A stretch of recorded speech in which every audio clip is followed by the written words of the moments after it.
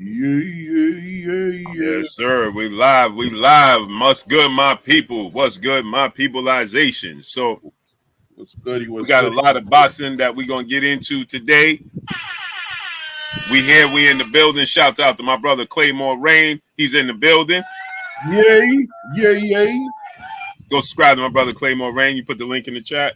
Not yet, but it will be there soon. Appreciate you. We got a lot of boxing to get into today, my peopleizations. There's a few topics we're gonna get into. We're gonna get into the fact that it has been told to me that Gervonta Tank Davis and his team have now officially reached out to newly crowned super featherweight or super featherweight junior lightweight world champion Lamont Roach, who is 25 wins, 1 loss, 1 draw, 10 wins by way of knockout, 29 years of age. He's about 5'7", 5'8", with a 68-inch arm reach. So that's what I was told. They officially reached out to Lamont Roach to see if he's interested in making a fight happen. Also, we're going to get into Matchroom CEO and promoter Eddie Hearn in DAZN. Now, Eddie Hearn does an interview and he says that they're going to have to overpay Karen KC to make this fight. Yeah, I'm not even going to attempt the last name. You thought about it. I seen you think about it, but you did the right thing. I thought about it. So they're going to overpay KC to fight Jerron Ennis in Philadelphia, which simply just does not make sense at all whatsoever, because they could have just paid Brian Norman Jr. the extra $300,000. That makes 0 sense. And now to bolster the card, you're going to have to, now they're talking about putting Bam Rodriguez on the undercard, and they're going to have to pay Bam Rodriguez extra money. The reason that they're going to have to pay Bam Rodriguez the extra money, here's how you know. Bam Rodriguez doesn't have a market in Philadelphia, Clay. He has no business in Philadelphia. He has no market pretty much on the East Coast. So which means that you're going to get Bam Rodriguez. You're going to have to pay him to come to Philadelphia. What do Bam want to come to Philadelphia for? Nothing. He doesn't. I mean, it's good for him to be able to come to a different market, but at the end of the day, Bam Rodriguez doesn't have a market here. He just simply doesn't have a market here, right? So they're gonna bring Bam Rodriguez to Philadelphia, okay, to compete on that card, to help carry the card is what they're going to do. And Eddie Hearn is saying that he wants to continue the trend. He wants to continue to bolster and build up Jerron Ennis in Philadelphia. Understood. I understand that. But at the end of the day, the money you got to pay Bam to come to Philly and be a co-main event, and the money you're going to have to pay because they won the purse bid. So, and on top of that, you could have just won the purse bid. It don't make any sense. It don't make any sense. Like you're going backwards. It only makes sense if they went to 154. Like if you would have put a 154 fight on, I'd be like, all right, there we go. It would have made sense on why they lost a purse bid. But for you to lose a purse bid just to come back now, I mean, look, Blue. What it looks like to me is some kind of communications happened between Jerron Boots Ennis and his team and Eddie Hearn, and they've decided that they want to continue to pursue this unified, undisputed journey that they want to be on at 147. That's what it sounds like to me. It sounds like him and Boots and Bozy have decided. You know what I mean? I hear the 154 conversation, but we haven't given up yet. In a way, this kind of works out off the strength of they put themselves in position.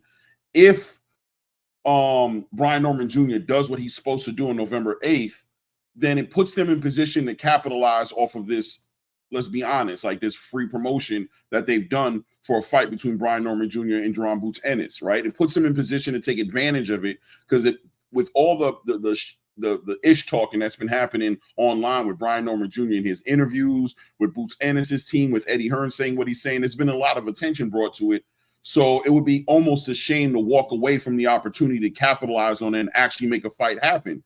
So maybe if they can build up, if Boots can have an excellent performance against Karen Kukudachin, and Brian Norman Jr. can do what he's supposed to do on Friday, they can look to unify. Maybe there's been some sort of conversation also happening between the Norman camp and the Ennis camp and Eddie Hearn as well, that maybe we can come to something that makes a little bit more sense on this next time around. But outside of that, the difficulty Boots is going to have on unifying and being undisputed with those other champions, like the one who's fighting on the undercard of our boy, I can't remember his name, but I'll just say Mario Barrios, and as well as Stanionis. I don't see it being very promising for him to become undisputed down there, but at least a unification fight and a big fight with Brian Norman Jr.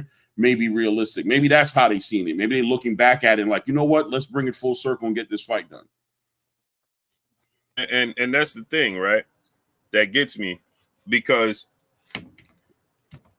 I just simply don't understand. They don't have, and so here's the thing. And 1 second, Late Night Vibe talking about Blue. If you're gonna break news, at least source that it was from Rick Glazer. I don't know what Rick Glazer. I don't talk to Rick Glazer, brother. I don't know what Rick Glazer. No, I don't have nothing against Rick Glazer at all whatsoever. I don't know what he said.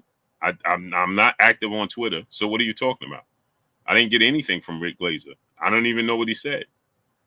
The most I hear from Rick Glazer is when Rick Glazer is on Coach Malachi's channel. So I don't know what you're talking about. And this didn't come from Rick Glazer, moron. This came directly from the camp of Lamont Roach. So go have several seats at the kiddie table. Not so smart guy. I don't know what Rick Glazer said and didn't say. I didn't hear what Rick Glazer said. No, I don't listen to Rick Glazer. Nothing against him, but I don't even know what he said. So go have several seats at the kiddie table. Now mind your business while grown folks are talking. Sounds like Late Night Vibe follows Rick Glazer. Shout out to Late Night Vibe. He talking about he said Roach fighting Tank before you. I don't know that. I don't care. And your point being what? I'm telling you what information I got from in and around Lamont Roach's camp. I don't know what Rick Glazer got. So what are you talking about? Duke Adonis, what's up, family? So you don't know what you're talking about. What does that have to do? What that had nothing to do with me. Now go over there and cheerlead with Rick Glazer, brother. And again, no disrespect or no slight toward Rick Glazer. I don't have any contact with Rick Glazer. I don't watch Rick Glazer unless he's on. The most I hear him is when he's on Coach Malachi's show.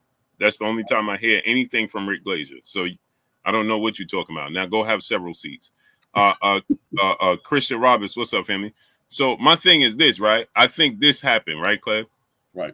I think that Boots Ennis went to Eddie Hearn,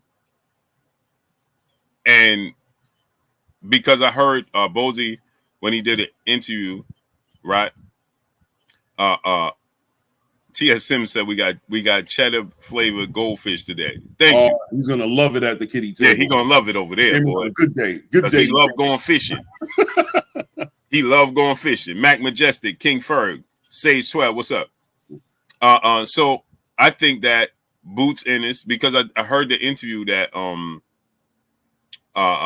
YSM did with Bozy, and Bozy was like, Morgan Beard, what's up? Trevon Jones, what's up? Bozy was like, was that YSM?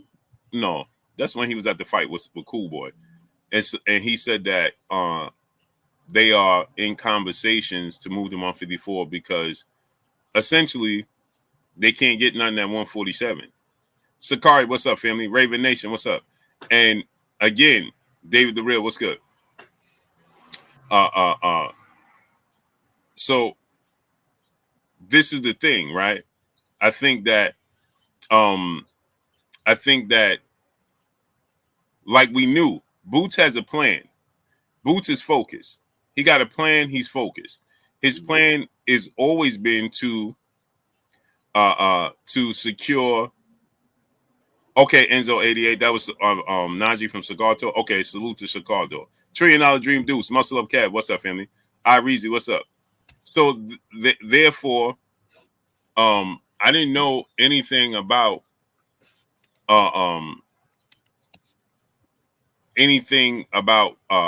as far as overpaying Karen. You know what I'm saying? I was told that they were going to move up, and Bozy made that statement And so now that Eddie Hearn comes out and he says this, to me, right, Clay, this just tells me, that Boots went and told him, listen, no, sir, we're going to go ahead and we're going to continue our path. Our goal is to become undisputed here. And like you just said, I don't think that Eddie Hearn doesn't have a plan. Boots and Bozy have a plan, and Boots team. Their plan is always to become undisputed at 147. Eddie Hearn doesn't have a plan. Eddie Hearn, this is what Eddie Hearn did. He saw the beautiful woman. Well, that's strong. Peace of blessings, Queen.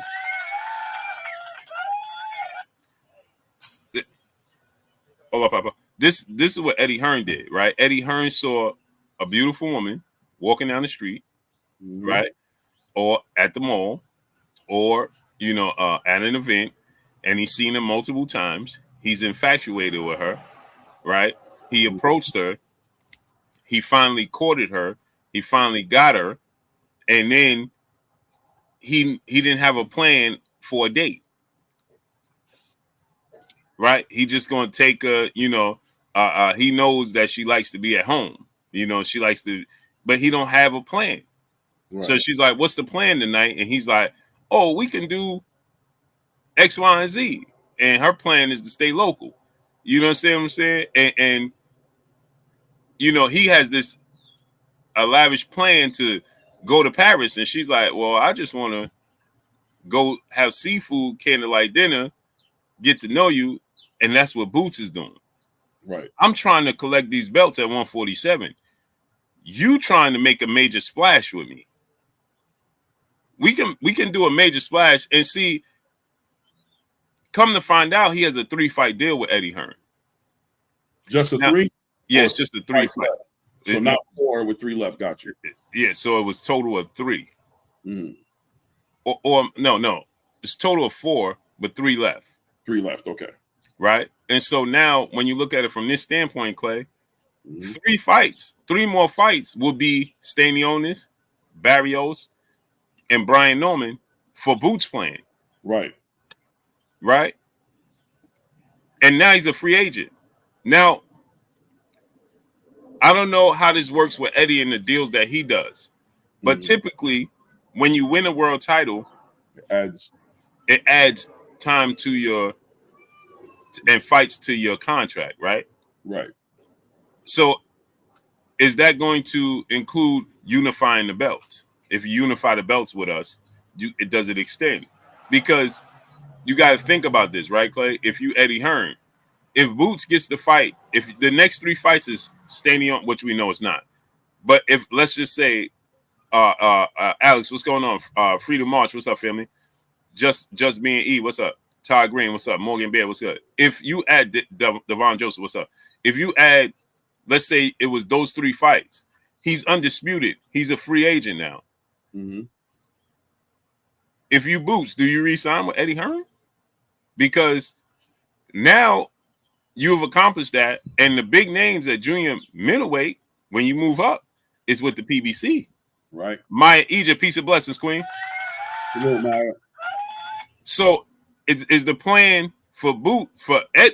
Now Boots is a loyal guy. Him and Bozy, they just down to earth, no disrespect, regular guys. Right.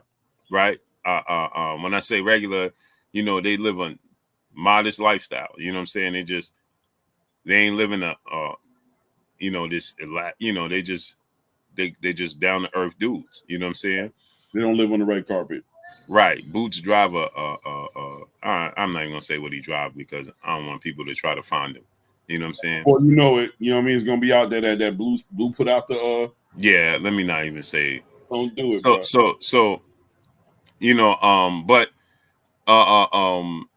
So again, you finish all of those fights, you accomplish becoming humble, Ryan Frazier. Thank you. Very humble. And they're very appreciative people. You know what I'm saying? And so they live regular lifestyle. So now you Boots Ennis, okay? You become undisputed. You got decisions to make. Am I going to go Monica Johnson? Peace, bless the beautiful queen. Jay Grant Jr. What's good? So, if you become undisputed, does Eddie Hearn have the junior middleweights you need to accomplish your next goals? No. The PBC have them all. Right. He don't even have Terence Crawford. Talk about it. So he got Matchroom. That's it. That's all. PBC has Tim Tszyu, Fundora, Jamel Charlo, Lubin, Jose Ramos, Jesus Ramos, right? Brian Mendoza, right? Erickson Lubinson, you said already, right? I said Lubin, right? Conwell is over at the PBC, right? Or is he top rank? Charles Conwell is with. Was he with Matchroom? Golden Boy. Yes, Golden Boy. Yep. He's with Conwell and Virgil Ortiz is with Golden Boy. Exactly.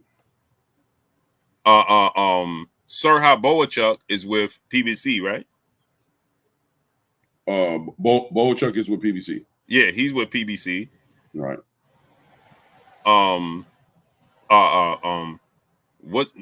What's his name? Mataliev, he's with Main Event. Right. And if he lose, he doesn't matter. He's not a factor. And if he wins, he's going to be looking for unification bouts. Mm-hmm. Then you look at Errol Spence, PBC. Right? So where do you go? Why would you put yourself in the box again? Because think about this, right? Mm-hmm. Right? If you Boots, you beat Majumov, every fight you make there moving forward, you're going to need to negotiate with Oscar or PBC. There's going to be total cross promotion. There's going to be a wall every fight. So you may as well just go to the PBC, because now you're creating hardship for yourself at that point in time. Because what do I get by fighting you? Because Barrios, Brian Norman, and Stanionis don't make you a pay-per-view superstar. You feel me? Blue, I'm gonna tell you, bro. I said this early on, and I said Eddie Hearn is thinking about his ROI.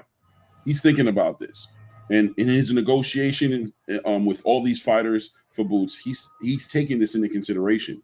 If Boots were to move up to 154, this would alleviate a lot of stress for Eddie Hearn, because now Turkey's going to be interested in moving forward with Boots on the 154 journey. That alleviates what Eddie Hearn has to spend out of his pocket and puts him in a position to make money with Boots. I think at 147, his room to make money is very small, because the fighters at 147 are going to ask for that premium payout to fight Boots. He's a risk. He's a risk. Unless you're really confident you're going to beat this guy, you're going to want to make some significant money on this. And that puts Eddie Hearn in a position to where he's losing money, because Boots is not a pay-per-view star yet. So he has to make money off of packing out Wells Fargo. And he has to convince these fighters to come to Philly. You know what I'm saying? To fight Boots. So for me, it makes sense that he would sit there and try to persuade Boots to go ahead and move up to 154. He gets help at 154. He has no help at 147. At 147, Boots is exclusively a Matchroom fighter. At 154, he's a Matchroom fighter, but he's a Matchroom fighter with a sponsor in Turkey Al-Sheikh who's interested in putting him in some big fights at 154. I think that's what we're looking at. You know what I mean? To me, it makes sense that Eddie Hearn would move it that way, but Boots at the same exact time, Boots is focused on the undisputed mission. Him and Bozy are focused on that, and they're not supposed to be concerned with Eddie Hearn's bottom line. But Eddie Hearn this year seems to be way more concerned with his bottom line. He doesn't want to take chances. He showed that with Devin Haney and the Sandor Martin fight when he backed out and didn't even bid on that fight. He's no longer willing to just take losses with promises of we'll do better business down the line. He knows what the future holds. He knows what's written on the wall. He sees the writing on the wall. We're going to do what we do, but ultimately this 154 journey is going to be a lot easier for you outside of Matchroom, specifically with the PBC. You know what I mean? And more than likely, if Boots wants to be loyal, like he was to Cameron Duncan and Showtime and Steve Espinoza, he can do that and stay with Matchroom and just deal with this difficult journey. But if Boots finally decides that, you know what, I want to take the easiest route, it would make sense for him to go over to PBC, which once again would leave Eddie Hearn out in the dark, putting all that work into building a fighter up and not being able to reap any of the benefits of the work that he did, because now the fighter takes all those accolades, all that exposure that Eddie Hearn has put together for him, and has moved on to the next guy, and it's going to go break bread with the next guy down the road. Right, and none of those fights is going to make him a pay-per-view superstar, so therefore he will consistently be the B-side. Ro, what's up, family? David the Real said, Blue Man, what happened? Why you turn your channel into this? David the Real, I don't know what you're talking about. Turn my channel into what? Please explain to me what you're talking about. Nick J, peace of blessings to the chocolate queen, making for 50% of the queens of the ring. She's in the building.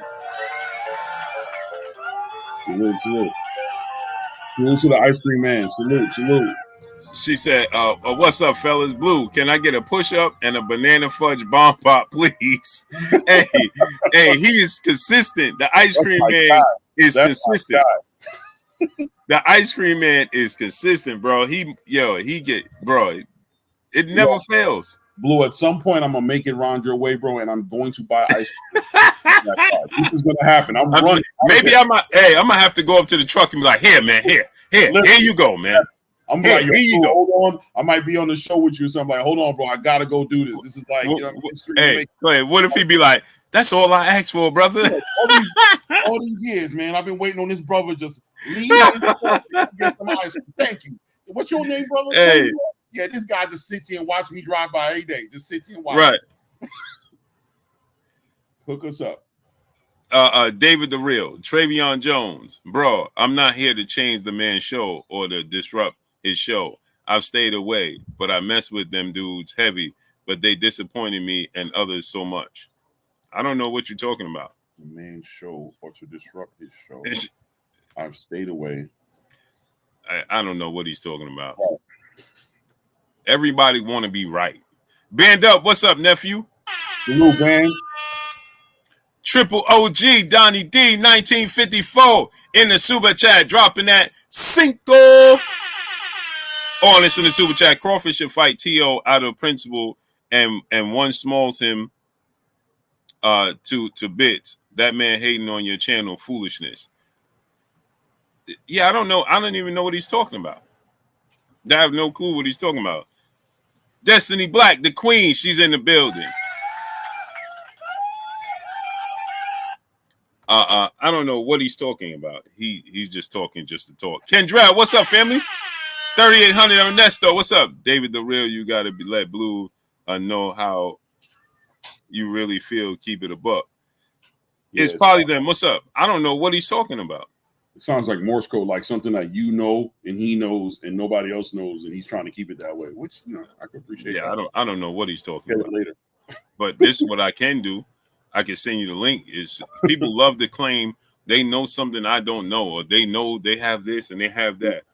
First of all, the sport of boxing is an extremely small world. Extremely. Right.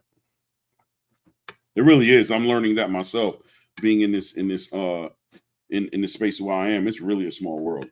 Really, it's a small world. Fool A Earthman, what's up, family? Yeah, Jay Grant Jr., what's up? Tip O'Malley, what's up? So I'm just telling. All I said was so here, David the Real. The link is just for David the Real. Go ahead and click the link, brother, since you're talking about why I turned my channel into this. You know, every day, bro, the sport of boxing, dudes it's just weird, bro. The sport of boxing is a weird space, bro. This is why the sport of boxing is a circus. It's turned into a circus. It's turned into a clown show because everybody just wants to be right. I don't care about being right, brother. All I care about is getting the best fight in the best. Yeah. That's it. That's all. All of that extra stuff, I could care less. Well, I know this and you don't know this. Well, I know this. Ain't nobody fighting. How about that? Yep. How about that? Don't tell me what you know. Okay, tell me when they're getting in the ring. Adios, Elita Mañana. Fool A Earthman, brother in the super chat, dropping that half a dub on your boy Blue and Clay. Salute to you, Fool A Earthman. Appreciate you. So, oh man, that picture is priceless. That's crazy. Yeah. Mr. Big Play Bray, what's up? J Man, what's up? Yeah, Trevi. My wife and kids is Latino. That was my aunt right there leaving. I noticed that. Yeah, that was my aunt leaving right now. J Man, what's up? And she don't speak English, not a lick of English. So clearly, I gotta be able to communicate. So, there you go, David the Real man. You here? I sent you the link. Come tell us what you know that I don't know. We open to it. We ain't here. We ain't here to disagree with you. I don't care. But you said turn my channel into what? Mr. M Pride, what's up? And click the link. See, this is another thing. Y'all be doing this talking in the chat and then put the link out there and then nobody click the link. Just click the link and tell us what you know. This ain't a sword fight. This ain't a measuring stick. I don't care. You know what I'm saying? Like, bro, you got some information? Come tell us the information. Plain and simple. I don't mind standing corrected. I'm telling you what I was told out of that camp. So what are you talking about? So anyway, Clay, back to what we was talking about. Right. And so again, like you said, like I said. It says my mic. You gotta turn your mic on. It says you gotta give you have to give your device access to. You got to give them the okay. Yeah, right. I know what he's talking about. When you click the link, you have to give them the okay to be able to, because this will happen. Like when you send it to me on yours, it tells me I gotta give them access to turn my mic on, and then give them access to turn this on and that. So you gotta say allow. Once you hit allow a couple of times, it'll give you the access to come on. Tip O'Malley, what's up, family? It once you hit allow, it'll give you the okay. I know exactly what you're talking about, brother. Yeah, that gets annoying because it's like, yeah, it's just real annoying. But anyway, Clay. So, nah, Blue, don't act like I'm some troll that just came out the blue. This is David the Real. I know who you are, brother. I didn't say I didn't know who you are. I'm saying, why are you talking about this? Is what I'm turning my channel into. What are you talking about? Turn my channel into what? What are you talking about? I'm reporting news from the sport of boxing. What am I turning my channel into? What are you talking about? That doesn't make any sense. Joel Mavs, Texas. What's up, family? That makes zero sense. What are you talking about? What am I turning my channel into? Turning my channel into nothing. It's been the same thing for over 8 years. It's news. What are we talking about here? So Clay, yeah. So when you Isaiah Eman, what's up, family? So here's the thing, right, Clay? Mm-hmm. So it's like they like we both said, they have no direction, and this is why Clay. My entire time, what have I been saying? Pay Brian Norman the money. Stop talking about what he's worth, what he's not worth, what he made in the past. It doesn't even matter because this is for Boots. Right. Now you're going to overpay Karen KC for a fight that nobody wants to watch, that has no meaning to it? Let's be real. Him rematching Karen in Philly has no meaning to it. The only thing this fight has for Boots Ennis is to make him look worse. That's it. Yeah, it's unnecessary. It was an unnecessary fight. If you guys were going to move in this direction, you guys need to be on the same page. At this point, now you're going to spend the money, more money probably than you were going to spend before. If you're going to stay at 147, why even go through all that and make that negotiation so difficult? Why not just give in, meet him at the 2?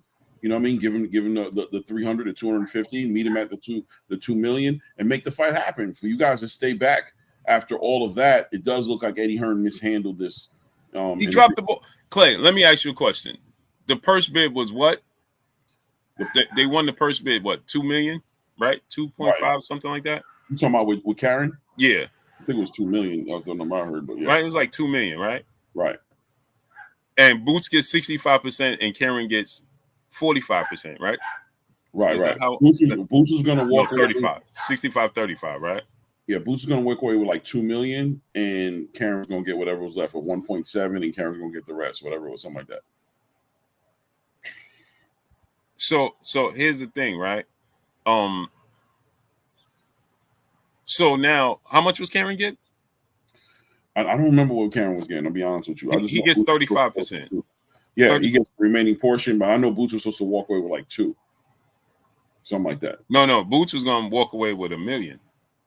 $1 million only? Yeah, like 1.7 or something. He's supposed to be walking away with close to 2 million. I don't know. I don't get any money like that. I'm gonna act like I do. Let me Google it because now I'm a bit thrown off. I'm a bit thrown off. Let me see. I'm trying to get on links. It says I can only get on with mic muted. I've even gone to sentence. I don't do this nowhere. You have a number. I already know how this is going. Bro, you just click the link, and once you click the link, and it says when you backstage, allow mic. Just put allow, and then then it's gonna say allow camera. Just push allow camera. That's it. Salute Terry Nelson. Yeah, whatever Eddie's trying to do right now, like I said, to me, just from the outside looking in, I don't want to be like get too complicated with it. Just to say that Boots clearly has made a decision that he doesn't want to go to 154 yet. He's clearly made a decision. He wants to stay back at 147. And Eddie, being the promoter, has to do what his fighter wants to get done. He's tried his best to sell the story of what 154 holds for him as far as the money fights, the legacy fights, as far as Turkey. Boots has taken all of that into consideration and said, yeah, I hear all of that, and I'm wanting to get involved in that, but I don't want to leave this unfinished business alone. I don't want to leave nothing on the table. I want to become undisputed. His legacy means that much to him, and Eddie has to respect it. And now Eddie has to spend money he didn't want to spend, and potentially this whole entire Boots relationship is going to not be a profitable one for Eddie Hearn. From Eddie Hearn's perspective, maybe it'll change. Maybe it'll change as time goes by. Maybe, I don't know, but it doesn't seem like it. Now Mario Barrios is going to be fighting on that not Logan Paul. What's boy's name? That's fighting on Jake Paul, on Jake Paul's card. The fighter who he's fighting against. Are we aware if that guy is PBC fighter or if that guy is he an MVP fighter? Who is that guy? Oh, that's Abel Ramos. He's a PBC fighter. Okay. So PBC is going to have that belt. It's going to be interesting to see how Eddie Hearn's able to manage negotiating that fight, for how he's going to negotiate unification title fights with PBC fighters for Boots. It's going to be very interesting to see how he pulls that off. Yeah, I'm trying to find Boots versus Barrios. Good fight, fellas. Yeah, I mean, these are all great fights. I heard earlier today, promoter, I think it was Adrian Clark, on a platform. I think it was AM, Angry Man Radio, or something like that. And Adrian Clark was talking about, the whole entire Turkey not wanting to deal with the promoters and the managers and wanting to go straight to the fighters. I mean, one could look at it that he's trying to cut the legs of these dudes and, go past him and steal fighters. But one can also look at, from the outside looking in, dealing with promoters is a pain in the ass. Like, the problem with this crossing the street and making fights happen, that's the whole entire issue that's been stopping these fights. 9 out of 10 times it's not the fighters. It's not looking like it's the fighters who don't want to fight. It's just looking like promoters. So get this. So get this, Clay. Boots is set to make 1.3 million, and Karen is set to make 700,000. Okay, so it's a $2 million purse. Now, they won. It's a $2 million purse. Under the current situation, 65-35 split. Ennis is due to earn 1.3 million. The remaining 35%, 700,000, will go to Karen KC as the mandatory challenger. Right? So they're gonna have to 100,000 ain't gonna cut it because Karen owns the rights to take the fight to Germany. Right. He controls all the rights. So the ball is in my court. I could call the shots because you have no say so here. Mm-hmm. None. You got it. You're gonna lose the belt. Yeah, you vacate the belt, or you pay the or you come to Germany, or you pay the right price to get me. I don't have to do nothing. I'm good in Germany, or you could just pay me. There's a chance that Karen could walk over with the lion's share of this money. Right, and you're gonna lose you're gonna lose the date because we in the second week of September. Right, We're trying to fight November 9th. Yep, You losing the date in the venue. You losing right now. So you think they're gonna ask for at least another 300,000? Safe to say, right? If I got to give up my rights and give up my stance and my position, safe to say he's gonna have to come aboard for at least another 300,000, right? Yeah, 50-50. Right? Now it's 50-50 for me to come to Philly 100%. in a fight that nobody wants to see. Right? And shouts out to my brother L Dub Boxing because he was the first one that told me about this. Mm-hmm. Mm-hmm. Right? Shouts out to L Dub Boxing. So now you got to come to Philly. You're gonna pay me. The same thing, Clay. Now you got to pay me to come to Philly. Just like you was going to have to pay anybody else to come to Philly. But on top of that, Clay, now you got to pay Bam Rodriguez. Right. As the co-main event. What you think he asking for? One can only imagine being at Bam is hot. Yeah, I'm about to say being how much his market value's gone up, especially with that win against Estrada. It could be probably north of north of $1 million. His value is just as big as Boots right now, if not bigger, because the quote unquote Mexican fan base. Right. And the accomplishment, the undisputed. And the accomplishments. Right?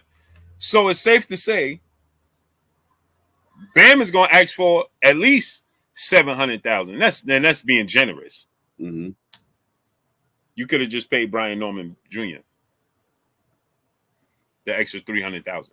Yeah, I think there's a communication. I think that the communication between the Ennis family and Eddie Hearn is either Eddie Hearn's just not listening, or they're not clearly speaking to each other about the way forward. They're not clearly speaking to each other. That's what it looks like. They need to get on the same page. And like I said, from my seat, it just looks like Eddie Hearn doesn't want Boots at 147. He doesn't want him there. He's been fighting to get him out of there. And Boots is kind of being difficult. Even with Turkey Al-Sheikh offering him the biggest payday, it's not moving him. It's not moving Boots. It's not moving the Ennis team on what they want to get done. Yeah, it makes no sense. Now you're in a lose-lose situation if you Boots. Because now you're going to fight a guy. You stand to gain absolutely nothing. Yep. Most definitely. Most definitely. Shouts out to my brother L Dub, the boxing plug. He just confirmed it. It's done in Philly. So you know they had to overpay him. It's done? Yeah, L Dub just said it's done. It's in Philly. So you know they had to overpay him. Either that or Cougar Jogging is just a nice guy. Oh, you said it right. Cougar Jogging? Yeah, Cougar Jogging. Cougar Jogging. Bro, how did they get Cougar Jogging from that spelling, bro? I don't know, bro. I've just been saying it over and over again, trying to get it right. Cougar Jogging. That's not hard to say, Cougar Jogging. If you just say Cougar Jogging, it's not hard. But if you look at it and try to say it, Cougar Jogging, it just don't make sense. Destiny Black, the queen in the super chat, dropping that half a dub. On this in the super chat. Blue, I'm unclear why people are so shocked that Tio said that foolishness. This isn't the first time he has said racist rhetoric. That it wears that facet pet detective hats. Yeah, it's definitely not. I'm not shocked at all, right? I'm shocked at when. I'm not shocked at all. I was upset, and I'm not upset with him. I'm upset with the fighters around him. I'm not upset with him because he just gonna be who he is. And I don't got a problem with being who you are. Be who you are. Just let us know who you are. Don't pretend to be something other than what you are. So I'm not shocked at him at all, and I'm not mad at him. I'm mad at the fighters around him that's not holding him accountable for being who he is. Yeah. Period. Don't walk like us, talk like us, then talk about us. Yeah. The pull-out bandit, Boots, Bam, Ray Ford, and Philly. You got to pay all those fighters. You could have paid Brian Norman. 100%. Great card. Great card. But you could have paid Brian Norman and it'd been a unification bout. Yeah, it just points at Eddie. It just looks bad for Eddie, man. It just looks like Eddie mishandled this. I mean, he could say whatever he wants to say. It just looks like you mishandled it, man. Like, for you guys to end up back at Karen and paying him the money you're about to pay him, I don't know. It just kind of looks like time wasted, resources wasted, because you're going to have to go through Brian Norman anyway. He's the fight that's there to be made. The other two guys, it's going to be very difficult to make happen. And I think that's what drove him in the direction he went into, was the whole idea of having to negotiate with the PBC with Stanionis and Mario Barrios. I think he was trying to pull Boots out of that division early. He wanted to go to 154. He wanted exactly. Because it goes back to what I said, right, Clay? He wanted to make a splash with Boots. Yep. You understand? You caught the beautiful woman. You finally get the beautiful woman. Yep. Right? You don't want to take her to your local. You want to take her where everybody can see. You did it. You want to make a splash. You want her to you want to immediately dress her up into the picture that everybody has of her. Right. You know what I'm saying? You want to showcase her as the picture she is. You know what I'm saying? Opposed to you having her and just living with her. You know what I'm saying? Building up to that. Right. You know, maybe she don't want to get dressed up in designer wear and go to a 5-star steakhouse. Right. She might just want to kick back with you, go to the movies, and go to Applebee's. And you like, hey, nah, let's go here. And that's the thing. Boots wants to collect those belts. He's not interested in going to 54 yet. He's just not. He really isn't. And I think Eddie took a gamble on this one because Boots is such a talent. I understand where he's coming from. And it is disappointing. Shout out to, I can't remember who it was. I think it was Donnie who said that he's been a supporter of Eddie Hearn. Me too. I've been supporting Eddie Hearn too, you know what I mean? But he's in a market right now, I believe, in this American market where he's not getting a lot of love from the promoters in the space. He's not getting love from Oscar. He's not getting it from Al Heyman or from PBC and whoever's running it over there. And he's not getting it from Bob Arum with Top Rank. So, but you're taking on the responsibility of promoting these American fighters, and you're not able to facilitate the fights that they want to be in.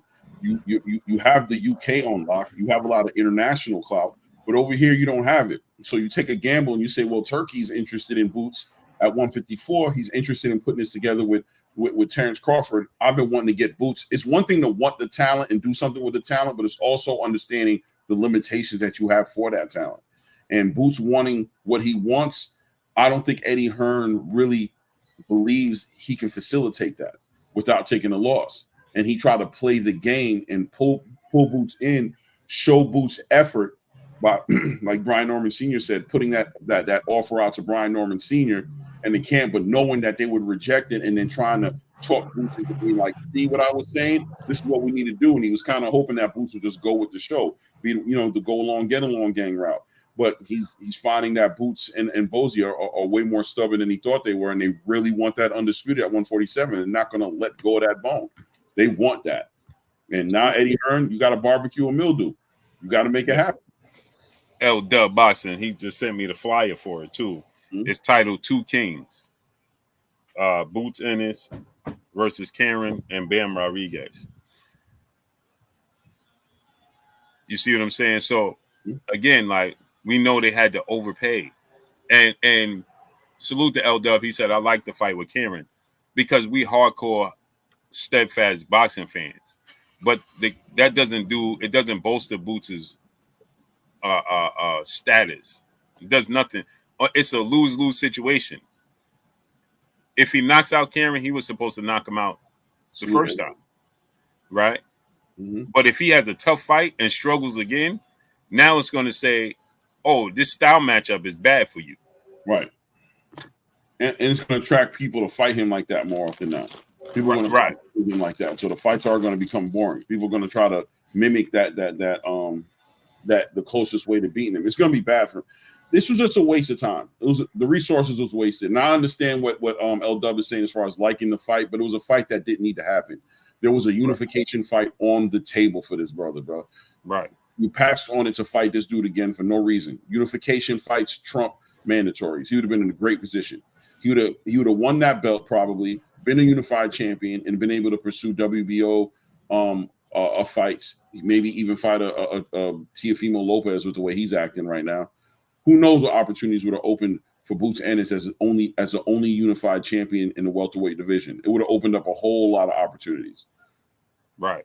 And that's my point. Salute to Donnie D, 1954, triple OG in the super chat, dropping that Cinco on us in the super chat. Isaiah, stop putting David the Real out.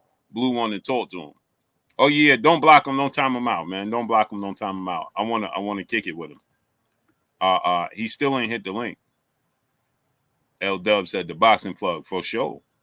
L-Dub win-wins, especially if Normans pull up to Philly after winning the night before VA, and Philly is not that far away. It is, but it's time wasted though, L-Dub, for Boots, who's 27 and growing out the division. I don't care what nobody tells me. When you looked at Boots in that press conference fight week, his face was dry. I ain't never seen him that sunk in. Mm-hmm. He don't have much time physically at 147, and this could instead of a rematch with Karen, that's pointless. It does nothing for him. He could have been fighting Brian Norman and unifying the belts. He's one step closer to his goal. This just puts him one step further away. You understand? That's all this does. It's a waste of time. Because yeah, he's going to get a paycheck. The only thing he gets out of it is a paycheck. And if he looks bad in this fight, it's going to be a negative on him. But Brian Norman fight was better. Now he can still unify, but again, that's an extra fight in a division he didn't need to have at this stage in his career. He needs to get to it because he hasn't had a marquee fight yet, and he still steps away. And people are going to still freeze him out. So you made up no ground fighting Karen again. None. Because now the people are still going to be like, okay, you knock him out, you're supposed to knock him out. 90% of boxing fans don't know who Karen is. Only reason they knew who he was to begin with is because of the fight with Boots. Right? So it doesn't help his status. It doesn't grow. He doesn't grow from this fight. Maybe experiencing and learning to correct his wrongs, right? But if you rematching this dude at 27 years of age, who's never, just think about this, Clay. Mm-hmm. In the history of big name fighters, who have we seen rematch a guy at this level with no belt? Now Floyd rematched Castillo, right? Mm-hmm. But that was a different level of fighting, right? Mm-hmm. Who do you see rematching these types of fighters? We didn't even want to see Tank rematch. Most people didn't even want to see Tank rematch Cruz, and Cruz had a belt and got better. Mm-hmm. You see what I'm saying? What is Craig Way? What's up? Right? What is you rematching a guy for what? Yeah. I think Eddie Hearn has turned into a prize fighter manager. He's tapping into that. He was a fan at one point in his journey where he was like very interested in helping people make their legacies, but he's trying to make money, man. You could just tell. Like I said, you could tell by the way he's moving. He's trying to make money, especially with Turkey ever since Turkey showed up. He's seen a route to making money, and now he wants all his fighters to be prize fighters. and he's trying to convince them all of the same thing. Let's remember, this is the same guy who told Devin Haney to go ahead and drop those belts. I'm telling you guys, he wanted Devin Haney to drop those belts. He wanted to get his stock back up, get him back in the ring with somebody that was going to be an exciting fight, build him up, and he wanted to get him in there with the Subriel Matias's and the Liam Paros, and he wanted to get him in there with the Tiafimos. He did not want to waste no more time with this prize fighting legacy trip. But then he goes and he signs a fighter like Boots Ennis, who's solely focused on legacy. That's what that man wants to get done. And you promise him you'd be on the same page with him. You promise him you'd be on the same page with him, but it's not profitable. That's why a lot of these fighters like the Tank Davises and so forth don't do the belt thing. When they're on a money game, they don't want to get involved with the belts. Because why? These mandatories that'll pop up like it's doing right now, demanding that Karen be the next fight for Boots Ennis on that IBF title. And there's no money in that fight. But in order for Boots to keep moving forward, make money, and get on that unification title to become an undisputed journey, he has to fight this guy again. The belts can get complicated, man. The belts can get complicated. And Eddie jumped into a little bit of a mess with this, man. He messed up a little bit with this one, man. I think he messed up with the signing of Boots if he didn't take Boots seriously. If he didn't take Boots seriously about this and thought he was going to convince that man to go to 154, he made a bad mistake, bro. Big time misjudgment, bro. He misjudged that badly. Dropped the ball. That's not what that man was going to do. Salute Super Mac time. What we got, man? Yeah, 1000%. Yeah, he definitely going to get a fresh set of eyes of Mexican fans, L-Dub, for sure, because of Bam's on the card and Ray Ford. So it's going to be, the card itself is going to be very interesting to watch. But the fight for Boots makes no sense. Yeah. The fight for Boots makes no sense. Yeah. You know what I'm saying? The first fight wasn't exciting to begin with. And people didn't like it. You remember, Clay, after the first fight, what everybody started saying? Man, Boots got exposed. Right. He got exposed. He can't cut the ring off. He can't cut the ring off, right? Now, imagine he goes in this rematch, Clay, and looks, and it's the same thing or worse. Because Boots' mindset is going to be to get him up out of there, bro. And Karen probably learned a valuable lesson. As he should. Right, so now what? You know what I'm saying? Now it's the listen, man. Eddie Hearn, it's legacy. The fight is important at this point. You know, if you didn't know before, you know now. Boots wants undisputed. If you didn't get that somehow, if that went over your head somehow and you thought he was just talking in that moment and money was going to change his mind, you now know that that's not happening. You now know that he's not tripping about that at all, that he wants to become an undisputed champion. Get on the job. The quicker you get him there, the quicker you can get on to the next part of the conversation. But I get it, Eddie. Once he becomes a prize fighter, is he going to see prize fighting advantages dealing with you? Mm-hmm. Once he gets to that point, he gets undisputed. You know what I mean? Does he want to stay by Eddie Hearn? Is Eddie Hearn the biggest, the best bet he has at making the most money at 154? Salute, my great brother, the Drew Titan in the building. He said, why should black fighters care about Mexican eyes? Why isn't black eyes enough? I'm sick right now. No, because this is what happens, right? You need universal every eyes. You need to capture the Mexican fan base. You need to capture the black fan base. You need to capture the Caucasian fan base, international fan base, in order to make you a crossover star in boxing. C Money Best Style. What's up, family? Is Brooklyn in the house without a doubt.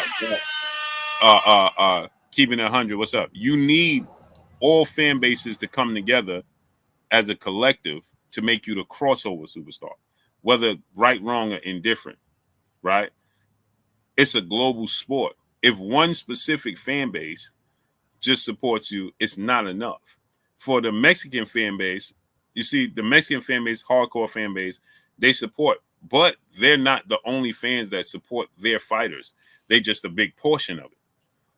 but they attract universally everybody, right? And that's what is needed. No, if you just have the black fan base, you ain't gonna be a crossover superstar. And if you only have the Mexican fan base solely, you ain't gonna be a crossover superstar. A la Jaime Munguia. Right. He has a massive Mexican fan base, but he doesn't appeal to everybody else. Right. So he just don't do it for everybody. You know what I'm saying? And so so you need to be able to have other assistants to bring eyes to you.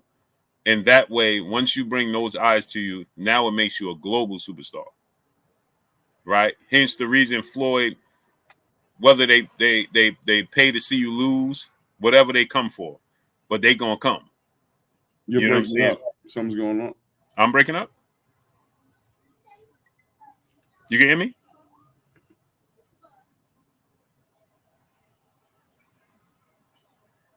I'm breaking up. Can you hear me? I don't know if it's me. Can I you hear hear you.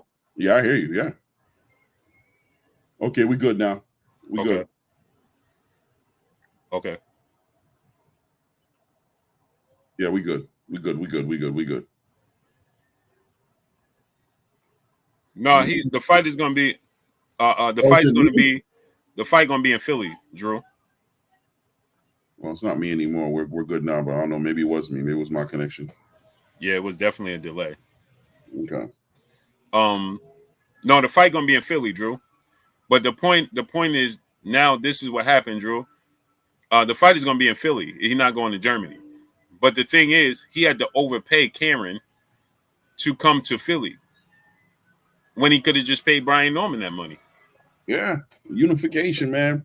And shout out to L Dub, because I really do understand where you're coming from, saying that mandatory would have still been there waiting on him after that fight, right? He would have had to keep on fighting unification fights to get out of that fight with Karen.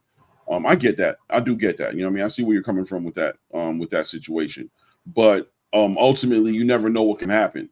But still, a Norman Jr. fight would have been more productive in Boots' career right now. Even if he ended up fighting Karen later, he still could have waited. You know, he still could have waited for the opportunity. Maybe Karen fight somebody else and lose. Maybe Karen, you know what I'm saying? You don't know what can happen. Maybe standing Ionis and becomes available. Maybe opportunities show up. And listen to this, Clay. Let's say he pays. Karen is already getting 700,000. Right now, just follow me, right, Clay? Right. He's already getting 700,000 for an unnecessary fight. That 700,000 that you got to pay Karen. Well, no. Because Eddie don't have to pay Karen, but no, he's going to have to pay Karen now. Well, is he gonna? But that's another thing, though. Is he paying Karen the difference, or is he paying him the complete? That's what I'm saying. Ain't no way. That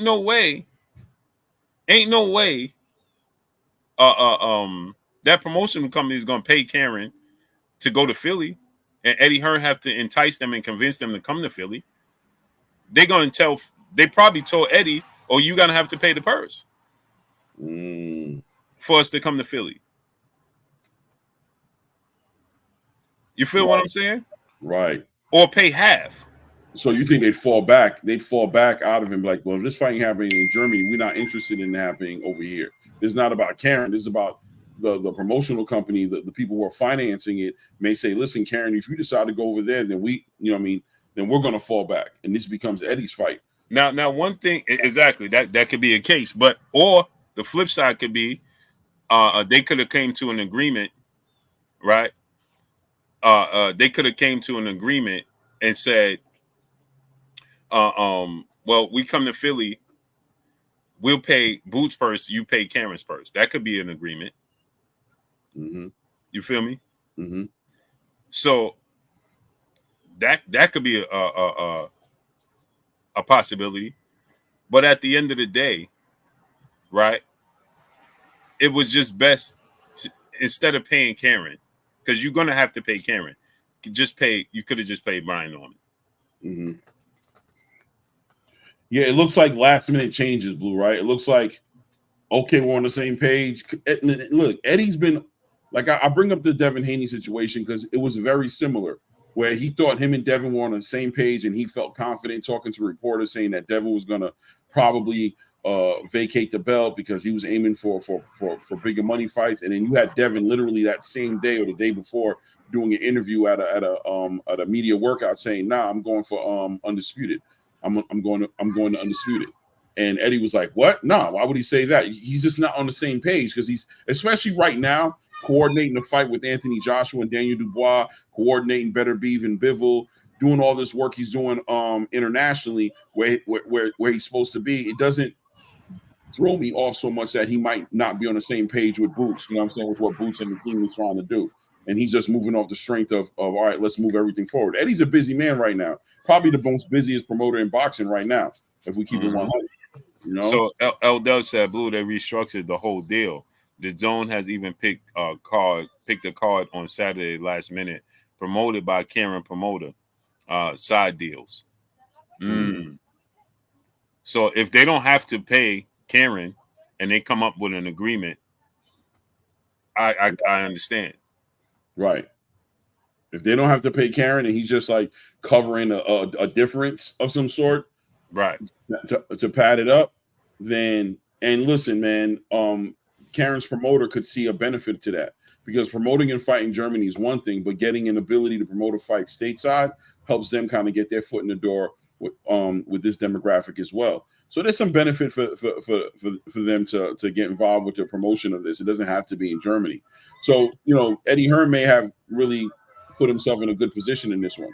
May have gotten if he works something out to where that then it's understandable because now you really just paying if you Eddie Hearn and you really just paying the undercard part, then I can get it. Then okay, I still don't want to see him fight Karen, but okay, right.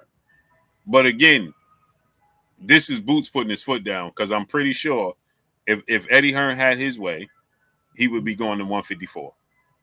100%. He would be going to 154.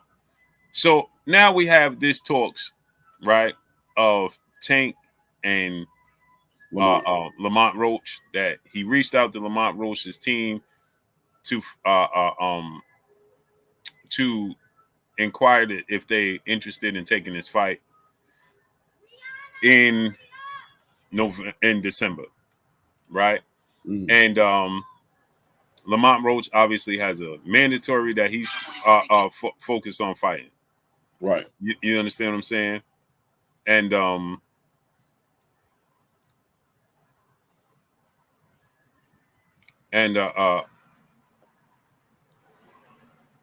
wow. Okay, so Eddie Hearn is he's working with them now. And he's putting on a card September 21st. Cool. So yeah, they work something out. They working something out. Salute to my brother L Dub Boxing. 818, what's up, family? So Craig Way, what's up? So person close to Lamont Roach's team, they told me that they did reach out. You know what I'm saying? They inquired about it, about making a fight happen. Is this a fight that the people would approve of and want to see? I think that people are going to have to take this fight because although I'm not the biggest fan of this fight, it came out of left field for me. I never pictured Lamont Roach in a situation like this. I do think that Tank has to consider activity as a priority to himself right now. Activity is important. And if there's nothing on the table, if really there are fights out there that can't be made right now for whatever reason, whether it's timing, whether it's money, whatever the reason is, you know, Lamont Roach pulling him up for 130 does seem like an old school move, we'll call it. You know what I'm saying? An old school move by that team, but it is what it is, you know what I'm saying, at this point, because who else can he make the fight with? I mean, it seems as if the only way Tank, and this is something that team over there is going to have to discuss, or maybe they don't. I don't know how they feel about it. Not here to tell you guys how to do your business, but you're going to have to give these fighters some real vested interest monetarily, because that's what Tank brings to the table for these guys. He brings some legacy, for more legacy than anything, most fighters that get involved with Tank Davis are thinking about their biggest paydays. So the way you make these offers are going to make a difference on the responses that you get. But right now, at this moment, not crying over spilled milk, he has to get busy. He should fight again this year, one way or the other. He needs to stay busy. If Lamont Roach is answering the phone and willing to do it, that's the fight that it's going to be. Disappointed in it or not disappointed in it, it's going to be what it is. Trevon Jones said Blue is confirmed Lamont Roach is fighting Tank. They haven't confirmed it. They haven't confirmed it. He said Trevon, the same person that announced Roach fighting Tank. So again, it hasn't been confirmed according to Lamont Roach's team, but maybe they can't say it. You know what I'm saying? Anthony Lumar, AK Crowder, what's up, family? Maybe they can't confirm it. Maybe they can't say it yet. You know how that goes. Yeah, Trevon said, "Come on, Clay. This is sad for Tank." Listen. That's another conversation. That's a different conversation. You know what I'm saying? The question that I was answering more so is, what do I think of, you know what I'm saying, of this fight getting made? And I think Tank's priority has to be activity. You know what I mean? What else he has to be active. He's clearly having a problem making these fights with these other fighters. Clearly, something's going on that's getting in the way of these fights from happening. All of us can speculate, but we can all, I should be able to agree that he's having a difficulty making these fights. Well, my only issue is that you should have just go ahead and pursued the Shakur Stevenson fight. That's my issue. Why did he do it? Right. You wouldn't have an issue if you'd have pursued that fight. But why? Why didn't he make it happen, Blue? Because they wanted to keep it in house, and they wanted to fight. They had their plans was to fight Isaac Cruz, and then the plans was from Isaac Cruz to then fight. Well, El Rayo won. Preacher Joe, salute. El Rayo won, and now, he'll definitely take the fight, right? Because he's not in a position. This is a big fight, and I think that they oversold Tank's ability, and I believe I did the same thing, of to just get any fighter to jump at the opportunity to make the fight. And now Rayo is like, yeah, you know what? I want to take the fight, but that's a whole cat just came up here with me, bro. A whole one, bro? Oh, come on. Ron Tora. Oh, man, he on your Kool-Aid, too. He up on your windowsill. Yo, you seen him? He there like he been there before. Facts. He been there before. Maybe what? He definitely been there before. He there like he been there before. He know exactly where he going. He know exactly where he headed to. Yo, wow. You might want to follow him, see where he going, because wherever he going, he been there before. Shout out to Ron Tora, man. I don't know if you read the super chat. Nah, he might not want to go in the backyard with my 3 dogs. Hey, you know. So salute to Ron Tora in the super chat, dropping that half a dub on us in the super chat. This is ridiculous. Tank last 5 fights have been cherry picks. We'd much rather see Tank versus Keyshawn or even Abdullah at least. They the same weight class. Shaking my head, and that's what I'm saying, right? It's the options. You understand? The options. You dig what I'm saying? Like you could have went the route of making a fight with Shakur, and like he said, again, no disrespect. I don't like to do it this way because it comes off as slighting Lamont Roach, but it's not. I'm not slighting him, right? There's a storyline. Lamont is from DC. He is a champion, but he's at 130 pounds. You know what I'm saying?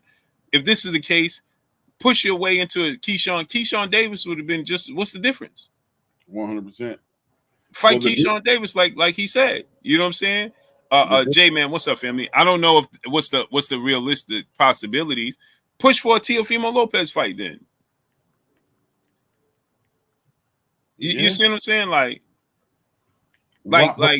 But here, look, maybe I'm getting somewhere, and maybe I'm heading somewhere with this, right? I don't know. Maybe I'm heading somewhere with this.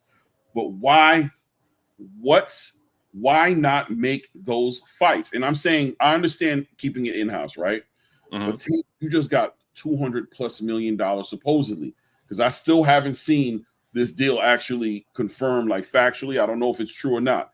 But you have this $200+ million. Some say 240, some say 250, some say less, some say more. But you got this huge deal from Amazon, PBC, to make these big fights happen. I have to believe that there's some sort of fights on the list. He mentioned this list. He mentioned this list of fights that he's going to do before he leaves. He was specific with what he said he was going to do. Why aren't you chasing those fights down? Don't tell me Lamont Roach was on that list. Why aren't you chasing those fights down? What? It's a question I don't have the answer to, but it's a serious question because that's supposed to be the mission. If Shakur can't fight you right now because he's doing what he's doing, he's moved in a direction and he's doing what he's doing. Devin Haney is out of the loop. Lomachenko has walked away. Those are 3 fighters. There's supposed to be 3 more fighters on that list that you want to fight. Why aren't we trying to make those fights with those fighters? You know who I would have go big for me. You know what I'm saying? I would have much rather him fight Liam Paro. There you go. Go to 140. Who's the champions? Liam Paro. You got Teofimo Lopez. You got Alberto Puello right now with the WBC title, and you've got Dennis Berinchyk with the IBF. No, so that's 135. At 140, you have all right, give us Berinchyk. Yeah, push for that. I don't know what Top Rank Plans was, but I just think they could have been a better push, bro. Who's the other champion? Warrior Class the third brother in the super chat dropping that half a dub on us in the super. My bad. You got Valenzuela Rayo with the WBA title. My bad. Oh yeah, Rayo. Yep. Right. He said, "Salute Blue and Clay. Hearn mishandled Boots. Aram didn't believe in Bud. They don't have their best interests at heart. I'll still fight Teofimo for free on principle, and Donkey Kong his. Yeah, I ain't mad at that either. If Tio really wants to do something, go after Brian Norman or go after somebody at 147. Stop playing with this whole Terence Crawford situation because it just seems like a clout chase to me. You know damn well Terence ain't fighting you. He got no plans on fighting you. It just seems like, and I know all the Bud haters, all the Canelo fans are like, well, he's doing the same thing with Canelo. It's not the same thing. All right, it's not the same thing. I swear it's not. It's not the same thing as with Canelo. Tio's really just putting himself in a conversation that he knows he has no place in it. He has no place in that conversation to be talking about fighting no Terence Crawford. He needs to be, he's a champion at 140. He could be unifying down there. He's never even done a pay-per-view card, a headline a pay-per-view card, bro. Go after Brian Norman Jr. for that WBO title like you said you were going to do. Go after Boots Ennis then and make a big fight with Boots since you think you could take on a Terence Crawford at 154. But stop playing this game. I'm going to go, you're confronting. Now you're getting poked in your head on camera. You're looking crazy out here. Your father ranting on channels. Stop it, bro. Stop it, man. It's extra cap. It's extra cap. Mm-hmm. Billy Wright said cap title. What's cap about the title, Billy Wright? Go ahead and tell us. Is he talking about Teofimo or is he talking about? No, he's talking about me. The boxing tour, he said all he done is beat Spence. Who? But what does that mean? Let's say he didn't even beat Spence. If he says he's not fighting T.O., he's not fighting T.O. So what is T.O. doing? If you're going after a fighter and getting tried on camera, getting poked in your head for a fighter who's told you he's not going to fight you, what are you really doing? Do you really believe that? How many fights are out there for Teofimo to make? There are fights out there to make. Why aren't you making the fights that are there to be made? You got a mandatory in Arnold Barbosa. You've got Liam Paro, who just picked up a belt in your division. You got Subriel Matias that everybody would love to see you fight. You've got Devin Haney, who you can pull into a fight that people would want to see fight. You can challenge Brian Norman Jr. for a WBO title. You can do so many different things. Why are you chasing somebody? It's like you're chasing the most unlikely fight that could be made. Is that by accident? Is that a coincidence? You're not trying to make a fight. You're playing games. You're tongue wrestling and talking on these cameras, and you're chasing fights you know are not going to happen. Where's Bob Arum at? How come nobody on your team is promoting? Where's the offer that's been sent to Terence Crawford? Nobody believes you, bro. Right. Nobody believes you. Nobody believes you. Donnie D, 1954, triple OG in the super chat. He said, T.O. ain't no comparisons to Benavidez. Absolutely not. The Boston Tour says, so what? That's how we got the Loma fight. He kept pushing for it and made it happen and won. No, that's not how you got the Lomachenko fight. Not at all. Yeah. This is what I'm saying. I don't know where y'all be getting this information. That's not how he got the Lomachenko fight. He got the Lomachenko fight because he beat Lomachenko was trying to become undisputed at 135, and he beat Richard Coleman by knockout. He was the mandatory for Richard Coleman's IBF title. He beat Richard Coleman by knockout. He won the IBF title, and Vasyl Lomachenko had no choice but to fight him. Well, he had a choice, but he wanted to be undisputed, so he had to go through Teofimo Lopez to accomplish what his goal was to become undisputed. So that's not how he got the Lomachenko fight. He didn't keep calling Lomachenko name. No, he happened to be calling out Lomachenko name, but he was put in a position to fight Lomachenko because he won the IBF title, and Lomachenko was the unified champion who wanted to be undisputed, and there was only one belt left for him to become undisputed, which was the belt Teofimo Lopez had. That's how that happened. So he actually got the fight with Loma by default, because if Richard Coleman would have beat Teo, then Richard Coleman would have been fighting Loma instead of Teo. 100%, bro. 100%. That was just business boxing right there. That was just boxing business one-on-one going on. That wasn't Teo cornering Lomachenko at some fight, calling him up a pussy and saying let's fight, and you know what I mean? You scared of me? Everybody knows you scared. That wasn't all that. That's not what happened at all. $1 Trillion Dream Deuce, my brother in the super chat, dropping that cinco on us in the super chat. I want to see Bud Dog Walk Teo turn that banana into a banana pudding. Plus, Teo is to Bud what Bud is to Canelo. Understand? Oh, for sure. I said that yesterday in the video I did. I wouldn't mind liking to see the fight, because Teo going from 140 to 54 is similar to Bud going from 154 to 168, right? The pound difference. Now, Teo's been at 140 a lot longer than Bud has been at 154. So the weight jump, and I can understand, it's a legacy fight for Teo to fight Terence Crawford, and it's a legacy fight for Terence Crawford to want to fight Canelo Alvarez. The difference is how they're both going about it. Exactly. Right?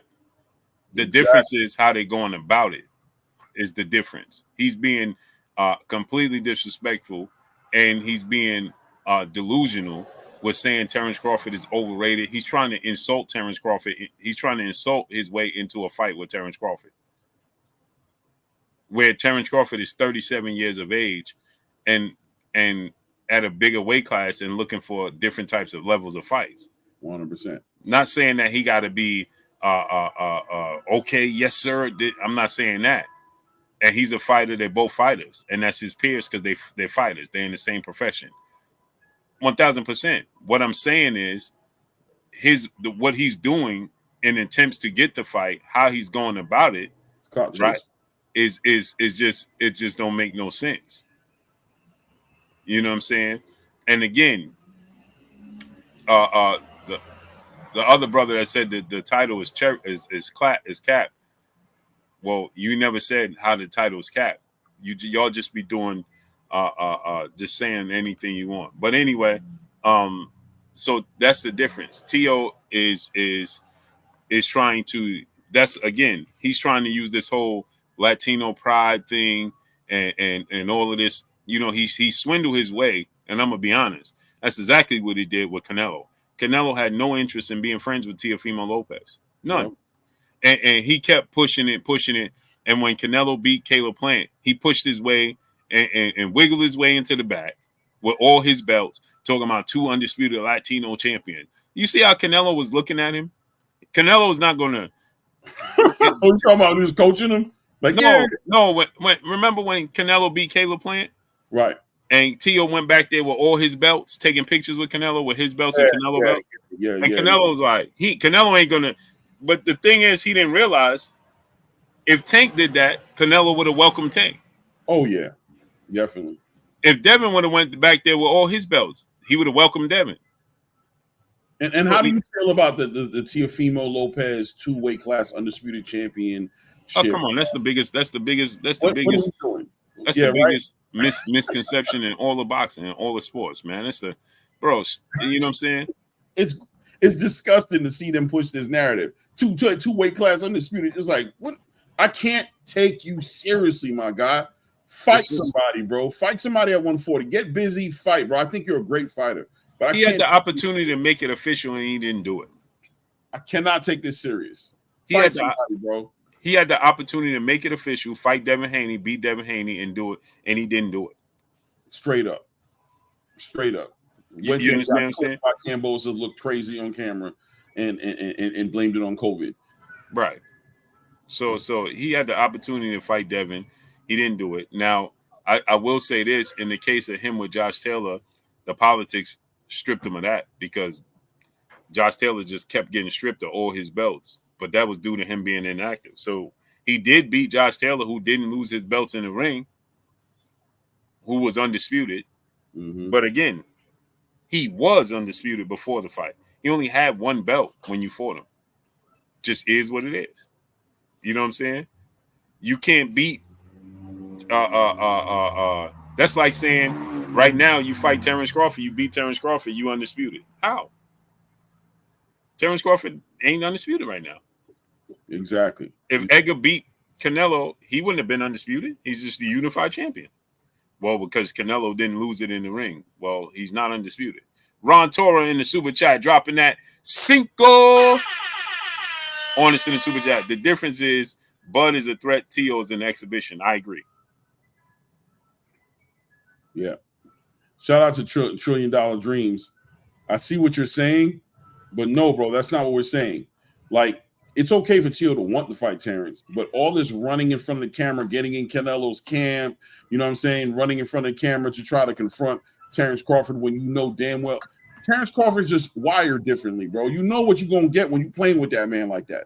It's a big clout chase. Running up on that man, the way you run it, is not going to make him say, all right, you know what? Let's make the boxing fight. It's just going to get you what you got, which is poked in your forehead and clown, and make him, if anything, not want to fight you even more now, just off the strength of it, because the fight means nothing to Terence. It brings nothing to him. There's no legacy in it for him. Who cares about beating up on Teofimo? You know what I'm saying? His aspirations to fight Canelo Alvarez is Terence Crawford's aspirations, but at the same exact time, he's doing it in a respectful way, bro. He's being respectful about it. He's saying he wants to fight. Turkey's offering the money, but he's not trying to corner Canelo. You don't see Terence Crawford trying to show up at Canelo Alvarez's press conference and being held outside the press conference trying to get in so he can confront Canelo Alvarez. He's not doing that, right? He's being respectful, champion to champion, a legend to legend, Hall of Famer to Hall of Famer. Let's make something great happen for the world. Tio's on some desperation. I need some clout. I need something. You're going to give it to me even if I got to. You're going to end up looking stupid. And he's not going to fight you. At the end of the whole thing, he's not going to fight you. What about your division? A glamour division. Last time I checked, the 140-pound weight class division was a jumping division. Did that change in the past couple of months? Did I miss that? Miss something? Did I miss the message? I got to check my emails. Last time I checked, 140 was that division. 147 is a division that's open for him to make some moves in. What is so necessary about chasing a fighter down that you cannot get a fight with and going through all that? I think that poke in the forehead was unnecessary for you, brother. I don't think you need to go through that. That's all I'm saying. Yeah. It just, you know. But what's Great Gambino, what's up? But what you think about the Lamont Roach fight? Like, I look at it like this, right? And I'm saying to myself, they are trying to build up. Now, in Tank's defense, Lomachenko fight fell out.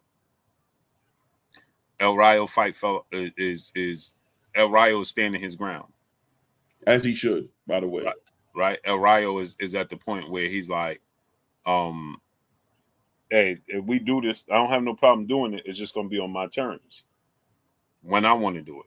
You know what I'm saying? And in the case of Canelo, it's like they're trying to build him up like Canelo was. Right. You know what I'm saying?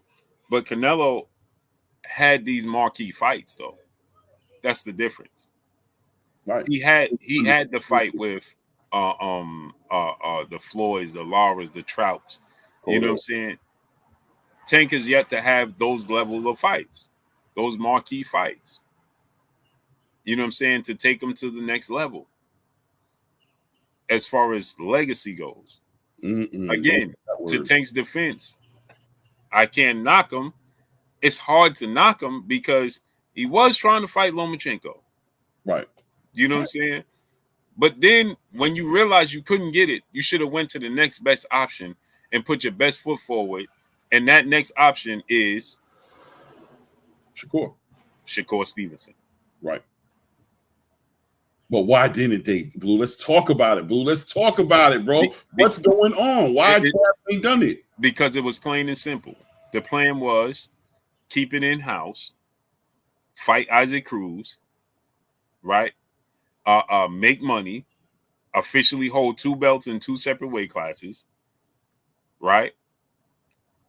He would have held the WBA super title at 135, the WBA super title at 140 if he'd have beat Isaac Cruz.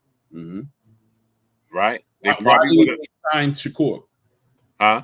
Why didn't they go try to go get Shakur when he was a free agent? Why wasn't an offer made like, let's bring Shakur over here, let's make this fight happen? Why wasn't that done?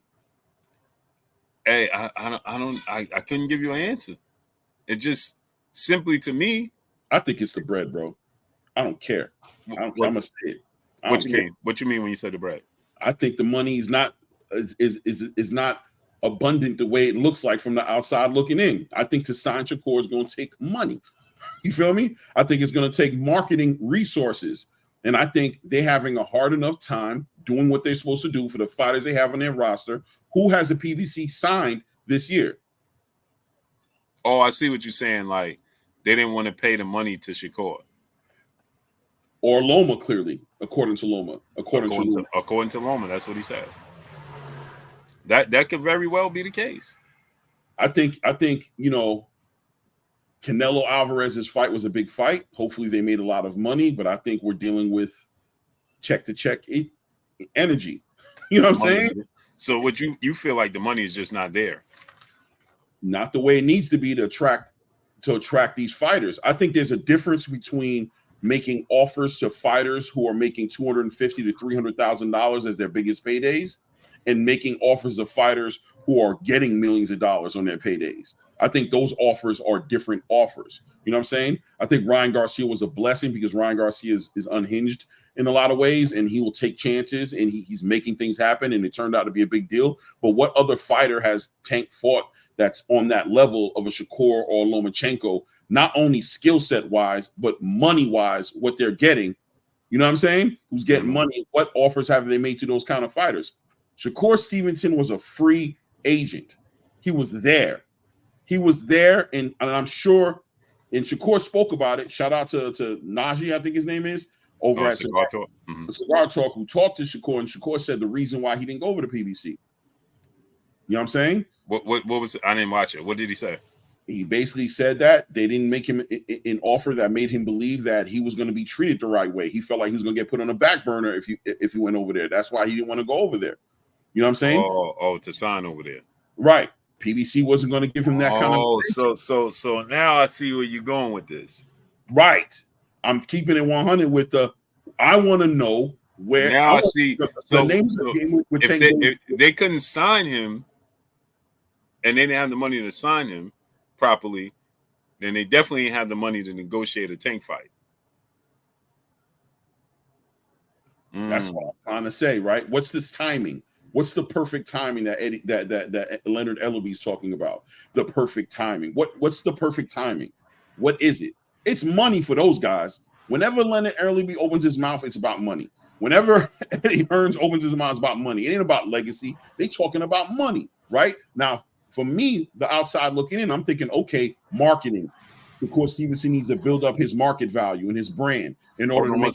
Take over 1 second, Clay. Yeah. And then when I come back, we're gonna put the link in the chat. Let me go use the bathroom. No doubt. Go do your thing, man.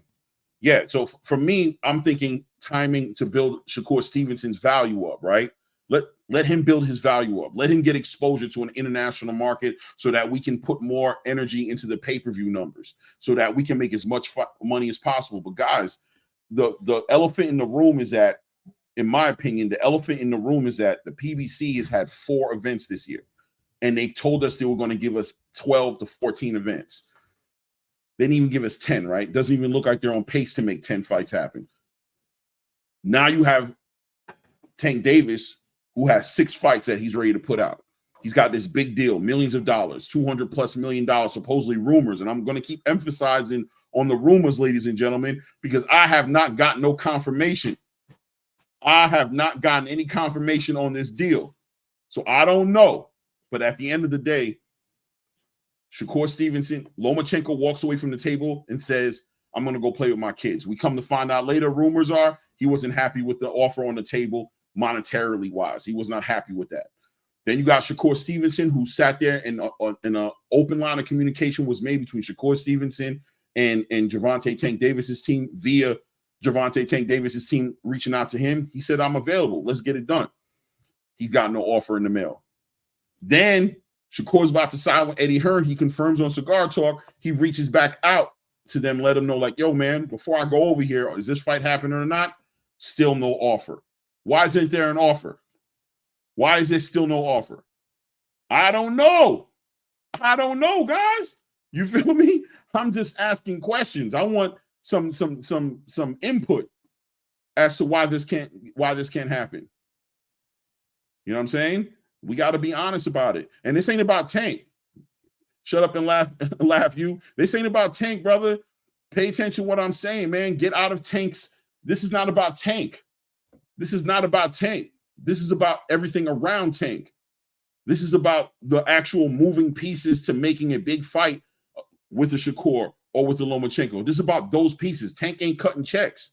Tank is the bag. He's supposed to be the biggest bag to these fighters who are fighting him, but he's not the one paying out. So this is not a shot at Tank. Leave Tank out of this. I'm a Tank fan. I love Tank watching Tank fight. This is not about Tank, bro. If anything, if you're a Tank fan, you should be concerned as well. You should be concerned. In my opinion, you should be like, damn, bro, why these fights ain't getting made for Tank? Why these offers ain't getting put out? What's going on with the offers? How come the offers ain't getting put out there? What's going on? Why didn't the PBC make a move for Shakur and go to sign him and bring him in? I ain't hear about Shakur rejecting no PBC offer. Is that what happened? What's going on? And who's the other 3 fights on this list? I know Lamont Roach ain't one of those fights, guys. I know Lamont Roach ain't one of those 6 fights. Why are we talking about Lamont Roach? Leave Tank out of this.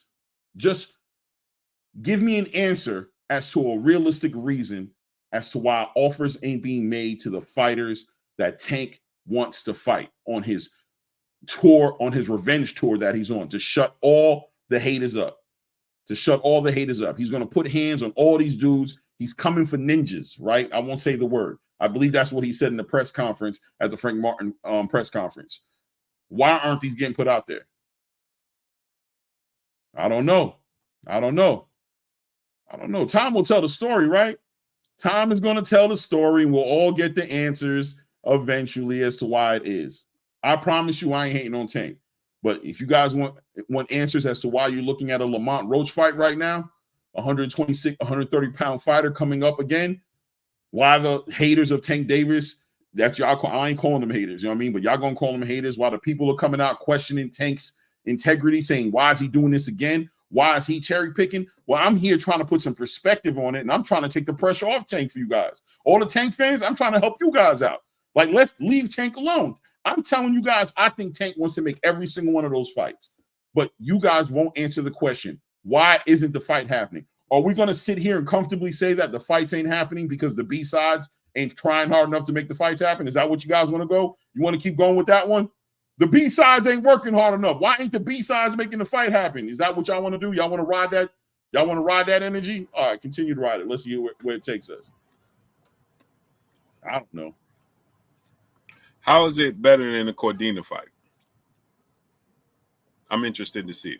Let's put the link in the chat because I want to hear what the people got to say. Yeah.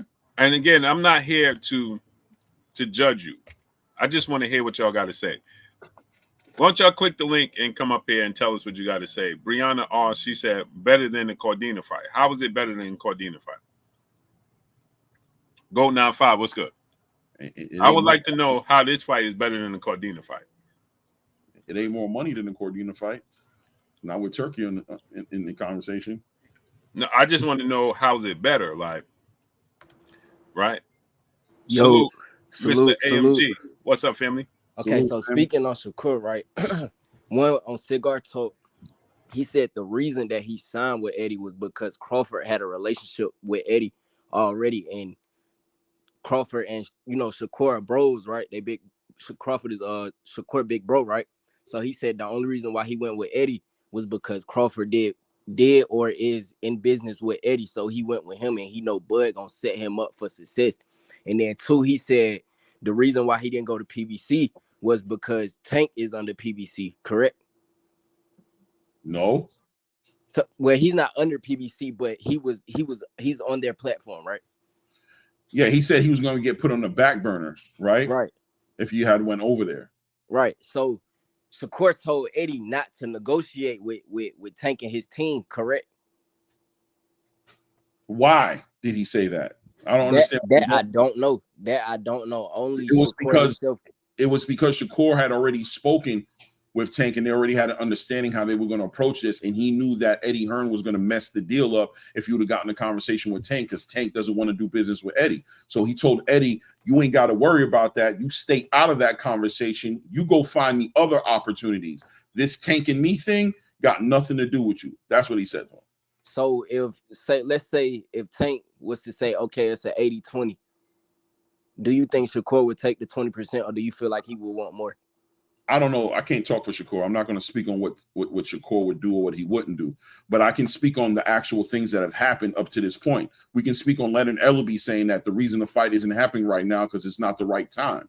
He didn't say it's not happening now because Shakur wants too much money. He didn't say it's not happening now because Shakur's with Eddie Hearn at Matchroom. He didn't say none of those things. He said the timing isn't right yet. All these things have to happen in the right timing. That was right on camera with Eddie Hearn, where he could have sat there and made his, he could have said it right there. Man, he over there with you. You know we don't deal with you. Or Shakur asking for way too much money. We ain't trying to do all that. Or these guys think they superstars like Tank, and they're asking for a bunch of stuff that they don't deserve. He didn't say that. He said the timing ain't there. And on top of that, he said the fight is guaranteed to happen. Let me ask y'all a question. Why do you feel like people compare Shakur to Floyd with the brittle hands? He hurt his hands just now. He's been hurt. He's been having hurt hands for the past 3 fights. Because when Floyd was Shakur age, was he not stopping guys? I mean, I don't understand where you're going with it. Like, what do you mean? Like, I don't want to keep because the brittle. What I'm saying is the brittle hands didn't come up till he, you know what I'm saying? Like when he got a little older. And what does that mean? So I don't understand why people try to compare him to Floyd, or he try to compare himself to Floyd with the people like, oh, Floyd had brittle hands. Or okay, I can't argue with, like, I mean, I guess if people are saying that, I don't know what to say to that. But I'm definitely more interested in, I have a question for you. Why hasn't Tank's team sent out an offer to Shakur Stevenson to make this fight happen? Me personally, I can't say the exact reason why. All I can do is kind of think of why. What do you think? Tell me what you think. I feel like, okay, one, I feel like the reason why Tank fight like Mexicans and shit like that, like, people from other countries and stuff, because other countries support their fighters. They gonna bring the, the fans with them, or, their country with them. So it makes for big numbers. That's the only reason why I can understand, like, kind of see why he fight Mexicans, or, fight like Spanish people or whatever. Two, I don't know why he hasn't sent the contract to Shakur. Maybe he don't want to do business with Shakur. Maybe Shakur's, I don't know. really, I can't really tell you why. We can't. Okay, so let me ask you this question: if the fight's going to be made, who do you put the pressure on to make the fight? Who makes the fight in this situation? I would say it's 55-45. I say You 55 think on Shakur Tank. can make a fight with Tank? Can he offer Tank anything to make a fight happen? Nah, he can't. I ain't gonna lie, he can't. He can't. Okay, so the responsibility for the fight to be made is on Tank's side. Maybe not Tank directly, but his team to make the offer, right? As the A side, as the face of boxing, that's a privilege that he has to be an A side, but also part of the accountability part is if there's a fight that you guys want to see between Tank Davis and Shakur Stevenson, the door you should knock on to ask why the fight isn't being made makes sense to be Tank's door, right? Hey, Tank, what's going on? Shakur, right? Right.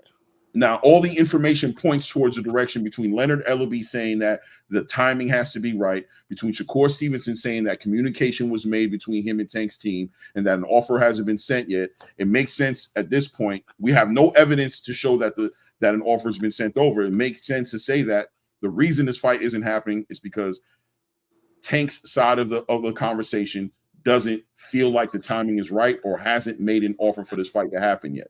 Based on what we know has happened, not what we think at this point. Based that Shakur has confirmed, like, I ain't got no offer from them guys yet, right? Correct. All right, then. So now the big question has to be, why hasn't Tank's team made the offer? Why hasn't PBC made the offer? There's a reason, I'm sure. I know it's not because he's scared of Shakur. That's ridiculous. Nah. I know that. Trust me. I'm not entertaining that, not even a little bit. I know people are going to try to point in that direction. I'm telling you right here. Yeah. You're hearing from my mouth. There's no way in hell I believe that. I'm not being sarcastic. I'm being mad, truthful, and authentic with you. He's not scared of Shakur Stevenson. Right. But clearly there's a reason as to why the fight hasn't happened right now. It's not just for no reason. There's a reason. The question has to be, what's the reason? So so I know Shakur is the next best man at 135, correct? Do you agree? Y'all agree? Yeah, I agree, yes. So do you feel like Tank could want to fight Shakur that last 6th or 7th fight on the deal because he knows Shakur is the next best man at 135? I think that's very reasonable to say that he would want to save the biggest fight for last or build it up as much as possible. But my question I would have to you is, why hasn't he tried to make these other fights? Because he said he had 6 fights on the list. Why haven't these other fights been made? Why are we looking at pulling up Lamont Roach from 130 to 135 and that's going to be the next fight? So I think Lamont Roach is from the DMV area, correct? Correct. So that possibly could be the only reason why I see Tank trying to fight Lamont Roach in the DMV area, or like around that area, because I'm pretty sure that would bring the whole DMV out, or the Baltimore, the up north. I'm pretty sure that'll bring that area out, but I can't tell you why he would bring him up other than that reason. I mean, to me, you bring him up because there's nobody else. Correct. I would like to see him fight William Zepeda too, though. Right, but William Zepeda is, have they made an offer to William Zepeda? Nah, they haven't. They haven't. So my whole thing is, why haven't these offers been sent out? And why aren't they being rejected, if anything? Why haven't an offer been sent to Zepeda and he's rejecting the offer, and Shakur got an offer and he's rejected the offer? Why does it seem like the offers aren't being made? Why? He only has 6 fights. He has 6 fights that he says he already knows who he's going to fight. Why? Right. Roach isn't one of them. There has to be a reason behind it, man. And it's not, and I don't think me and you speaking right now is going to come up with the answer, right? But I just want to make it clear that the question is a real question, and it's the most important question in this whole entire conversation. Because as Lamont Roach comes up as the next fight for Tank Davis, the whole entire algorithm is going to go crazy, right? Every channel you go through is going to be like, this is this and this and this, and they're going to want to point fingers. They're going to want to say, Shakur, you went over there, and Lomachenko did this, and they're going to say all these things, right? But the main question that's never going to get asked for some reason is, why hasn't Tank's team sent out these offers yet? Correct. Okay, I got one last thing. What y'all thought about that Canelo versus Berlanga? Say it one more time. I said, what you guys thought about that Canelo versus Berlanga? I thought it was a way better fight than people anticipated it being. The fight itself, yeah, it was again, to me, no disrespect to Berlanga. Again, it was an unnecessary fight. We didn't. Yeah, It didn't do anything for. I mean, it gave Berlanga an opportunity and a payday. Right. But for boxing fans and Canelo, like, it's just a paycheck for Canelo.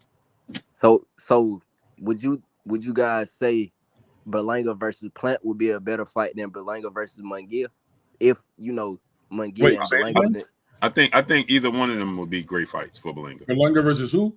Munguia or Plant. Oh, Plant. I thought you said Tank. I'm like, what? No. Yeah. I think I'll go with what Blue said on that. Definitely. I think they're both great fights. I think they're both great fights, and fights that are probably going to happen. Which one first? I couldn't tell you. Probably, I would think Caleb, but it seems like, shout out to Munguia. He fighting tomorrow night, I think, right? Yep. So yep. he fighting Brazilian. Y'all have a blessed day, man. All right, you too, great brother. Appreciate you. Nadi, what's up, brother? Yo, Blue Blood. Yo, Clay, what's good, man? Salute to you, King. How you? Good. I just want to say, first off, man, you guys doing good work out here, and I watch all the time, but I don't got the money like these other guys to be donating, but I do like to watch every video for sure. Hey, you being here is everything. That's just all an added bonus, bro.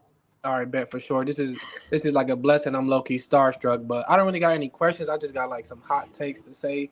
I'm a Tank Davis fan. I'm a fan of boxing, but like my favorite is Tank. We all got favorites. Mm-hmm. I just like his style and the way he puts people down is it's exciting. Very attractive. Mm-hmm. But my whole thing is I just want to let you guys know, like, there's some real fans out here. Like, I like Tank, but I'm not delusional. Like, the moves he make are just very weird. Like, he say one thing, but his moves just don't add up. And the fact that like he haven't unified yet is just like, I don't know. It's just it's hard for me to vouch for him now. Like, we in the barbershop talking. It's getting hard for me to vouch for him now. You feel me? Because the facts are what they are at the end of the day. Right. Yeah, that's all I got to say about that. And about that T.O., the T.O. and the excuse me, but T.O. and the monkey comments. I'm a Puerto Rican male. That's uncalled for. Like, there's no place for that nowhere. Right. Like, not even, I was gonna say no place in boxing, but there's no place for that nowhere, bro. And that's crazy. Like, and then he doubled down on it. Oh, that was a great joke I just made.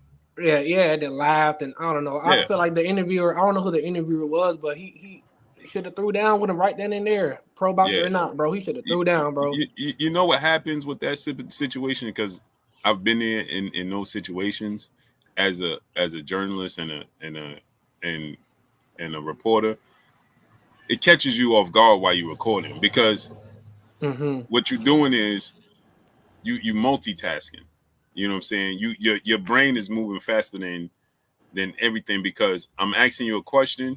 I don't even sometimes, and I'm not defending anybody, but I'm just telling you how, from my experience. And if I'm interviewing you, right, Nadi? Heard. And as I'm interviewing, I'm giving you a question. I'm already thinking of the other question while you answering that question. So I'm not always listening to what you said. Sometimes you got to go back and actually listen to what the person said. So that's why it can make you uncomfortable when you catch on really quick.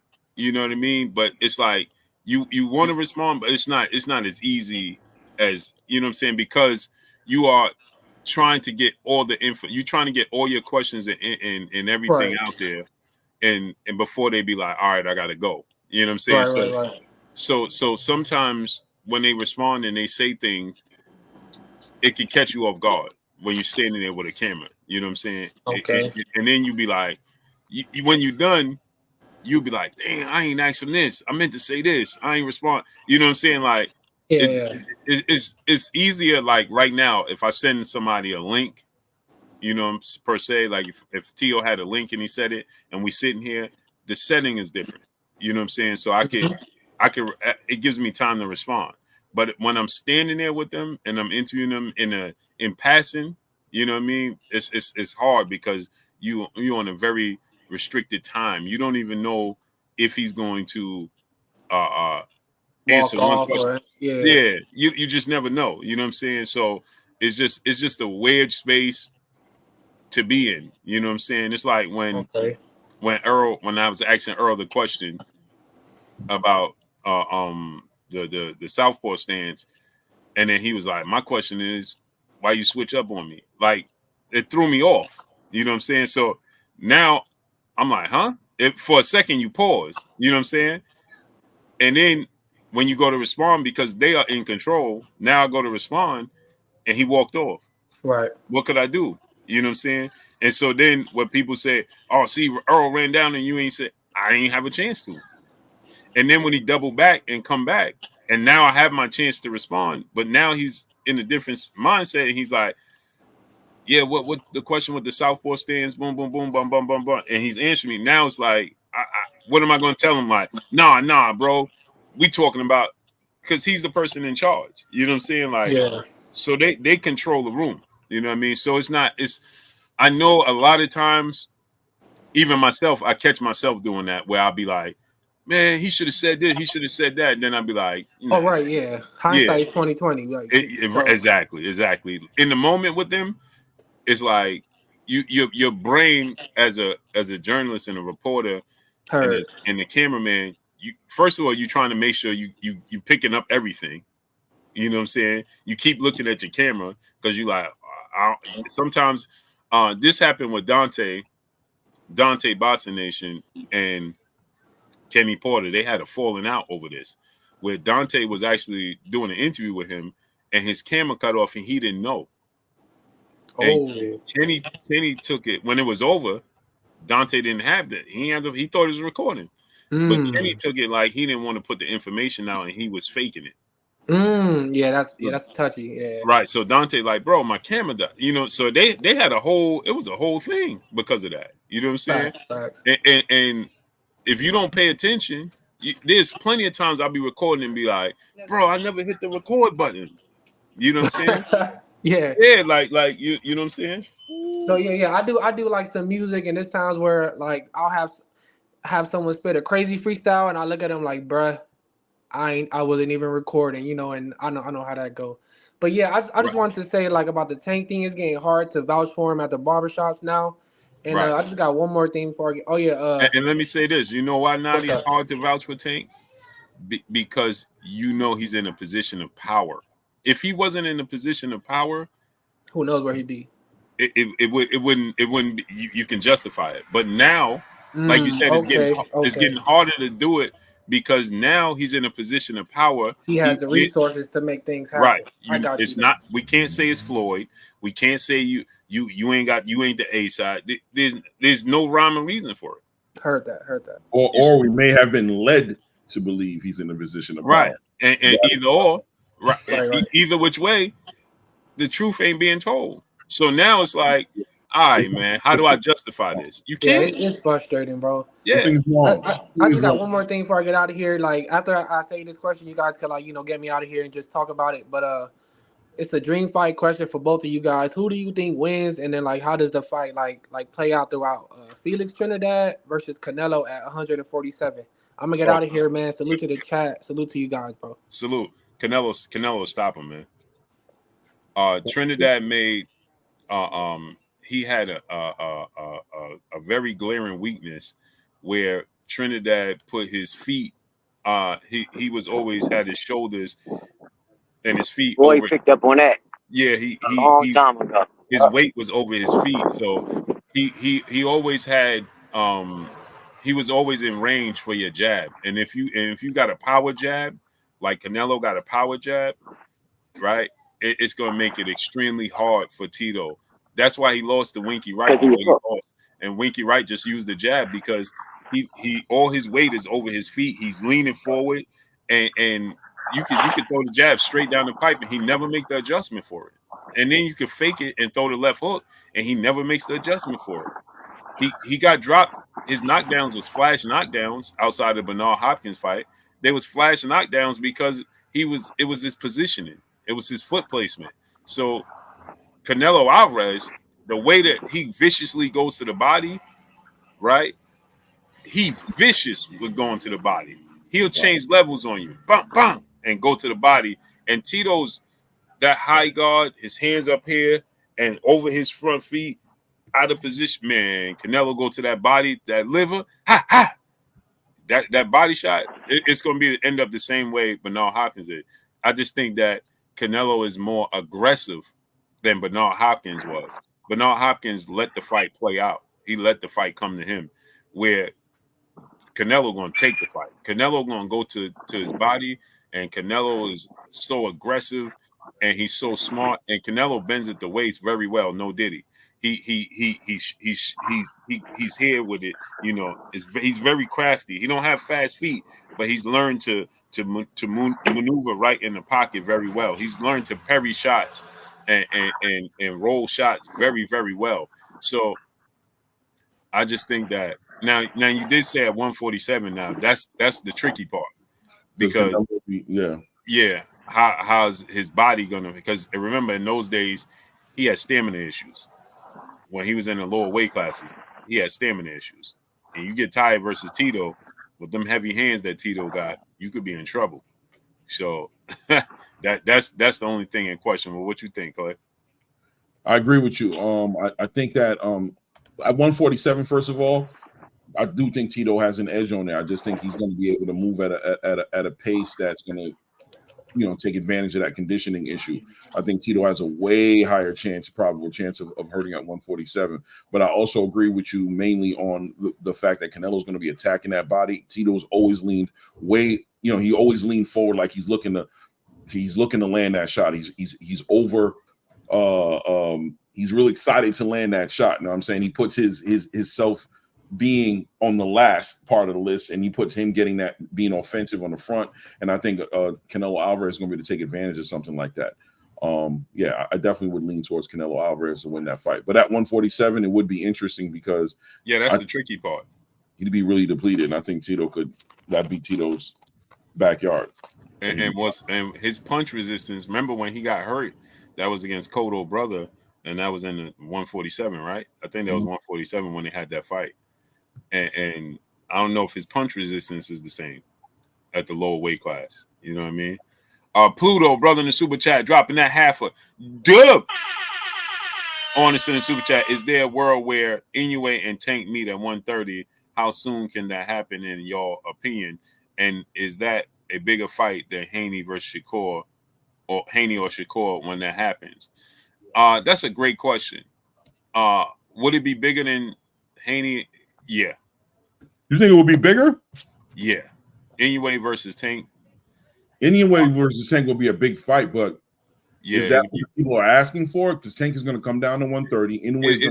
Because Inoue he's going to be small. His fan base is like, he got that Pacquiao fan base. Now, we talking about big fight as far as like money, pay-per-views, eyes on it? Those type of things? Okay. Yeah. I'm not talking about competitive nature. I'm talking about that's what I thought we were talking about. Right. Just the event overall. Right. Yeah. You're gonna bring that Japanese fan base, an Asian fan base. 100%. Yeah. Right. It's like Nonito Donaire versus, you know what I'm saying? Like, when he fought Rigondeaux, that was all Nonito.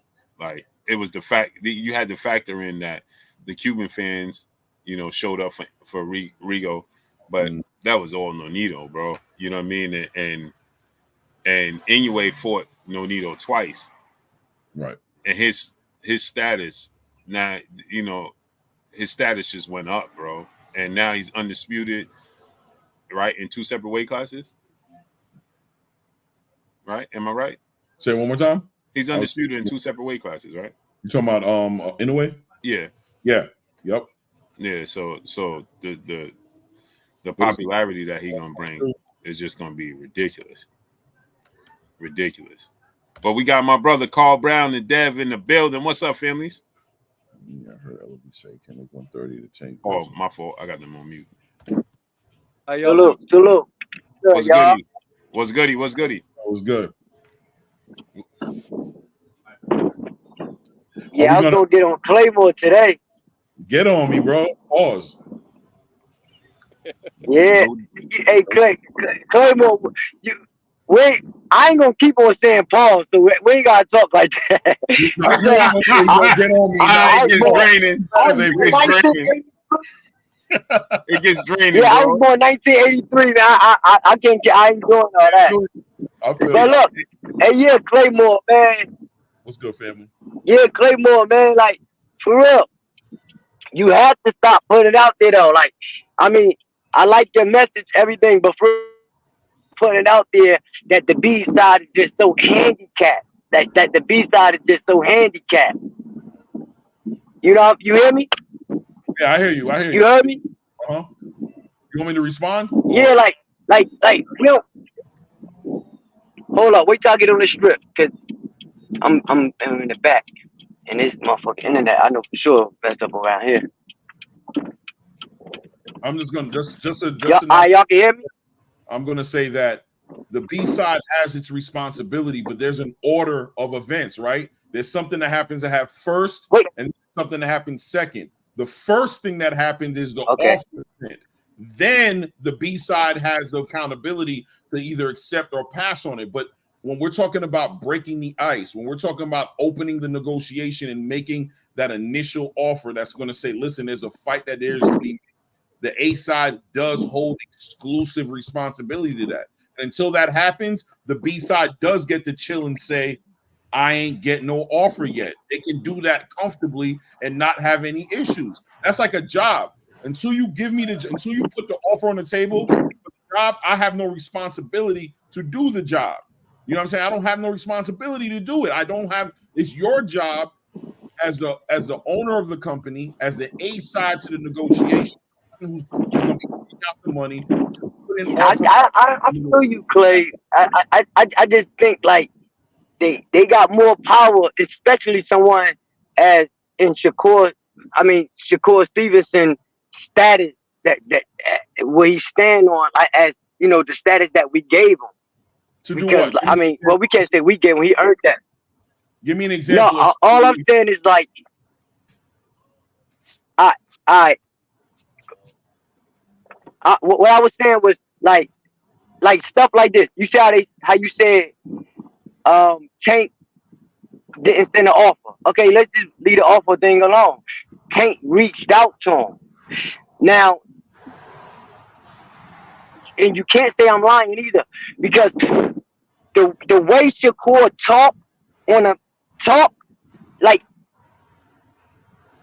your beef is not with Floyd, your beef is with me. Tank, stop ducking me. All I'm saying is once Tank reached out to you, you supposed to not let that that fish off the hook if you really want it. Because we can't go and say the B side just gotta wait for the A side to do everything. He showed interest in the fight. And the only reason I'm mad because I really want to see in my heart that this fight ain't gonna be nowhere near what y'all think. And like I said.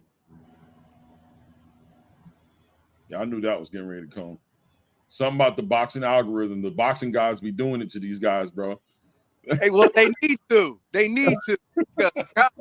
Like, yeah, I think people, Dev Joseph, right? I seen your head shaking the whole time because I think people really have a hard time with this topic. They really want this to be something bigger than it is, right? It's really a very simple topic. What they have to understand is their fighter is not ready. And I'm not saying physically like he can't compete, but he doesn't want the fight to happen right now. They have to understand and accept that the same way Shakur's accepted it. The same way they understand that he's the A side. And if he's not ready to go right now, I'm better off with my time being productive, doing other things until he's ready, rather than doing what you guys want him to do, which is consume himself with trying to convince somebody to do something they're not ready to do right now. And what it is the reason I was shaking my head and this is what you got to understand, Carl. Like, I respect your opinion because everybody has one, and you got a lot of valid points that I've Facts. heard you come on here and make as well. But the thing is everybody's a boxing fan, but not a lot of people know anything about the business of boxing and how the Yeah, business absolutely. of boxing actually works. And so everybody gives their opinion on what they think the B side should do and this person should fight for it. The reality is this. That's like me saying, I'm talking to you right now. I reached out to you, Carl. I'm talking to you right now. I reached out to you. And I say, hey, Right. Carl, are you interested in fighting me right now? You interested? Cool. Okay, I know you interested. You want to make a fight? Cool. I want to make a fight. You want to make a fight? I'm the A side. What can you offer me? Can you say, hey, Now Dan, look, let's make a fight right now? You take 100 million and I take 12. You can't make the offer. There's nothing you can say to me that's gonna make me say, yeah, cool, let's make it happen right now. I have to wait, initiate. but stay right there. Stay right there. We ain't even gonna go no farther yet, unless you. I'm gonna piggyback off of what you say. Now you see, you just hit me. It's me and you now. I got to tell you how I'm going to think because we can't put our thought processes on other people. Like we really have to. I'm gonna tell you how I would have handled it. And it's no cap, no nothing. If you hit me up, I'm. Oh man, my wife calling me. Dang, yo. Hey, I got a question for Blue right I'm gonna quick. jump back on. Hey, while you doing that, let me ask Blue a question right quick. Go ahead, great brother. Hey, hypothetical, who you think will win? Prime Adrian Broner or Terence Crawford at 147? Terence Crawford. Terence Crawford. Okay, and one more. Terence Crawford versus Marcos McDonald. Terence Terence Crawford. Crawford. How you think he'll win? By decision or Both knockouts. By body drop. both knockouts? Yeah. God. All right, that's all I had to say. God, man. Yeah. Terence Crawford is different than Floyd, right? They both win. Styles make fights. It doesn't mean that Terence is better than Floyd or vice versa, right? But just styles make fights. His aggressive nature, Terence Crawford's aggressive nature, and how he approaches fights, and his versatility with having power in both hands, and the mistakes that they make. Terence Crawford is not going to let you off the hook. Floyd got to a point where he was like just comfortable to cruise. You know what I mean? And Y'all when can it hear comes, me? yeah, I can hear you. When it comes to Adrian Broner, when it comes to Adrian Broner is has a low work rate. He has extremely short arms, and he has fast hands and power, but he's susceptible to certain punches that Terence Crawford would just expose. And so and Adrian Broner heart is the size of Ohio.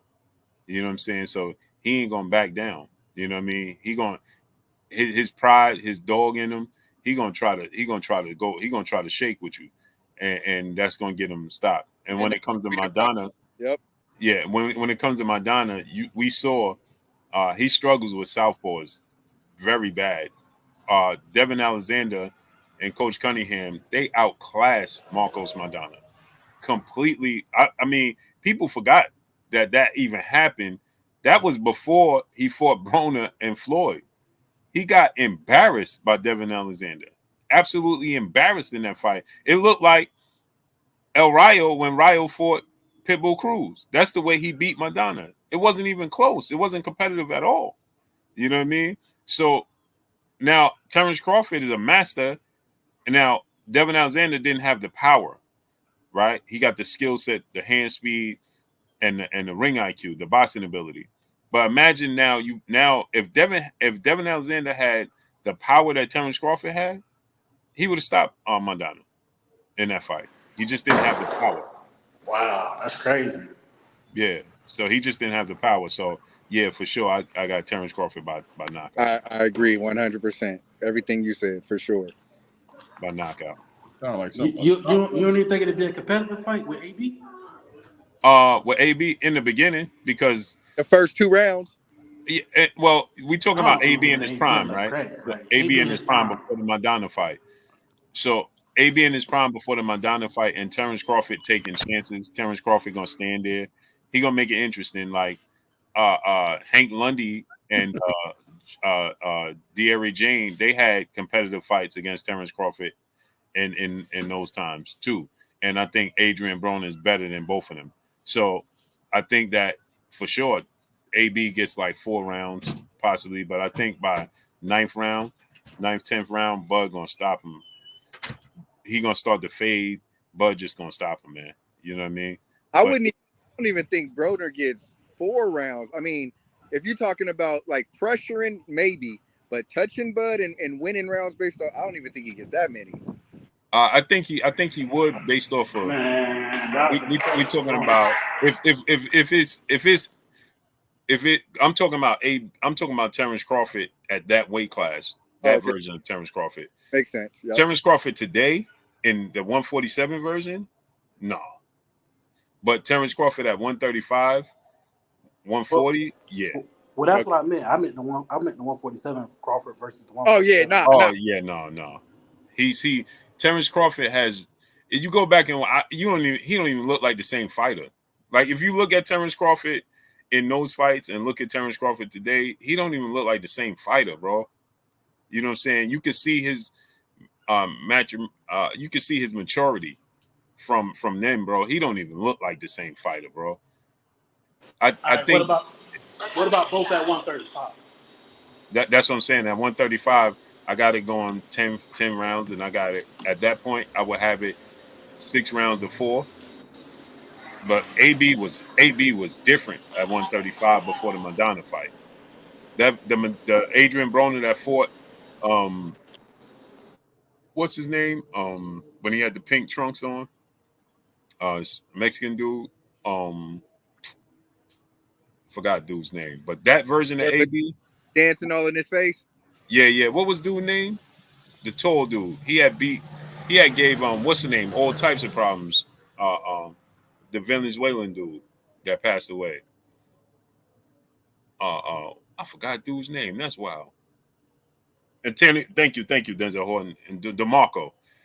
That version of Adrian Broner that fought DeMarco versus Terence Crawford that fought Jean and Hank Lundy. That's a problem. That Adrian, because Broner was fast. He's faster than Bud. He got power like Bud. That's what I'm You know, saying. yeah. So again, you know what I'm saying. But Bud's versatility is going to be a problem. You know what I'm saying? Yeah, thank you, Victor Griffin. Edwin Valero. DeMarco gave Edwin Valero problems. Remember that fight? And Edwin Valero, he had all knockouts, but he gave Edwin all types of problems. DeMarco did. So yeah, I got Bud by stoppage though. All right, that's crazy. I do want to mention something though too, that Clay and Blue, this when you opened up the line, this is where you were on that line of thinking. Wanted to get back to that because you guys were saying something that's so on point when you were saying, I know Clay, you said you don't know exactly, you don't want to say it because you don't want to. I want to make sure that I reiterate your words because I don't want anybody thinking that this is what you said and push forward. You were saying that you don't know the actual reason, but there is a reason that Amazon Prime and PBC were not able to sign these guys as fighters or push some of these actual fights forward. And in the comments, I was saying this because you've been raising this concern now for a couple times. You brought this to the forefront. Thank you. We started on it and then we got off topic every time, but I want to make sure that we hit on this because it's important to also look at. Yes, I do understand because I know people in the comments gonna go crazy. Well, Sheik is putting all these fighters on one card, and why can't PBC do it? Because he has the money to do it, absolutely, 100%, and he doesn't care how much money he loses. But the question you have to ask is, why are they partnering Tank Davis and David Benavidez when both are standalone fights? When they both can sell out a crowd and they both can sell fights for pay-per-view purposes. But why all of a sudden do you decide, oh yeah, let's see how many fights we can partner Benavidez and Tank on now? Because the numbers came out from the Frank Martin if I'm not mistaken, and they were nowhere near the numbers that Tank regularly does. Why? Because everybody's still in the fights. We know that, of course, is one of the reasons. But another reason is we know that they're not selling the way that people are claiming they're selling. And the money that's coming from Amazon Prime may be a max out deal to say, hey, this is what we're willing to give should you hit these marks, should you hit these different roadmap pins that say, yeah, you've accomplished that, you've done everything that we said here, yep, the numbers look good here, so we're willing to pay this money out. But at the end of the day, if you got to put Benavidez and Tank on the same card, but that's just my opinion. I agree with you 100%, Dev Jones. It's sort of like a football contract, right? You'll see these football players get contracts that's like, 150 million. Guaranteed versus paid. Right. But it's pending performance. It's performance-based pays. It's pending what you do, what these goals that you're able to accomplish, these milestones you're able to hit that we're going to reward you for, that you will get up to this amount of money. I believe that it's reasonable to question, how is this $200+ million deal structured with Tank Davis and the PBC, and what milestones are they being expected to hit in order to get this money, right? And how does that translate into fights being made with big names in boxing? How does that translate into into these offers being made? How does that translate? Does Shakur Stevenson need to bring a certain amount of guarantee that it's going to hit a certain point for them to be able to make the money they're supposed to make on that fight? It's a lot of things involved in these fights being made. It's just a lot of things being involved, and we have in those questions. I don't know if we're ever going to get the answers to them because we're not in these meetings and we're not privy to this information. But fans need to find better ways of taking their time other than pointing at Tank and Shakur as fighters and not questioning the business around the fight being made and how that business is being structured. That's why I said to the Tank fans, I said, get Tank out of the conversation. Stop taking this as a shot at Tank. Look at the bigger picture. There's other people to focus your energy on. If you're really serious about this fight being made, you need to look at the people who make the fight. Stop thinking that fighters are out here just making fights and paying each other and just doing these inside deals. That's not what it comes down to, bro. There's a lot of things going on, a lot of moving pieces to these deals, and I just feel like people ain't. Every time this conversation comes up, it's going to sound like I'm pointing at Tank. I might be pointing at the business around Tank, because it's them who's going to be paying Shakur Stevenson. So I am pointing at the business around Tank. I'm pointing at that, but that's not me pointing at Tank Davis, the fighter. That's what I'm saying.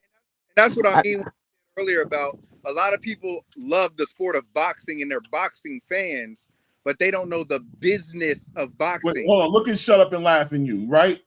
Then stop blaming Tank's side.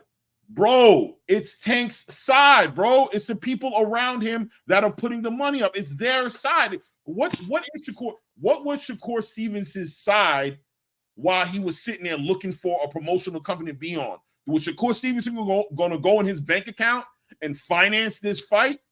Whose side are you going to put it on if it's not Tank's side? It's not Tank, the fighter's side. I'm not saying go knock on Tank's door, but I'm saying the people that represent Tank are the people who you have to look at as to why the offers haven't been sent out. Y'all got to get out of this, man.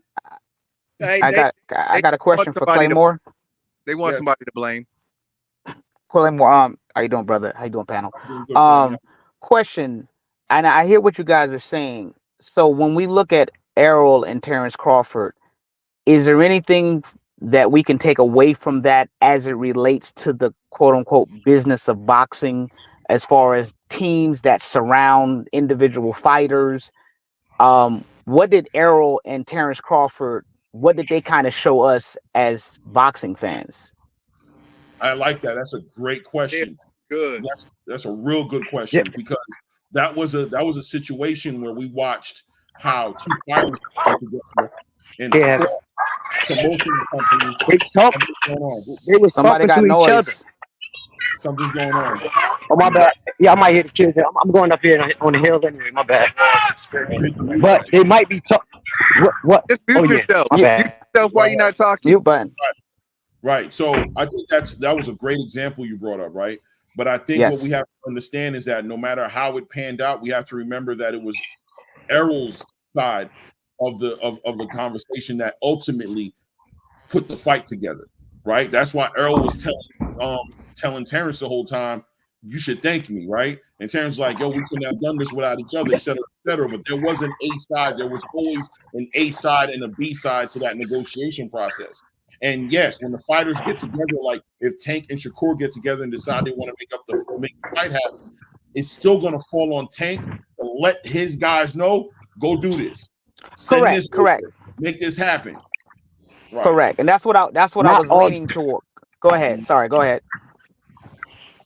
Go Hey, ahead. look, can we break that down? Me and the gentleman that when he's saying me, Hold on, because hello, I really do want to make that Hold on. point. He's right in the middle. He's right in the middle of answering this gentleman's question. Hold on. Right. Oh, Yeah. my bad, my bad. Go Right. ahead, brother. So it still falls on Tank's side of the conversation to initiate the offer, one way or the other. So even when Tank and Shakur come together and they decide this fight is something they want to make happen, no matter what, keep in mind that Errol Spence had to threaten inactivity, right? He had to say, I'm not doing nothing else but this fight before they would budge on his side to go ahead and finance the fight. And then just to kind of add on to it and close it out, just to say they weren't going to do it a second time though, right? Errol wanted, he activated his rematch clause, right? He said he wanted to fight, but PBC wasn't budging that time. That's just to show you that the fighters do have a limited amount of power when it comes to this.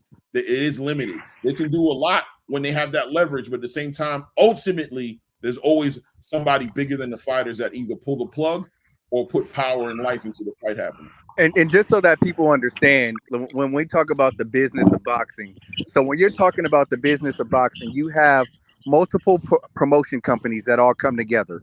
Those multiple promotion companies decide on the number based on the following of a fighter, based on the potential sponsorship dollars that will come on, based on the television network or platform in which also may give up some money. They might. And if they do, then that's money that's accounted for. Also based on the commercial, but you also have to understand those are the places that the money are coming in at, right? But then where's the money that you're going to spend? You're going to spend money on promotion. You're going to spend money on city to city tour in order to do press conferences. You're going to spend money on the television advertisement, the print advertisement, the banner advertisement on social media, which can cost you hundreds of thousands to millions of dollars per week.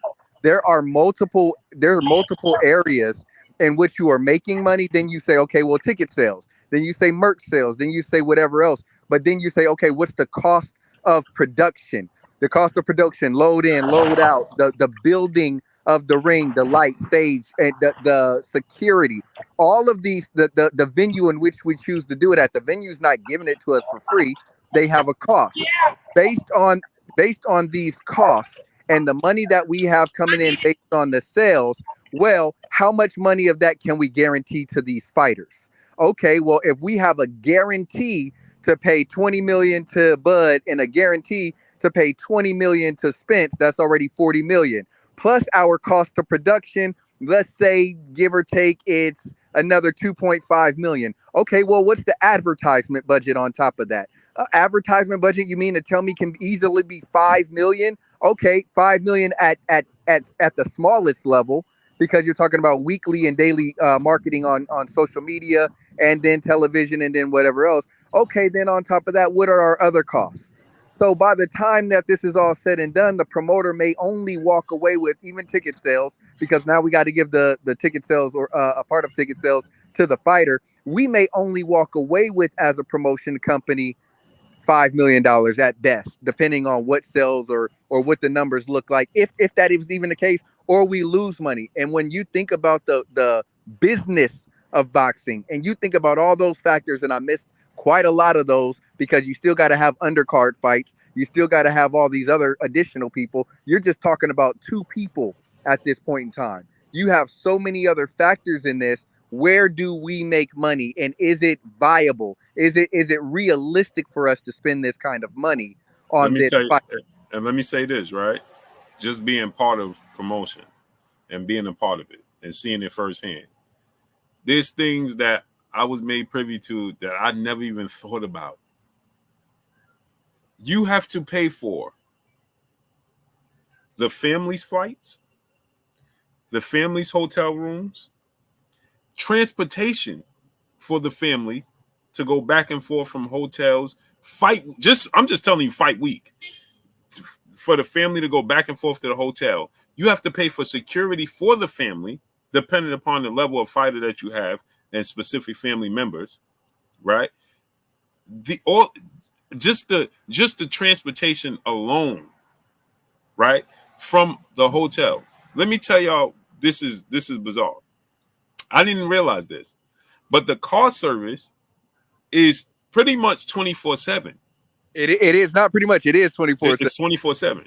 So, which means, just to give you guys an example of something you may not realize, which means if you want to go, okay, I'm just going to say the Terence Crawford, me and Dev both know this, right? The Terence Crawford Avanesian fight, right? To go back and forth from the hotel, the three sprinters stayed at the hotel where they can go 24/7 round the clock. So I could get up at 2 a.m. and jump in the sprinter and it take me wherever. It stayed at the hotel, right? But if you're not paying for it, you don't pay attention. Somebody had to pay for those sprinters to stay there. And the drivers. And the drivers. Two different costs. Right. Multiple drivers. It's not one driver. It's multiple drivers per sprinter that take you back and forth in a timely manner because they have to be on time. Right? I went to the barbershop and we had the production meeting. And I'm like, they like, hey, you missed your sprinter at this time. I'm like, huh? I'm like, oh man, I ain't remember. They like, we sending another sprinter back for you. Because they can't, you gotta understand, they cannot have it fail. You understand? So they have to send the sprinter back to me. Now, I went on script and went to the barbershop, right in Nebraska, right downtown Nebraska. I went to the barbershop. They like, bro, where you at? We in the production meeting. I'm like, what you mean? I thought it was at XYZ time. They like, no, we here. Come right now. We send the sprinter right now. I'm like, oh man. Now the sprinter had to go off course because it typically goes from the hotel to a certain way. But I'm at the barbershop. But they couldn't do it without me because I'm a part of the production team. And they had to come get me.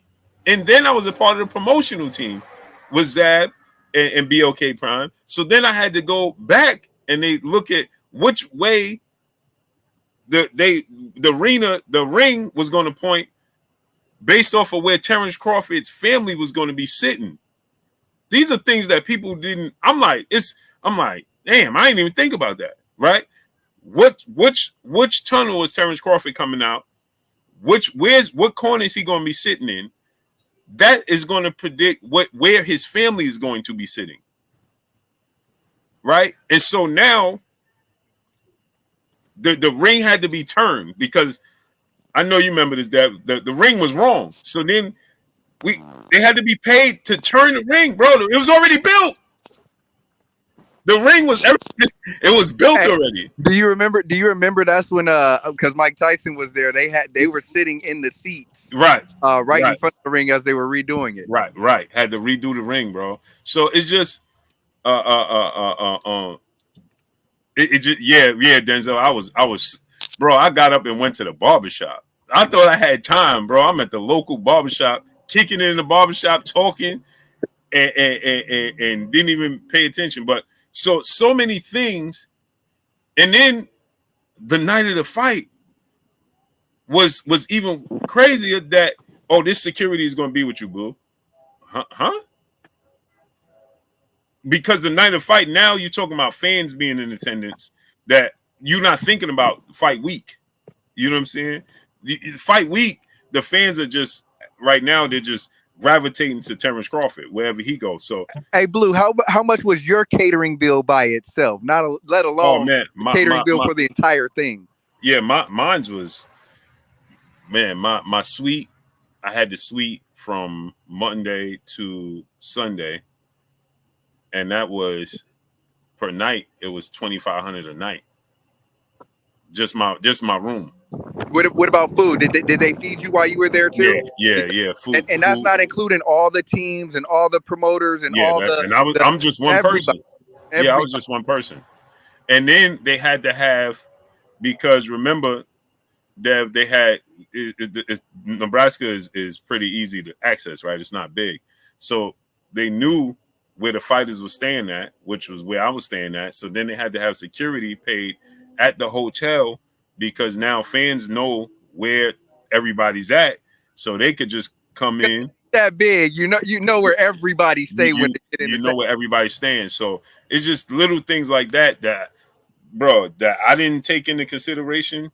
That is just it's wicked, bro. And so the reason I said that, Blue, is because I know everybody's like, well, Shakur or all these other fighters should make this. And back to Clay's point is, the reason they're not putting this money out is because they're looking at those things, and they know that they're not going to get this money back, even if they were to move forward right now. And I'm not saying they're not going to get it back, because they will eventually in the right timing, like like Clay keeps saying. But they know that there's a timing of, hey, there's a short window in which making this money is going to happen, and in that window is when we can do it, because outside of that window we would be losing money. And like you say, Clay, maybe they got the money and maybe it's guaranteed, or maybe it's dependent on multiple factors. Right. Yeah. 100%. And then the arena itself, we got it cheap because Terence Crawford is the mayor of Nebraska, right? But it still was $50,000 a day. That was cheap. And that's just for the facility by itself. That didn't include the concessions, the workers. That was just the arena itself. That didn't even include the insurance, because you got to get insurance. And it has to be enough to cover everybody that comes to the facility. Right. And in case of accidental injury, and for damage to the facility itself. Right. So and bro, it was and that was a major discount because it's Terence Crawford. That was a major discount. Just keep that in mind. A major discount, like, because it was Terence Crawford. Literally, you know what I'm saying? So imagine if it wasn't Terence Crawford. I could tell y'all this. When we was doing the Adrian Broner event in Atlanta, we was going to use the Mercedes-Benz Arena, formerly as the Georgia Dome, and that arena was $80,000 a day. 80,000 a day, bro. A day, and that was just like that was just that was naked. You know what I'm saying? That was bare. 80,000 a day. You know what I'm saying?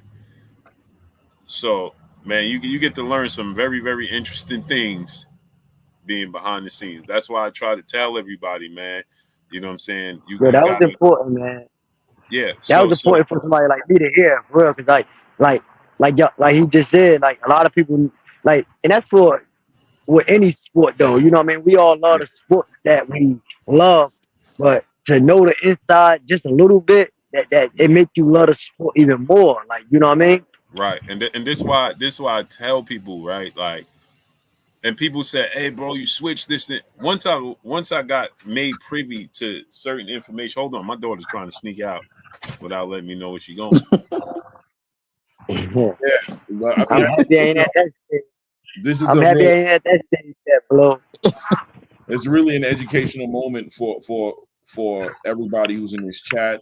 You know what I mean? And it's conversations like this that I be wanting to kind of have, and I be wanting to have them not from an authority standpoint, but from a interested in inquiry standpoint to understand, because we spend a lot of time coming at each other and trying to knock fighters down and say that fighters ain't doing this and fighters ain't doing that, and we don't take have enough conversations to really implement patience in these negotiations, because there's a lot of moving parts that Tank is waiting to hear the word on, and Shakur's waiting to hear the word on. You know what I mean? Both sides are sitting there with intentions to do things, but at the same time, understanding that, hold on, champ, let us get all these moving parts behind you together so we can move in unison to go ahead and execute on this fight that you want to get done. And Tank has to figure out how to remain active and how to do things. And he knows, that's why I always respect Tank for one thing. He's very conscious of his communication to the boxing space. He's very conscious. That's why he limits his interaction, because a lot of us out here are just looking for any reason to kick somebody's back in. I'm telling you, I heard a Tank fan say, if Tank did not send that offer out, then Tank is a dud. And this is a real fan who would, you know what I mean, one of the big content creators who said that. And it's like, damn, bro, look how quick you are to turn on your own fighter if he doesn't give you what you want when you're ready to give him. So the reason you're kicking in this other fighter's back is because the only reason this fight can't be made is if the other fighter ain't taking, because you know it ain't Tank. It's crazy. It's like, damn, bro, what about Leonard? What about Al? What about Amazon Prime? What about everybody involved in this whole entire situation? You don't think it could be possibly any of those parts right there that's getting away? It's got to be either Tank's fault or Shakur's fault. You guys, that's why they don't talk to you. Well, that's why these fighters don't talk to you guys. They know you guys can I say don't something? The Can I say something next? around it. And I'll go after you then. Now you can go first. Just to Claymore. Now I hear what you're saying, brother, but this is so then, and I agree with you, right? But here's the problem with that, right? Then I think more fighters need to be very honest and real about who they are in the grand scheme of things. Mm-hmm. So the problem is, like, when you portray yourself to be the individual that can do whatever you want, then people are going to have that expectation of you. If you know that you got backers and middlemen and you know, and handlers, then the individual needs to kind of really just be honest about it, so that there is no misunderstanding about what we're looking at. So that's where I agree. Go ahead. I'm listening. You see what makes Mayweather so great in this space? Because everybody claims they're their own boss. But do you know what? The only fighter who put up his own money and other people's and put the production together himself? That's all I wanted to say. Who, Mayweather did that? I heard he didn't do that. Hold on. Shout out to Dev Joseph and shout out to IM444, because I agree with both of you. Hold on, Clay, 1 second. And another fighter that did it prior to Floyd, the only other fighter was Sugar Ray Robinson. And Sugar Ray Robinson would go to an event, look at the crowd. Oh, this is packed out. Oh, y'all gonna make more money than I thought y'all gonna make. Or I'm not fighting until you up my or we gotta change my contract. Or I'll take the money I'm gonna lose if you sue me compared to the money you gonna lose if I don't fight.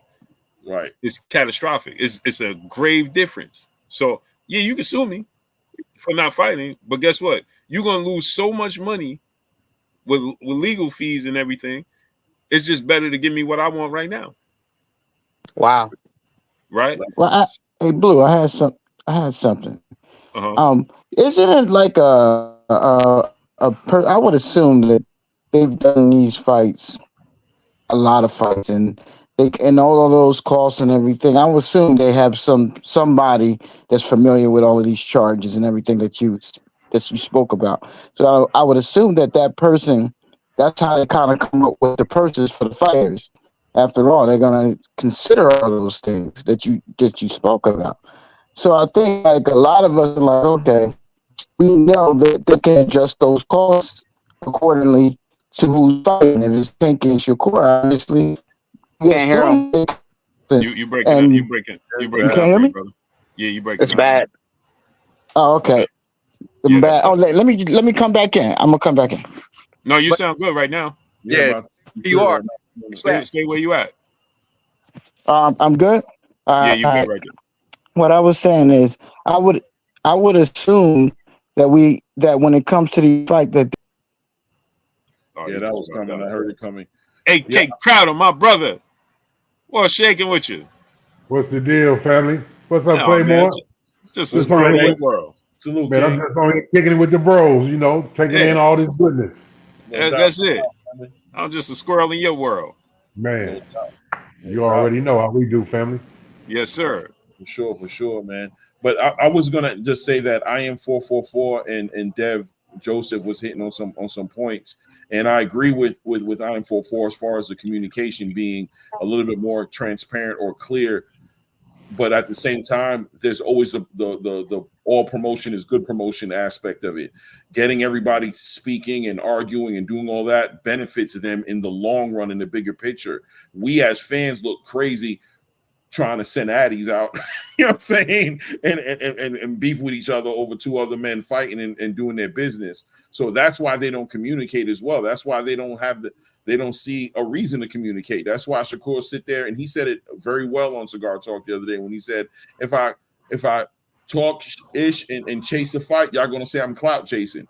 If I don't say nothing, y'all gonna say I don't want the fight. It don't make no difference what I do. I'm gonna catch hell until Tank sends out the offer and we make the fight happen. So I'm gonna sit here quietly and do what I do and let y'all talk about it. And Tank does even worse than not worse, but better than Shakur in that. And he won't even talk about it at all. So a lot of the Tank fans end up just making up scenarios and speculating their ways into conversations and making enemies out of people and trying to be right and be an authority in a conversation that they're not even privy to the information they need to be an authority in the conversation.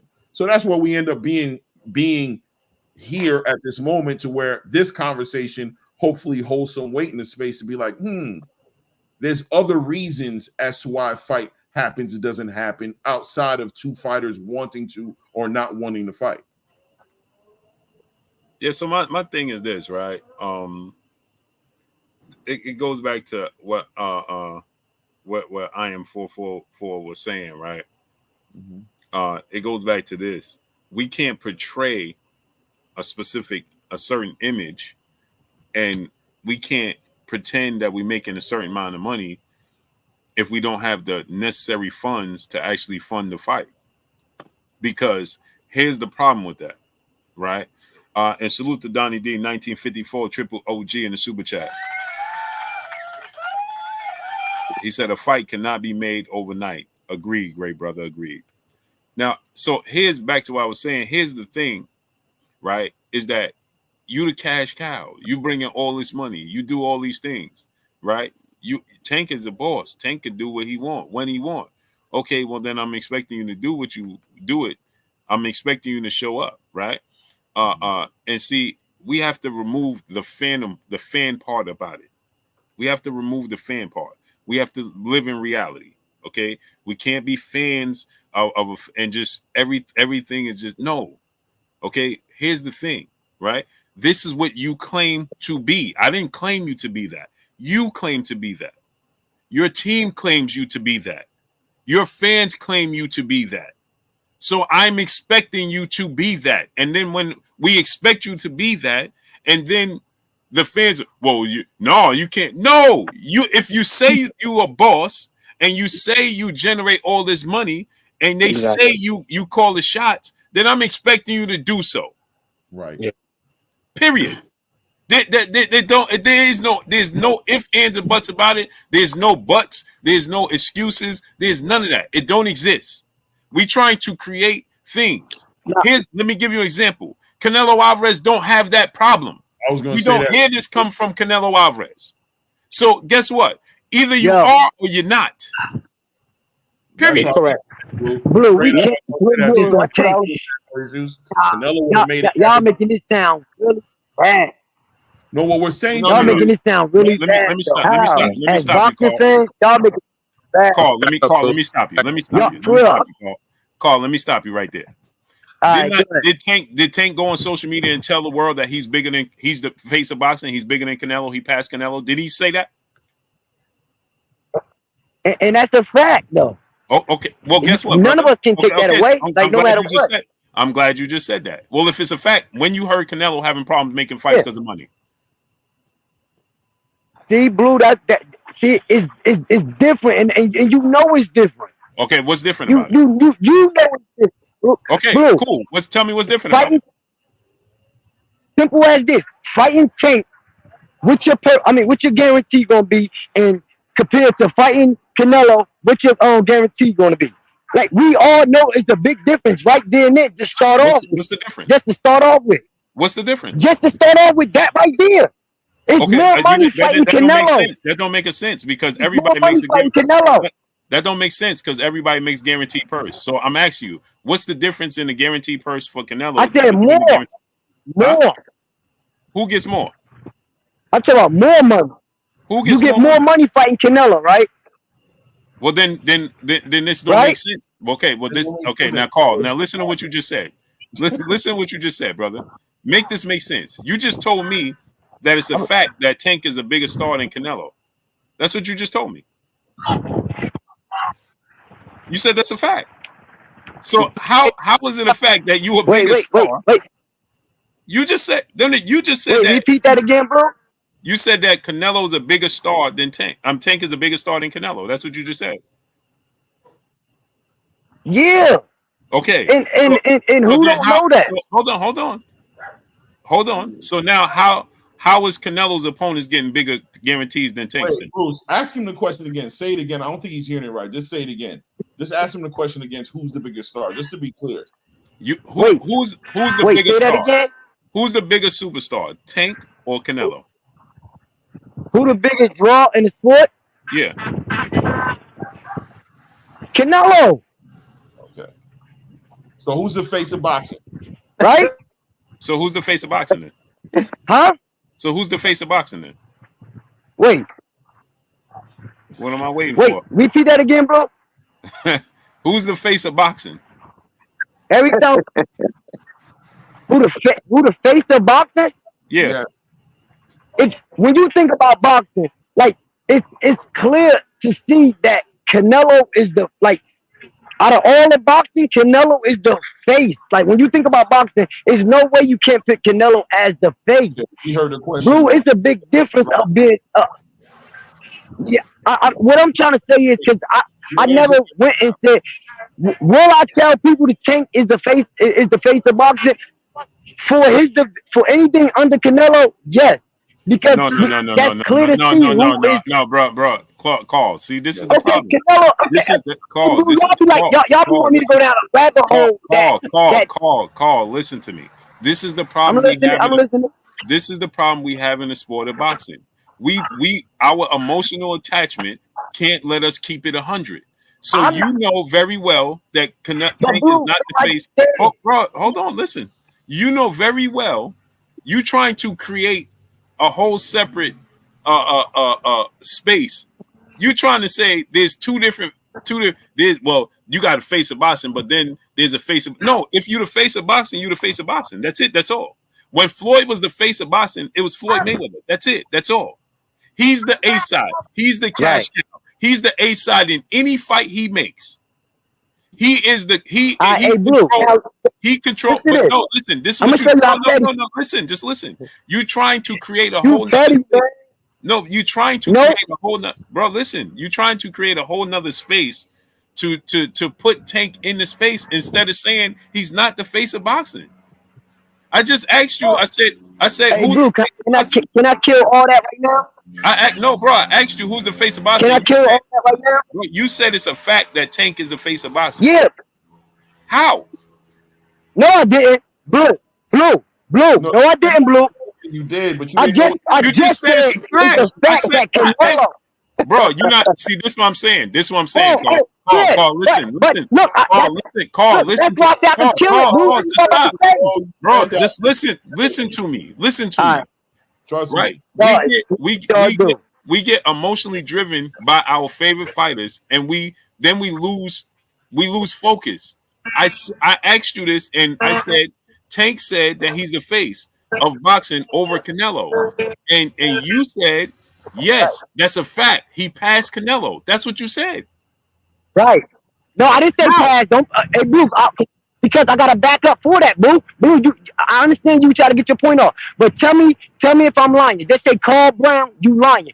Did Tank not say when they asked him, is you the face of boxing? Did Tank bust out of his mouth and said these specific words? Yeah, because Canelo on his way out. So yeah, you could call me the face of boxing. Basically saying that I'm behind Canelo. That's his exact words. No extra words, no nothing. Blue, that's exactly what he said. Well, And that's what I'm saying at. okay. Well, let me ask you a question. You ain't piggybacking up behind Okay. Canelo. Well, guess He what? said that in the media. Okay. Well, guess what? He lied, right? See? Now he lied for you. See? He lied because you say he lied. See, bro? I didn't say he said. You said. Listen to what you're saying, All bro. I'm saying is that that was Tank's exact words. Blue, Call. It doesn't matter, bro. You know it's bro. You trying to justify, bro? You cannot justify. Stop, Blue. First of all, bro. you You telling gotta Tank stop, that he's my favorite fighter. bro. You gotta stop. What You I'm gotta doing? stop, bro. You gotta stop. What am I doing? Listen to me, bro. Stop. You're trying because brother, there is no such thing. If Michael Jordan is the best NBA player, period, right? How you and LeBron James or Kobe Bryant? That's okay. Let me give you an example. Michael Jordan at 98, still the best player in the NBA, right? Kobe Bryant on his way up, right? Right. T-Mac on their way up. If somebody say, "Are you the best player in the NBA?" and they say, "Well, you can say that because Michael's on his way out." No, you can't say that. You're not the best player in the NBA. I just repeated what he said, though. That's all.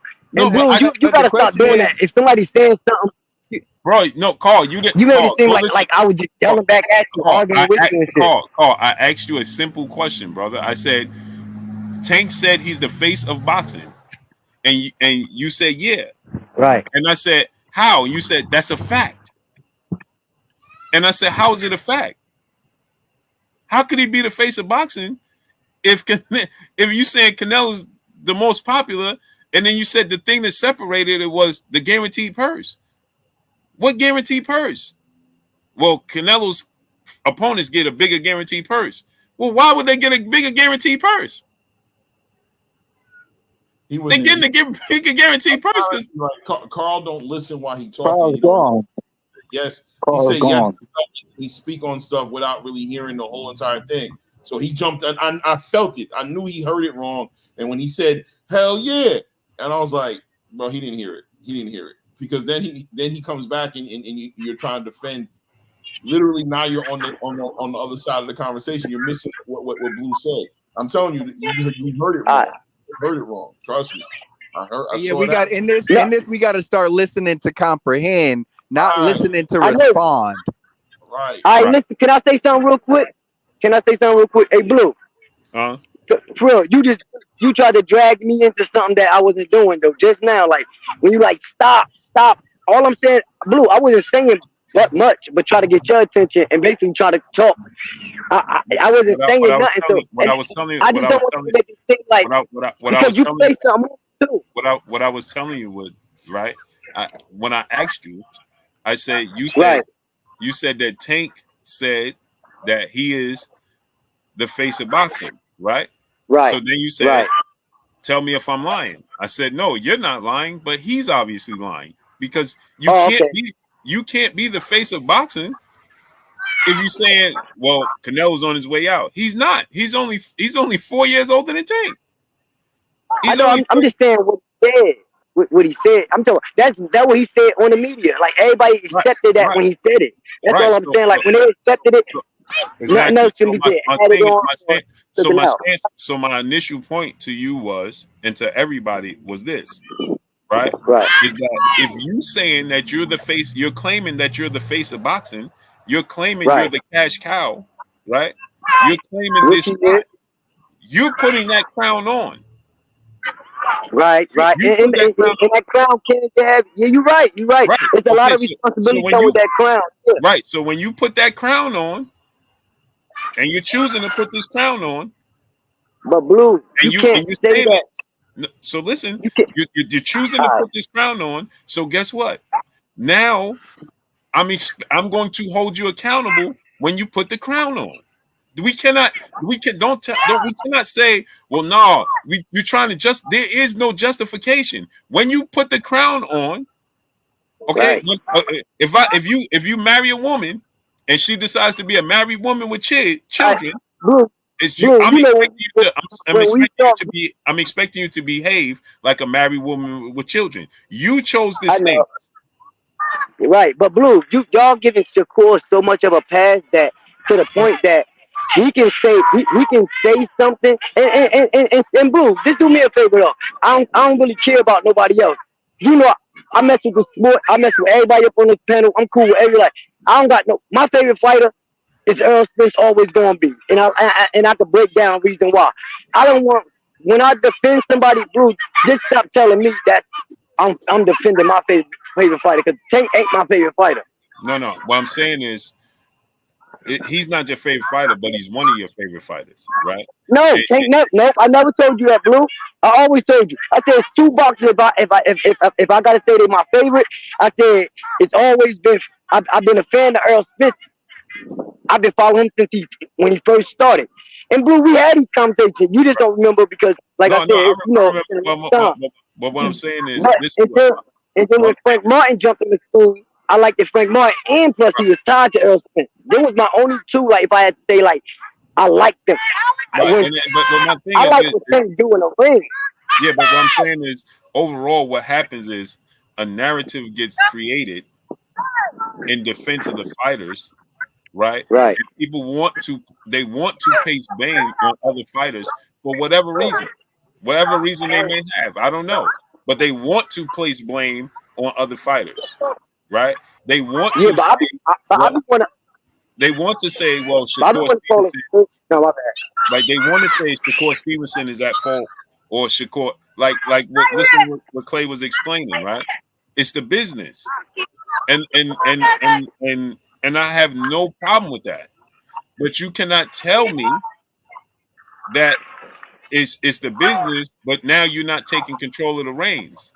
When you're not fighting this, okay, it's the business, but you can't say, well, but I'm gonna fight him, but I'm gonna fight him. Yeah, I believe it's the business. It's the same situation that we have examples.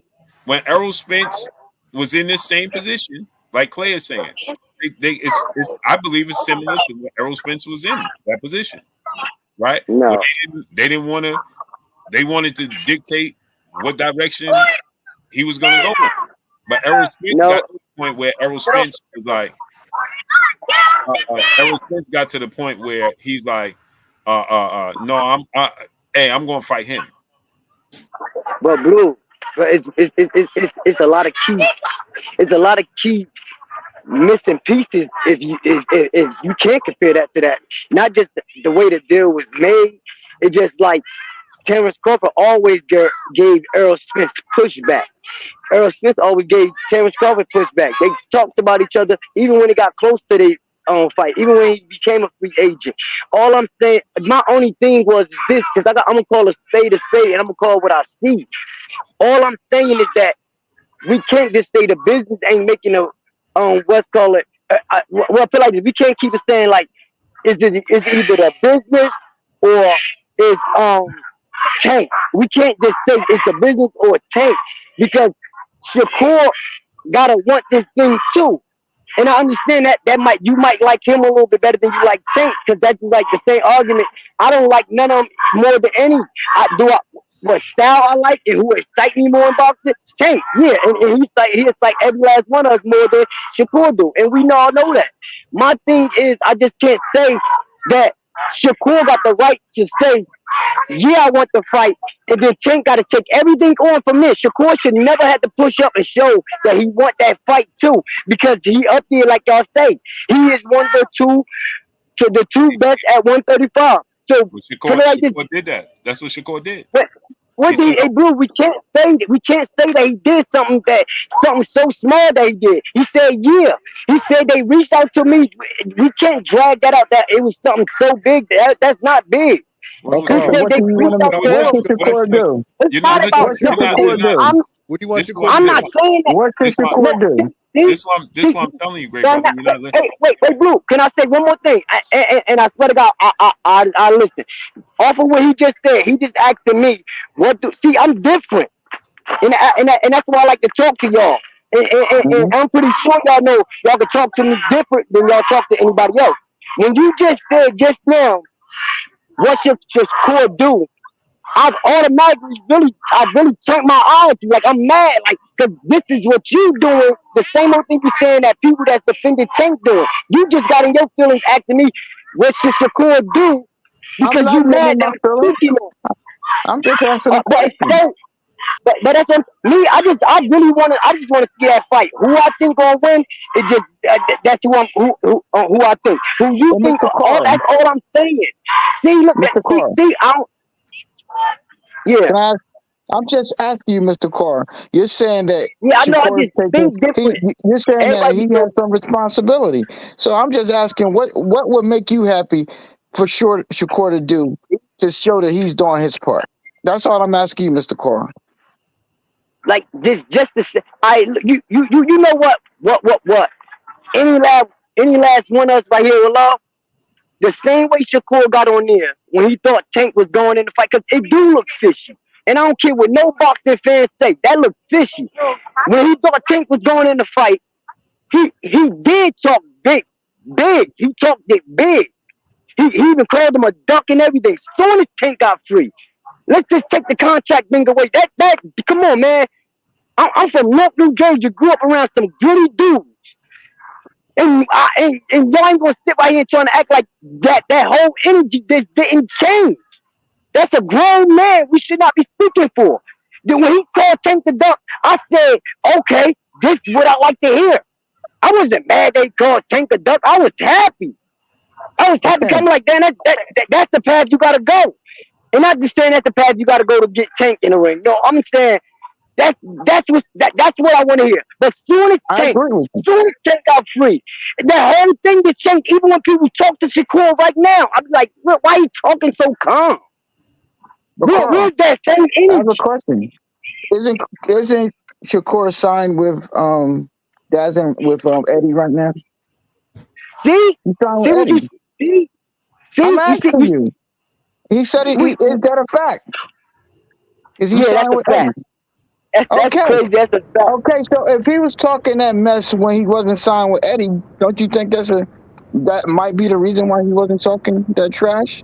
Because maybe But they did, maybe since he signed with Eddie, they did reach out. But how is he gonna fight Tank when he told him he's gonna fight him with himself? He don't need Eddie to make that fight. yeah, He look, signed remember with I Eddie said for two But so fights. then why go to Eddie though? That's look, my thing. look. Remember I said talk to me. All I'm saying is talk to me Uh-huh. like I don't talk to me like one of these casuals because Uh-huh. my pushback off of all that you just said that Yeah. it was less than 24 hours. That's That's the what I'm talking 24. about. It was less, yeah, because him and Shakur, Kenny Ellis, all them was on the live thing together. Right. The very next day we Uh-huh. heard Lomachenko backed out of the fight. So that's my problem.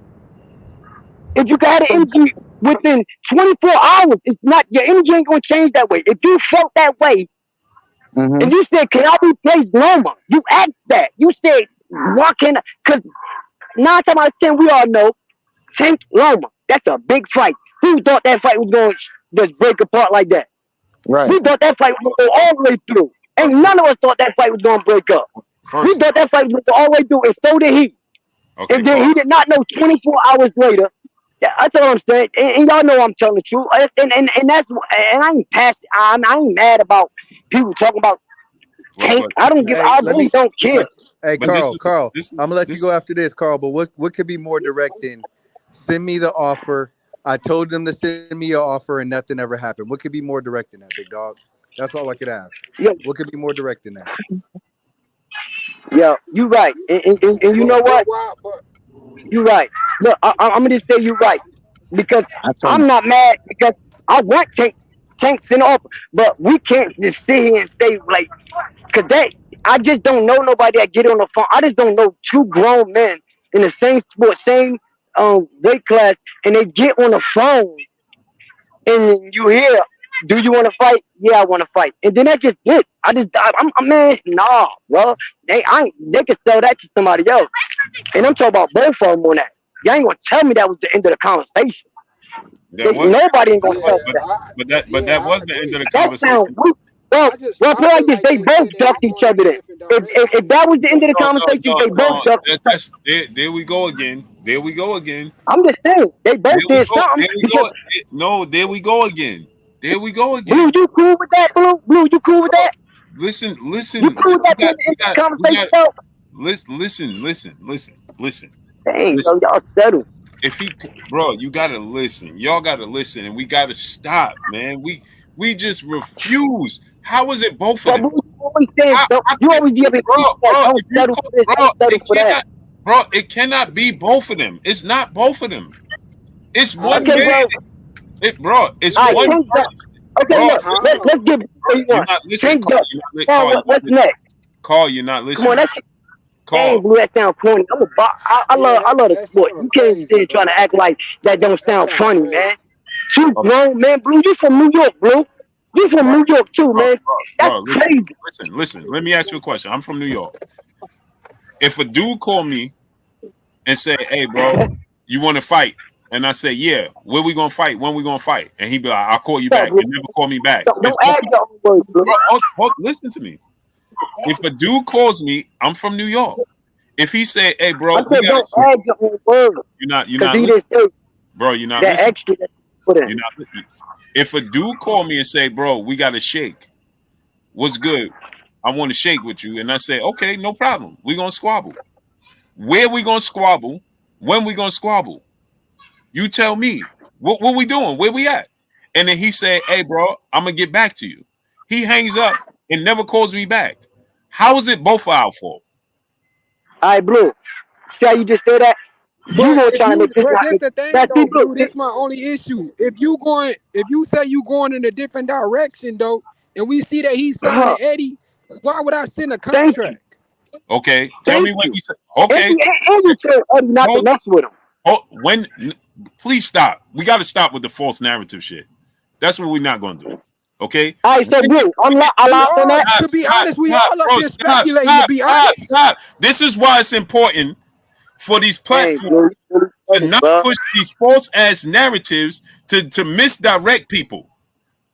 Okay, that's why it's very important. That's why I do What what was I the do, lie? because this is why this a false narrative be created in defense of a specific fighter because people are emotionally attached to a certain fighter. but Blue, we Okay, could Hey, say Blue, the I'm gonna same keep thing for Blue. you though, Blue. bro, bro. Hey, stop. Blue, He never Blue. bro, Cause stop, you only taking bro. one man. Huey, You bro. only taking one Huey, man's word in bro. consideration, bro. Yup, yup, Okay. yup. Please stop the nonsense. You is, Okay, bro. stop the nonsense.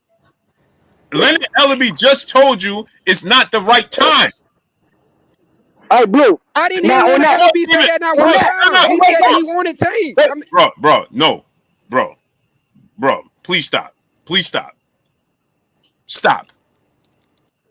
Shakur, he called contact Shakur. Tank is in position of power. He calls the man, see, shot. that's what we can't do that, bro.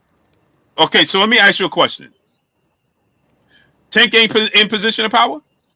Just yeah, and he that don't mean I'm just just like the gonna ask you a just question. like Just the yes, same shit bro. that Roman did. He that don't mean he can I'm make him just get gonna in the ask you ring. yes, bro. I'm asking you yes and no questions. Don't walk No, me we Hey, around not Blue, the can I ask no, you a don't because question? walk then me you gonna around the paint a bro, narrative doing bro. that. Don't walk me around the block because I already did my All exercise. right, I'm asking all right, you Blue, can yes, I answer bro. that? No, don't interrupt me. I'm asking I you said, can yes I and answer? no. Don't interrupt me. I'm asking you yes or no questions. Did Leonard Ellaby and Tank say they're in position of power? When Tank is ready to fight, he'll fight. Yes or no? Hey, Blue, can I answer that? Yes or no? But Go Yes ahead, or bro. Go no? ahead, yes or Carl. no? Go ahead. Yes, Go Yes or ahead, no? yes, Carl. Bro, don't yes, walk me around. I didn't ask for an explanation. I Blue, said, did Blue, they say who tells Tank to fight when who tells Tank when he can fight? Tell me that. Blue, you going with some crazy stuff, boy. Yeah, that's what I'm saying. That's why I'm not. I'm gonna let you answer. You I'm not. got No, we not doing that. you really one Bro, sided, this Blue. this is this is this And I is the thing. and, This is the thing that We and, no, not doing please that, my bro. stop, bump bro. I'm going to mute y'all now. I'm gonna mute y'all now.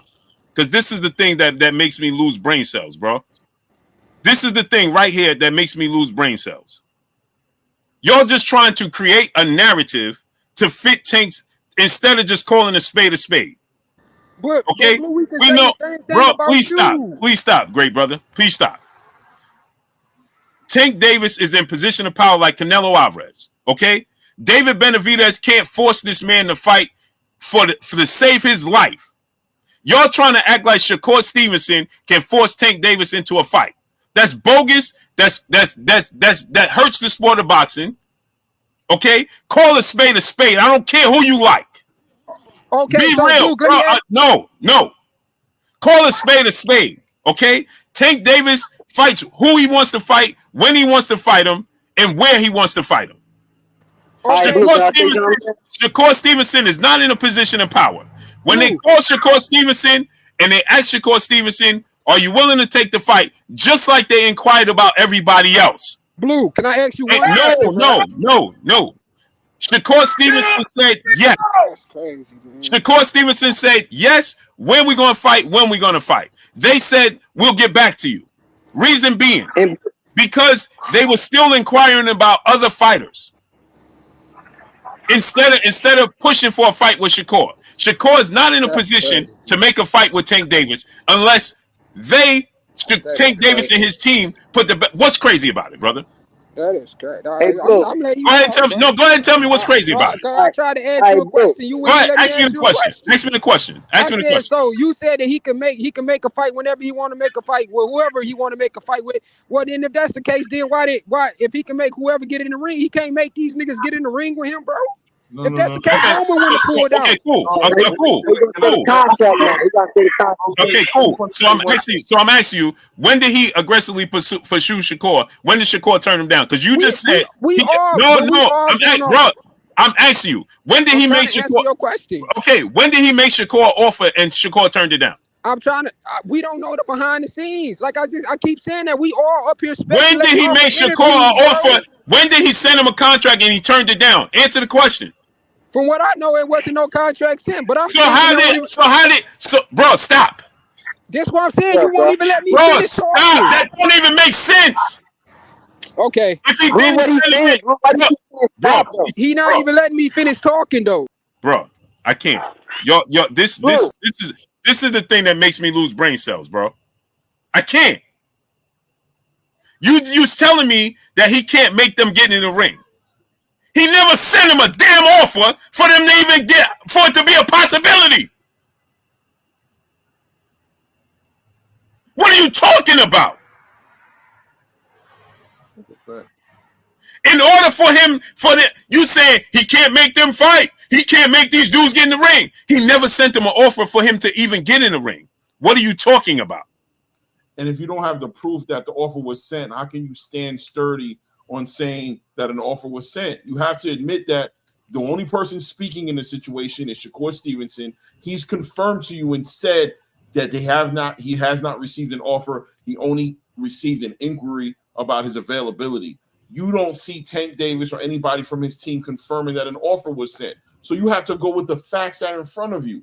If this is going to be proven to be another way, you have to demand that Tank Davis's team communicate as to whether an offer was sent or not. And then when you compound that with the facts that Leonard Ellaby said that it's not the right timing for the fight, you have to also put that in perspective. You can't just deny the facts that are on the table and make the one piece of speculation that you have, which is Tank hasn't confirmed whether he sent an offer or not, understanding that he's not even the one sending the offer. Let's be real, to be Leonard Ellaby and to be the PBC that would do it, right? But you can't put that little piece on it and turn that into you taking one man's word. We're not. There's a whole lot of facts on the table that proves that Shakur Stevenson is not lying, that he's keeping it 100 about what happened. There was an open line of communication.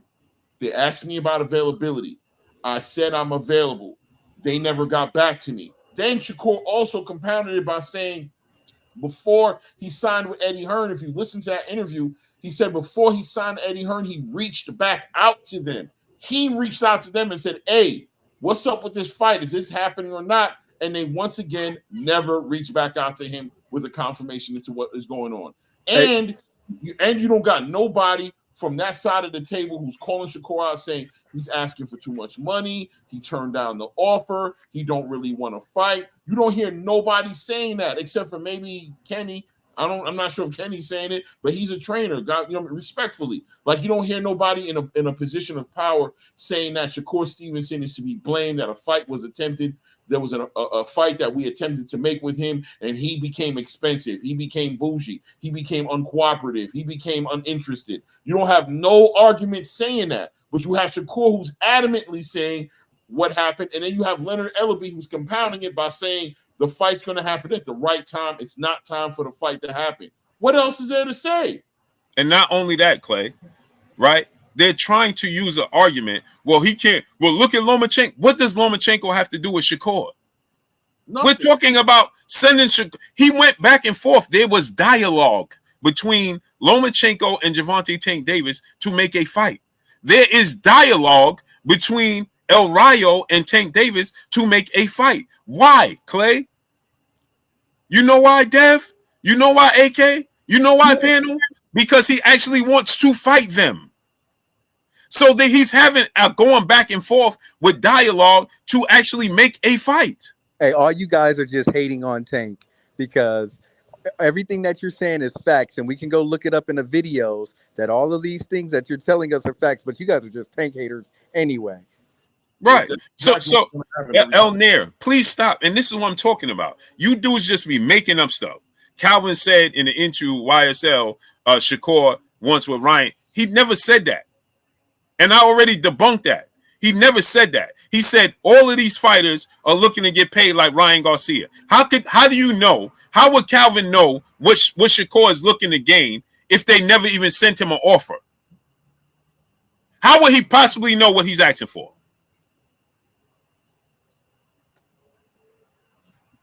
We don't even stop to even use common sense. Never engaged in the back and forth. You just ask me if I'm available, but now you know what I'm asking for. I declined the fight, even though we didn't talk about anything outside of me being available. And then I waited almost 2 months for you to get back to me before I make my decision to sign somewhere.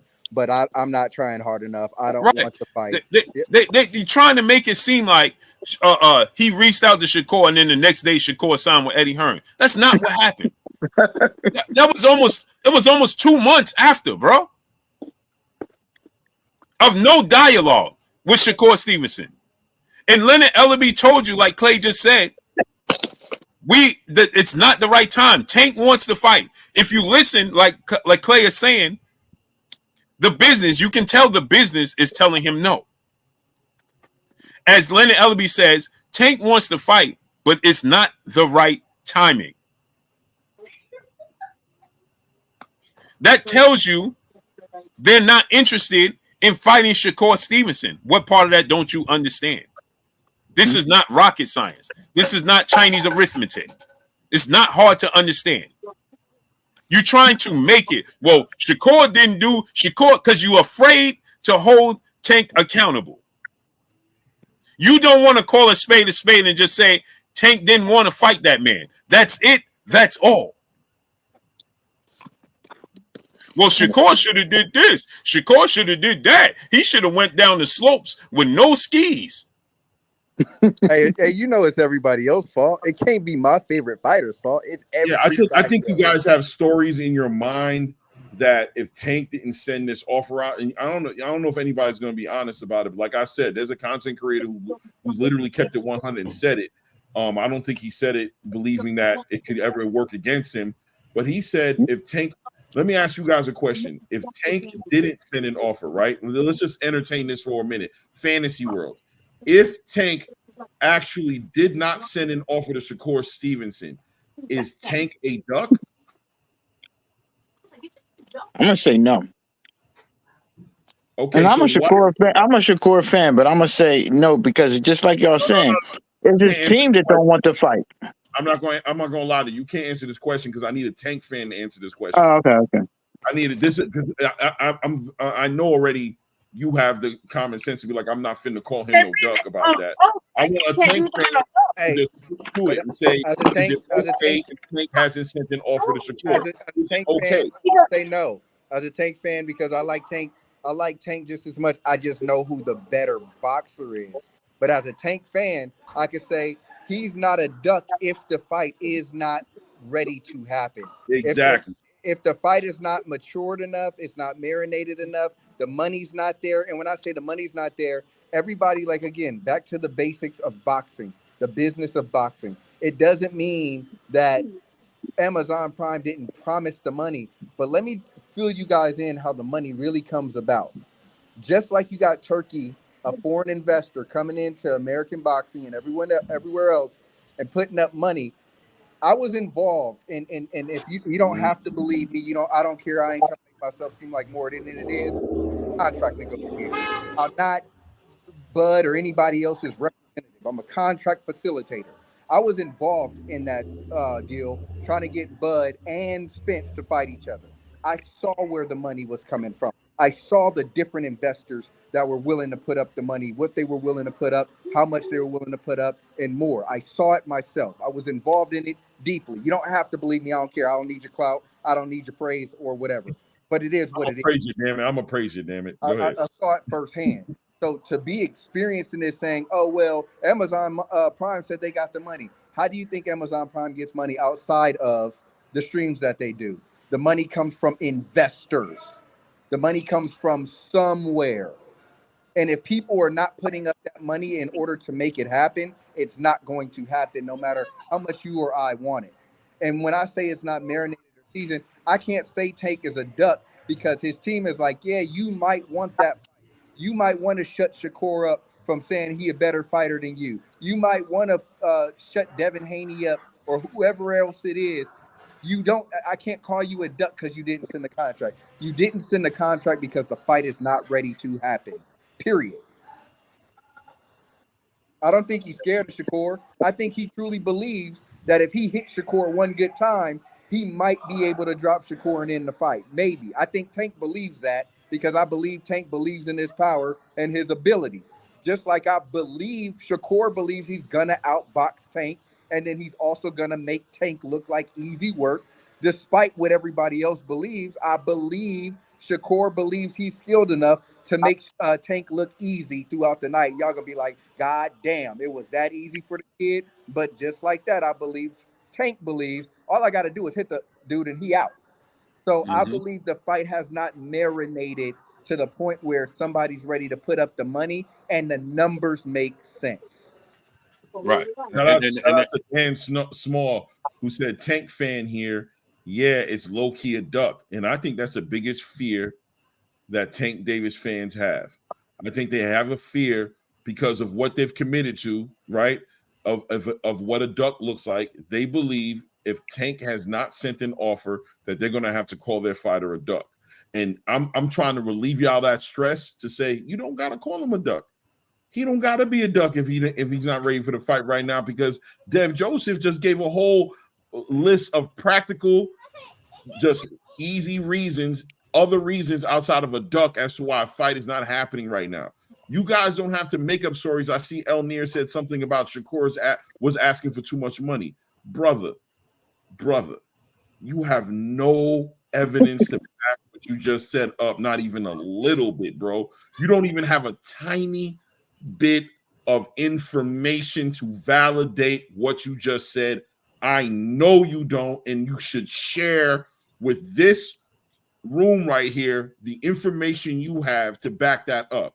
We reach too far to prove these points, and the fact that we have to reach that far is the issue within itself. When you have so many facts directly in front of you, legitimately verified facts in front of you, instead of working with that, you'd rather go into La La Land and entertain stories of Shakur pricing himself out of fights now, running to Eddie Hearn to not fight Tank, being responsible for putting the offer out to Tank.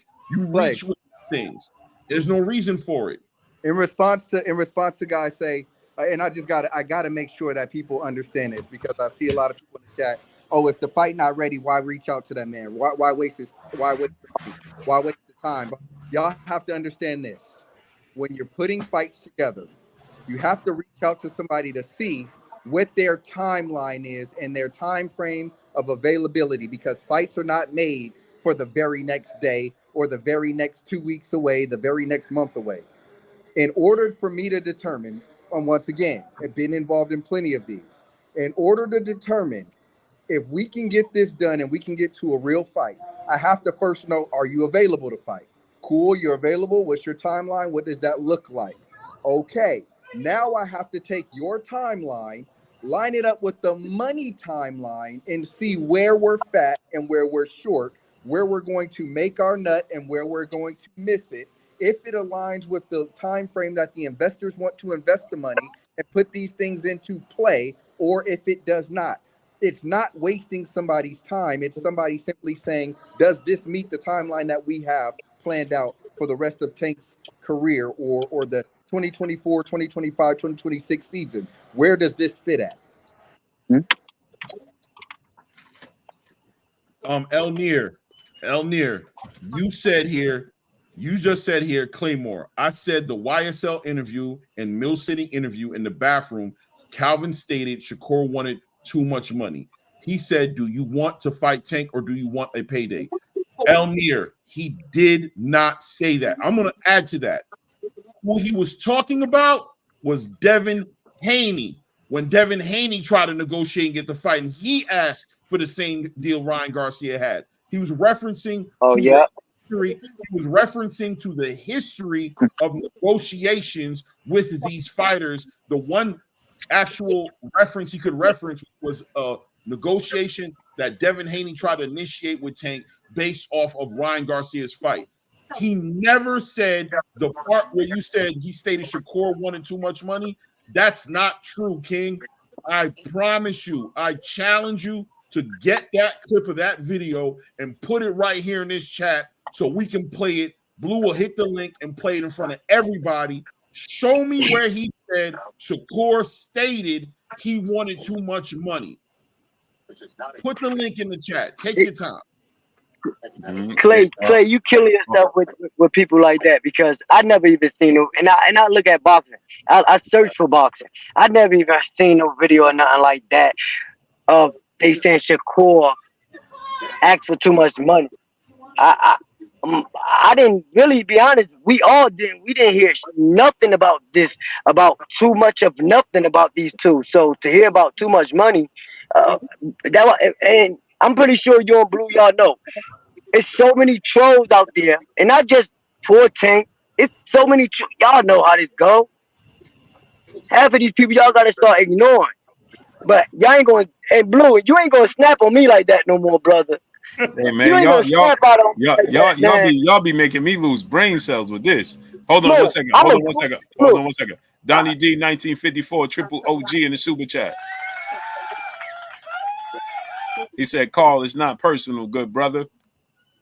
Salute to JoJo Boxing in the super chat, dropping that cinco on us in the super chat. Appreciate the truth. Yes, sir.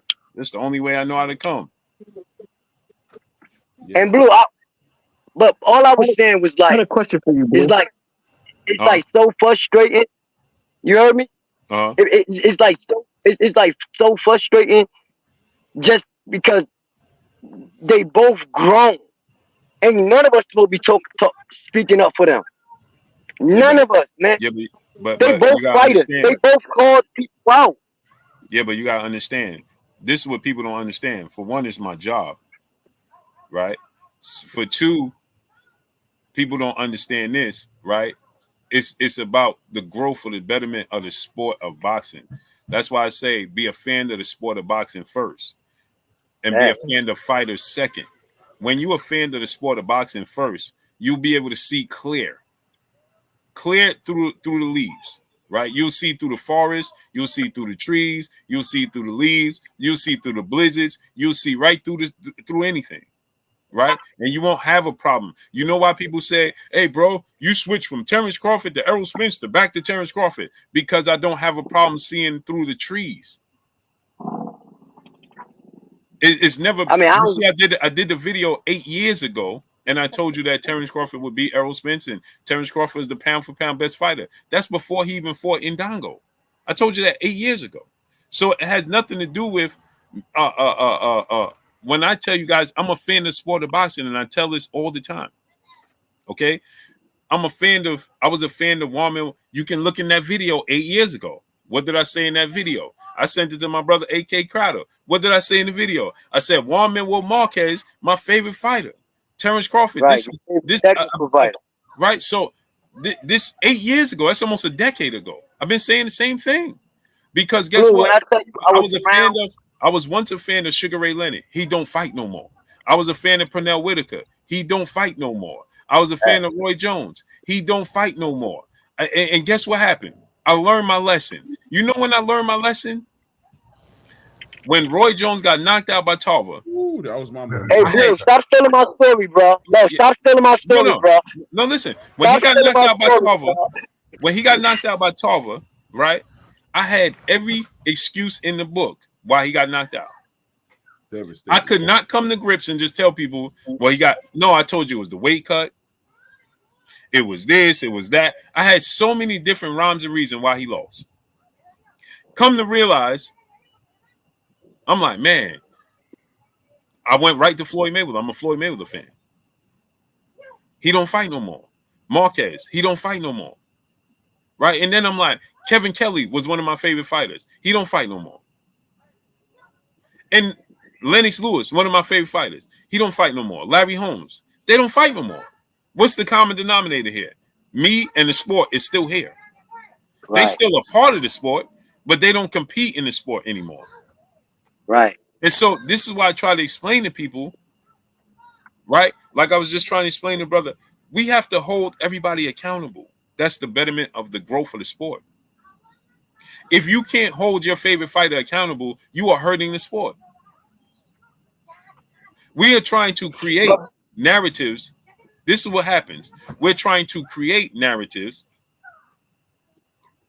to justify a specific fighter because we want to say, well, Tank is a dog. He a beast. Ain't no way he did this. Well, he did.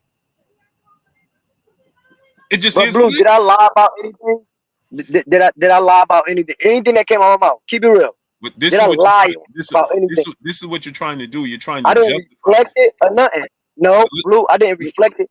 Yo, this is what you're trying to. This is the deflection right here. You're trying to say it's both of their fault instead of just saying it's Tank's fault. But Blue, I said that in one sequence of our conversation. I brought that up because we should never say it's Shakur's fault because it's never his fault. I know. That's like saying this, right? In the DV case, right? A man is just allegedly whooping on his woman. Well, it's both of their fault because she shouldn't have stayed. What are we talking about? Blue, you can't match that story up with that. I'm just saying, because that's what we're saying. We're trying to correlate. We're trying to say that Shakur Stevenson is at fault because he didn't say this. It's one person in position of power, right? That's like saying you getting fired from a job is both of y'all fault. No, bro, you have a boss, you have a manager, right? Blue, you consider Tank the face of boxing? No, I said Canelo's the face. He's one of the faces. He's not the face. Oh, but I'm because I do want to use your words against you because you just off of what you just said just now. You said it can't. First of all, you said it can't be two. I tried that earlier. Like you killed me on that. You said it can't be two. So I said, okay, if it can't be two, then it got to be Canelo. And that was my exact words, right? When you just said that Tank, I don't get how Tank got so much power over Shakur. If he put everything under Canelo, it's just fighters, right? Or big names, or I just want to know when do you say Tank had the power like Canelo, and when do you say don't? No, this is what you said. You said Tank. I'm asking though. I'm not yelling at you. I know. You said Tank is the face of boxing, and you said facts. No. Right? And but then we fixed that. What I'm saying is, in the overall, right? If you he's one of the popular faces. He's not the face, right? To give you an example, in other sports, right? Is Patrick Mahomes? He's the best quarterback in the NFL. Does that mean there's not other quarterbacks that's great? No, there's other quarterbacks that's great. But They're just not on his level, right? CJ Stroud you is the see the best pool. quarterback in the league, by the way. CJ Stroud will be the best quarterback in the league going forward for the next Yeah, But 10 years. but And I what? can see that. but you see the pool. Cameron You see the Tillis, pool that Beckham Mahomes Cameron had. Tillis, you just came here. You just completely lied. And you got to go. Go Blue. put it, Hey, Jackie. You see Blue, the by the pool way, that Patrick. Blue, Huh? by the way, before you got into it again with Carl, Terrence Best Videos said he had a question for you, and then you just got right back into it. So I wanted to make sure you acknowledge his question that he had for you. Oh yeah. What did he say? He Oh No, no, didn't. I'm right here, Blue. He never I'm started right it. here. Oh, Oh, Yeah, go ahead. oh, Go ahead. Go ahead. Go ahead. yeah, my question is, Blue. You being like ingratiated in the sport, I was wondering. So when they're at the negotiating table, and you have promoters saying, yeah, my fighter did this many pay-per-views, and it's been my problem is that the companies that would be um on the line, if you will, if they tell a lie, they don't report numbers. We know that. We know Fox don't report. We know Showtime really never reported numbers, and they can't lie about the numbers. But mhm. but everyone's telling me that at the table when they're negotiating, oh, they have the real numbers there at the tables. Did they have the Fox numbers? They have the Showtime numbers, and they know for sure what those numbers are. I was just wondering, do you know personally when they go to those tables that they're privy to the actual numbers from the company itself that's reporting those pay-per-view numbers at that point? Yeah, when you bring two, like if it's a joint situation, that's why they don't like to have joint situations. Where, to give you an example, if you bring Top Rank in it with the PBC, then everybody has to be honest, because now I can see into your books and you can see into mine, right? But if I keep it in house, the fighters don't see everything. You can hide it from the fighters. That's why, hence the reason why fighters get taken advantage of, right? But when you involve cross promotion, because you have two major entities, to give you an example, when we brought Showtime and HBO together for Mike Tyson and Lennox Lewis, right? Now the truth is going to be revealed. Now, neither one of them going to reveal it to us and the public, but they know now what each other does and does not do, right? And so now you got to be realistic when you come to the negotiation tables for specific fights. They don't want to open their books up to people, right? Because now, to give you an example, if the reason why, let's say PBC don't want to do a Tank fight with Eddie Hearn, because now Eddie Hearn is going to see the actual numbers that Tank does, Right. right? And so now Eddie Hearn being somebody, now I'm not disrespecting Eddie Hearn, not saying he's not a good businessman, but I'm saying Eddie Hearn talks, right? Hearn be pillow talking, don't he? Right. And so now if Eddie Hearn is, you okay, for instance, when we did the Terence Crawford Avanesian fight, right? Right. We happened to use the same production team that Showtime uses. And that team made privy to us pay-per-view numbers in the past. You understand?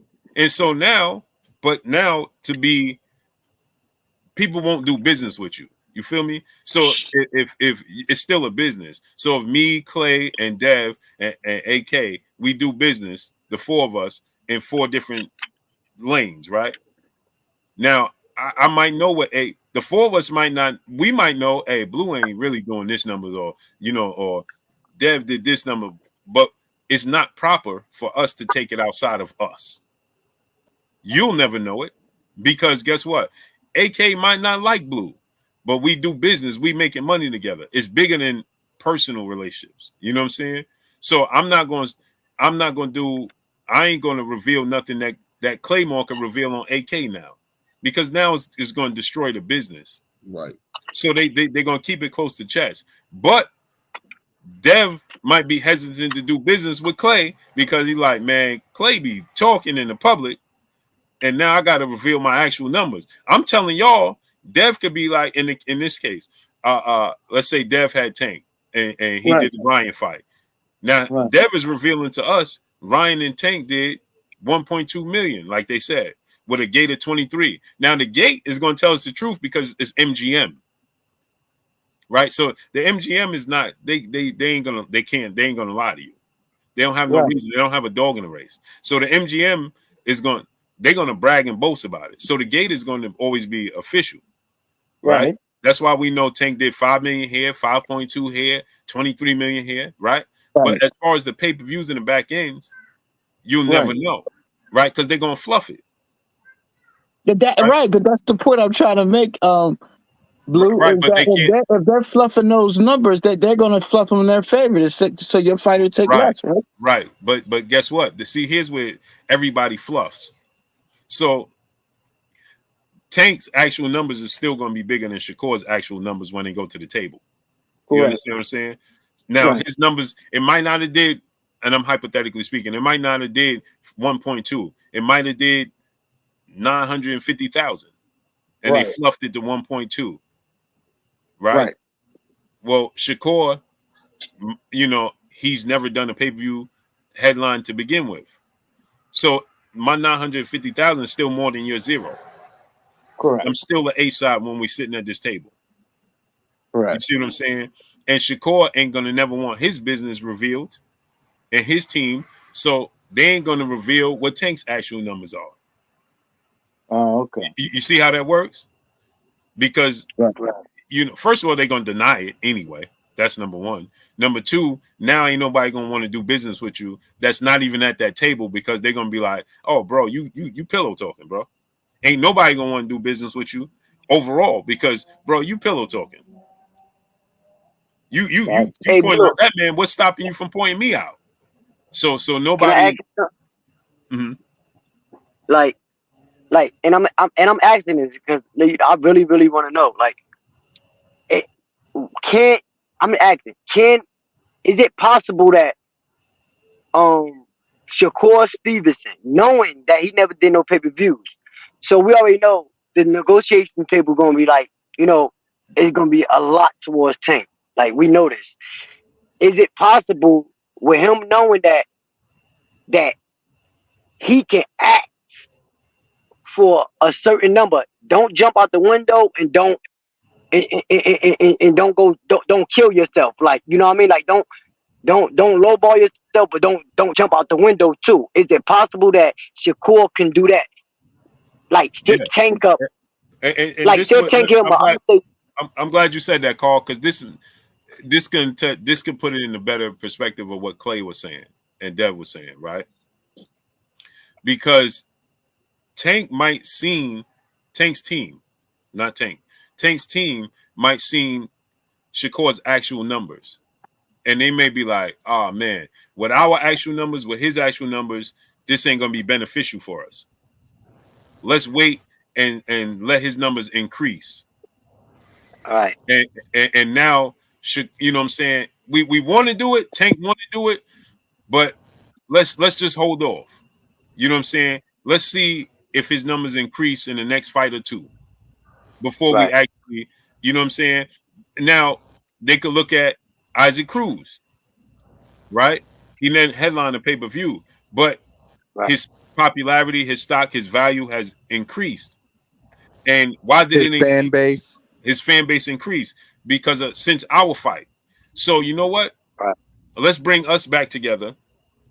Let's see. His actual numbers has increased. Ours increased. Let's bring us together and let's hold off on the Shakur fight until his actual numbers increase a little more.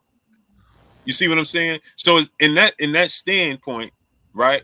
It's not now you 1000% right, Carl Brown, when you say, hey, it's both sides, because maybe now in this point that they can contact, and I'm hypothetically speaking, right? They contact Jay Prince, and Jay Prince is like, hey, you know what?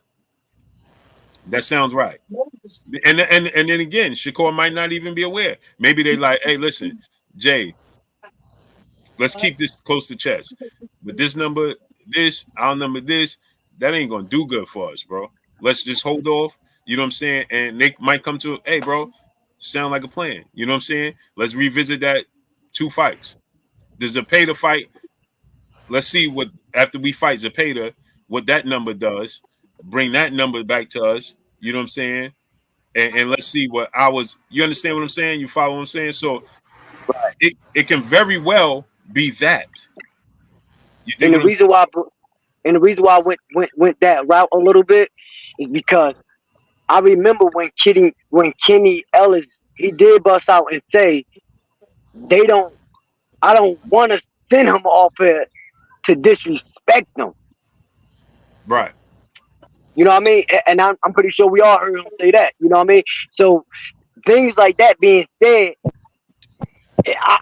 me personally, I'm feeling like he's saying it like I want to work with Shakur, but we got nothing to go off because he got no pay per views, and then I don't want to send him something that's probably bigger than his.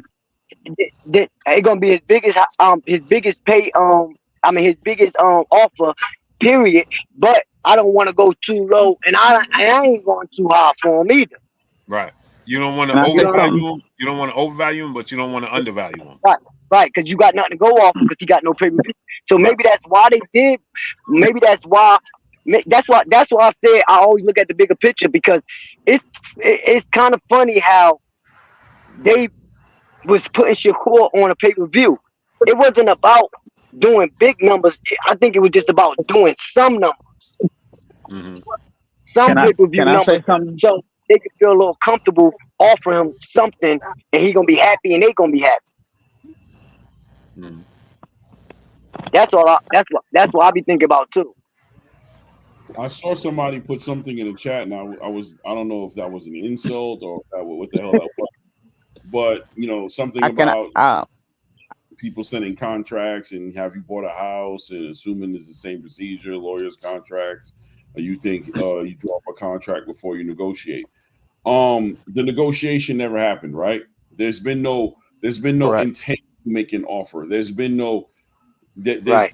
negotiation that you're talking about doesn't exist. You know what I mean? Now I won't get into like responding to the you guys are idiots thing, you know what I mean, and giving you the attention you're probably looking for by saying that. Yeah. But I'm gonna I say like that to respond to Carl. yeah, Go ahead.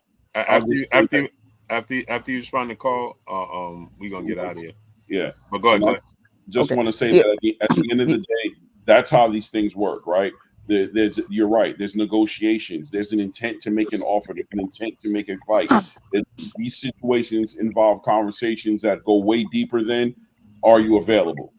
Because I know you guys would love to take the "Are you available?" as the end all be all to Tank Davis's team on making a fight, but there's more to that. There's a whole nother part of it that hasn't been done yet or initiating. That's just not going to hold enough weight. The whole entire negotiation, contracts, buying houses, like yeah.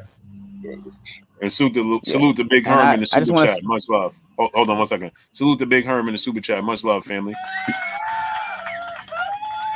He said, "Is Shakur not worth it now? Cause money or threat? Both." Yeah, both. Of course, both. I mean, Yeah. from what we see. So I want to say something real quick. Mm-hmm. So to what the brother Carl was saying, and I know you in the blue. So my perspective on this thing is that I think that I like this whole element of value, marination, increased value before I give you at this idea that there's no money in 50-50 fights. There's no money in seeing the fighter fight, repeat each other, fight, rematch each other 3 times. I would love to see Shakur and Gervonta Davis fight now because we can get multiple fights out of it, especially if we think that these two individuals are everything that we think they are. So we're in an era where it's almost like we don't even get the privilege of even being able to see great fighters go back at it, 2 or 3 Yo, I'm times. listening, But but I'm about to mute myself. go ahead. Yeah. So, for me, I agree with Claymore. I agree with you, Blue. At the end of the day, when I look at fighting, I look at it very basic, and I feel like at this whole boxing kind of atmosphere makes us forget about the fundamentals when we're just in living as men in neighborhoods and in a competitive environment. The end of the day, man, if somebody's better than you and somebody wants to challenge you, you have the moment to challenge or not. And that's just the end. That's just what it is. And I believe, regardless of whatever Shakur's record is, track record financially, I believe it'll be the perfect mix and the perfect financial mix, putting them two together. And we'll probably see things that, that was super because we're getting back to just seeing the putting 50-50 fights going to be lucrative again, and not this whole drawing out processes and time. People are getting older, man. We want to see people fight, and I just feel like the corporate aspect of boxing is just destroying that by the second. You know what I mean? And we have to rely on these type of things, whereas we have to speculate about numbers, and nobody really knows the numbers. That's my personal opinion. I think propaganda exists. I think that anything there, remove the numbers. You're breaking up bad, great brother. Who's your guy? And hey, great brother, my bad. That's all. I mean, I catch you on the next one. Yeah, I catch you on the next stream. No problem. Salute, 44. Okay. Jay Lynn, peace of blessings, queen. Yeah, no, you know what I'm saying? It's just again, like back to what you was just saying, great brother. I agree with that, because if you look back in the days, this is the difference. This is why the Mexican fight fans appreciate the relationship between Mexican fight fans and their fighters is different than ours. Reason being, they give it to us no diddy early. You know what I'm saying? We ain't got to go through all. We had Marquez and Barrera. They all fought more than once. Barrera, Morales, Marquez, Pacquiao. The four of them fought way more than once. Mm-hmm. All of them. Morales and Barrera fought 3 times. Marquez and Barrera fought. No, Marquez and Morales, right? Or Barrera. They fought like 3 times. Pacquiao and Marquez fought 4 times. Pacquiao and Morales fought 3 times. Pacquiao and Barrera fought twice. We can't get one. That's the difference. That's why they're fight fans, and that's why the relationship between the fighters, those fighters, and those fight fans is completely different. Because the fighters appreciate the fans, and the fans appreciate the fighters. Hey, We on the flip side of that, right? We can't. Because the difference is we throw our fighters away when they lose. Do you think that Mayweather and his O is responsible for most black fighters not wanting to face each other because they're afraid to lose their O? Absolutely. And you know what's funny about that is when I told that to Keith Thurman. I don't know if y'all remember when I interviewed Keith Thurman when he was going to fight Danny Garcia, right? And I asked Keith Thurman, and AK wrote it on the card. Yo, when I asked Keith Thurman when he's going to fight Danny Garcia, I said, man, why you not fighting Errol Spence? Oh, it's going to come. So I said, okay, well, if that's the case, no, I said, would you fight Errol Spence? He said, yeah, we'll come, right? This was before he fought Danny Garcia. And then I asked him, I said this, right? I said, okay. I said, Keith, do you think that Floyd's approach, okay, do you think Floyd's approach and mindset, I'll take it when I leave. Do you think Floyd's approach and mindset is the reason why it hurts the sport? And he said he got offended. Come on, Blue. You know boxing. You watch boxing. It's on tape just like the Errol Spence thing. We in Gleason's gym in Brooklyn. You know boxing. Come on, Blue. You know better than that. Come on, you. How could you, if you bring hundreds of millions of dollars, how could you hurt the sport? He missed the point, what I was trying to say. My point in what I was trying to say is Floyd put so much emphasis, and this is what happens. And people misunderstand Floyd's approach. People adopted the wrong thing. Floyd got to that point. He didn't start off like that. He got off to that point because he was being ducked by everybody. So then once he got in a position of power and he called the shots, he was then like, no, now you're gonna fight on my terms. He was salty. You know what I'm saying? Now you're gonna fight on my terms. And people started to dislike him so much that he started to say, you know what? Your favorite fighter, I ain't never gonna lose. Now you ain't gonna see me lose. He can't beat me. He can't beat me. It became a thing of a chip on his shoulder. It wasn't who he really was in the beginning. He wanted to fight any and everybody. He didn't care if he won or lost. He was a dog. But once he kept being frozen out by Oscar, Shane Mosley, Prince Nassim Hamed, Acelina Freitas, even Diego Corrales, the late great, wasn't trying to fight him. Diego Corrales got frustrated with all the Floyd Mayweather talk, and he got to the point where he was like, man, why y'all talking about this dude, Floyd Mayweather? Make the fight happen. He got frustrated. And he was like, man, put me in the ring with this dude. Y'all keep talking about this dude like he put me in the ring with him.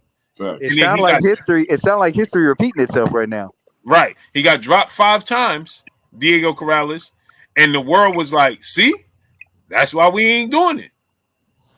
It just justified it. Cotto, remember Cotto?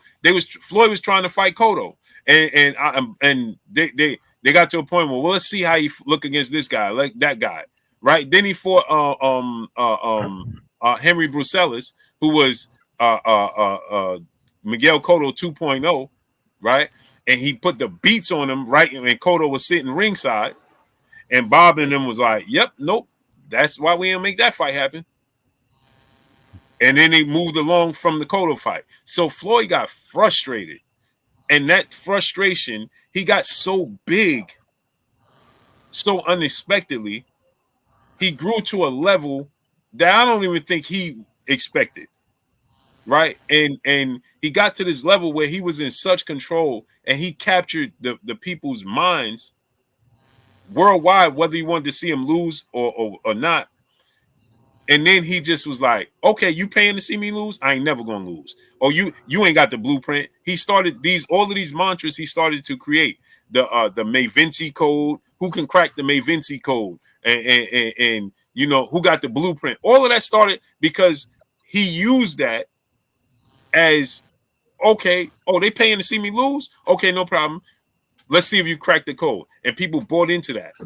You understand? And so now fighters today, they want to be Money Mayweather, and they ain't even get to the pretty boy stage yet. They ain't even go through the pretty boy stage yet, but they all want to be Money Mayweather, right? And this cat came back. Get out of here. Go. Stop feeding the strays, Blue. No, I don't know, bro. It's weird because I got hella dogs. Go. I got hella dogs. This cat, he just creeped right up to my leg right now. You would think my dogs would be. You don't know that she plugged in with the dogs already. Her and the dogs already on the same page about how it's gonna be. So when you look at it from that standpoint, you understand what I'm saying? That's the thing that Jalen said he's a boxing fan. In fact, she came right up to my leg, like, and only reason I seen her because black and white. But so today's time, right? Everybody wants to and because of the black fight fans, right? Because of that Mayweather era, black fight fans, we ain't throw our fighters away when they lost in the past. Sugar Ray Leonard lost to Duran. We couldn't wait to see the rematch. Tommy Hearns lost to Sugar Ray Leonard. We couldn't wait to see Tommy Hearns and Marvin Hagler. You know what I'm saying? We didn't throw them away. But that mantra, that thing that Floyd Mayweather created, I got to you take it from me. You know what I'm saying? You could take this from me. That became a thing. And then he started chasing, it started being promoters chasing the Rocky Marciano 49-0 record. You know what I'm saying? It became a thing. And so now the young fighters, they know, you look at Tank, and I'm using Tank as an example. But what Tank say? He didn't even know who Marvin Hagler was. How could that be possible, bro? But that's today's era. And I've come accustomed to that because there's things I ask my kids. I just asked my son something, and he was like, nah. And I'm like, huh? Bro, you don't know? Oh, Bart Simpson. I asked my son, because they come out the Simpson movie. So I asked my son, I'm like, man, that's Bart Simpson. He's like, who's that? I'm like, huh? You don't know who Bart Simpson is? And he like, no. And I'm like, bro, what? You know what I'm saying? Like, that was so wild to me. You know what I mean? But I guess today's era with social media and cell phones and all these different devices, and you know, they watching TikTok and so many different things, like, you know, it's gone. So what we take for granted is gone. So today's time, it has now become the thing. Like when Floyd did it, we understood us on this panel. We watched Floyd. We know it was just a transition. You know, we took it. It was just entertainment. Let's see if he could lose. But now, today's time, it's a way of living. You know what I'm saying? It was a treat for us. Now it's a way of living. You know what I'm saying? Like, bro, what? Now nobody wants to lose. And when Pretty Boy Floyd became Money Mayweather, a lot of people don't realize that that was also around the time that Floyd Mayweather started to understand the business behind boxing and entertainment, and that he knew that what do you call it? That persona would net him money to make sure he took care of his family beyond boxing. Because guess what? Remember, he understood. Oh, they have a love-hate relationship with the bad guy. Oh, they do, because the bad guy in the past, when it was Marvin Hagler, he was not liked. The beloved was Sugar Ray Leonard. You know what I'm saying? So, but Floyd understood. Oh, with this paper, this new way of sports, of boxing, they're gonna pay to see the bad guy lose. And they're gonna pay even more money because they dislike me so much that they can't stop watching me. But they just gotta see me lose.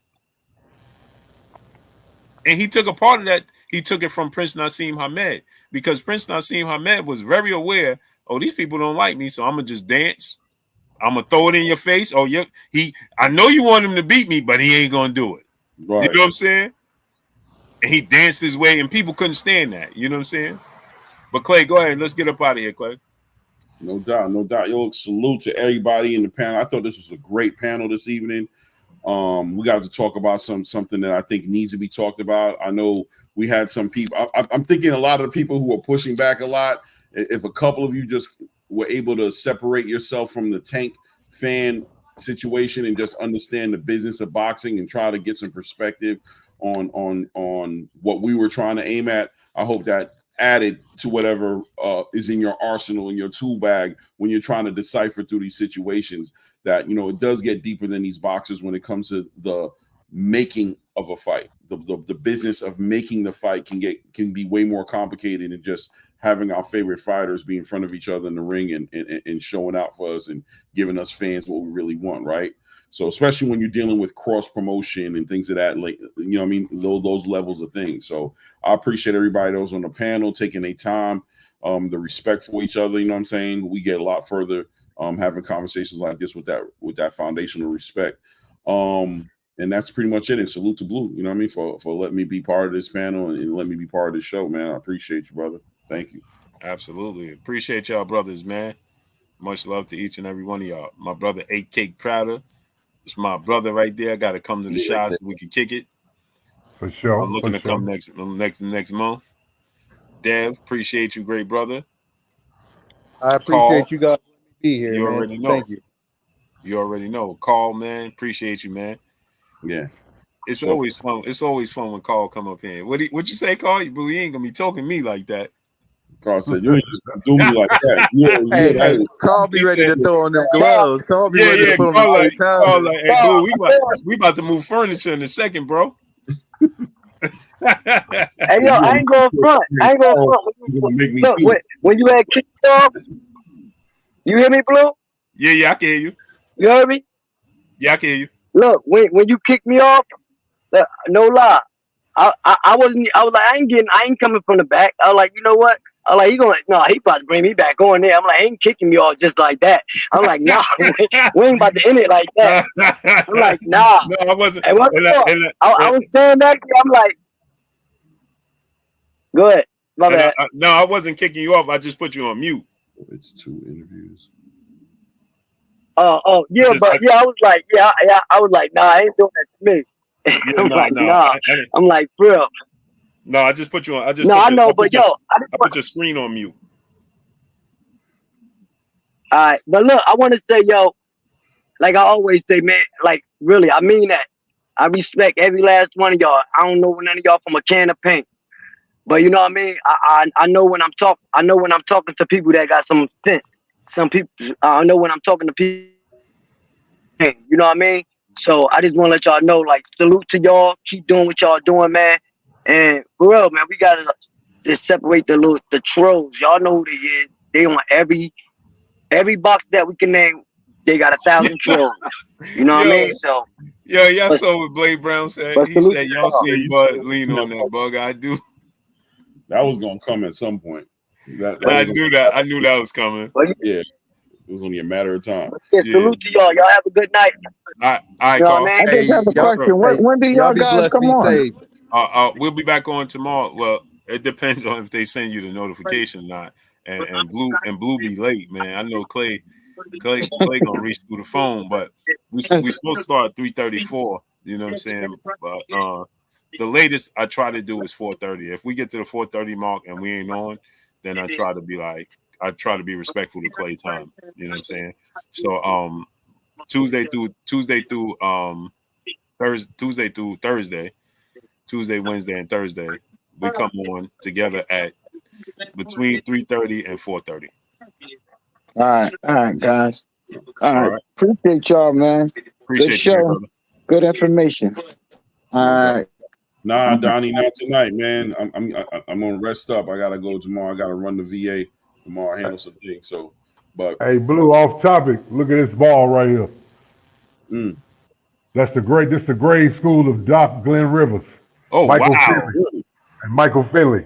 You know, I went to school Wow. with Mike, but that's the basketball. Doc Rivers signed it right there. Oh wow. Yeah. That's legendary right there. Yes, sir. Yes, sir. Hey, here That's you go. That's all facts. all facts. Blessings to you, bro, Clay. Justice. Love Yes, y'all, sir. man. Love I y'all. I see y'all on the next one, baby. yes, sir. See you tomorrow, great brother. Yes, sir. All right. blew another one in the bank, man. Another one in, That's man. it. That's it, great brother. It's I getting ain't better even and better. hey, what we Clay, we said 7:30. It It's don't matter to me. 9:00. I'm having a good time, bro. Like I Yeah. appreciate being up here and being able to build, man. I Today got was a good one, though, man. Today wasn't a bad one, man. It was a good yeah. one. I gotta take my granddaughter home. My Oh, wife came out, she like, that's who you need to answer to. That's who you playing with right yeah, now. my wife came out, she like 9:00. Yeah. No doubt, man. I appreciate you, First. man. Salute to No all you doubt. guys, man. Sub Appreciate you. to the channel. Hit the link. We Yes, out. sir. Hit the link. Y'all already know what it is. It's your boy Blue Blood Sports TV. Hate, like, comment, and subscribe. You haven't subscribed, hit the subscribe button, hit the like button, hit the bell icon to get all the new notifications. Follow me on Instagram at Blue Blood Sports TV, all one word. So what we got for y'all, we gone. Peace.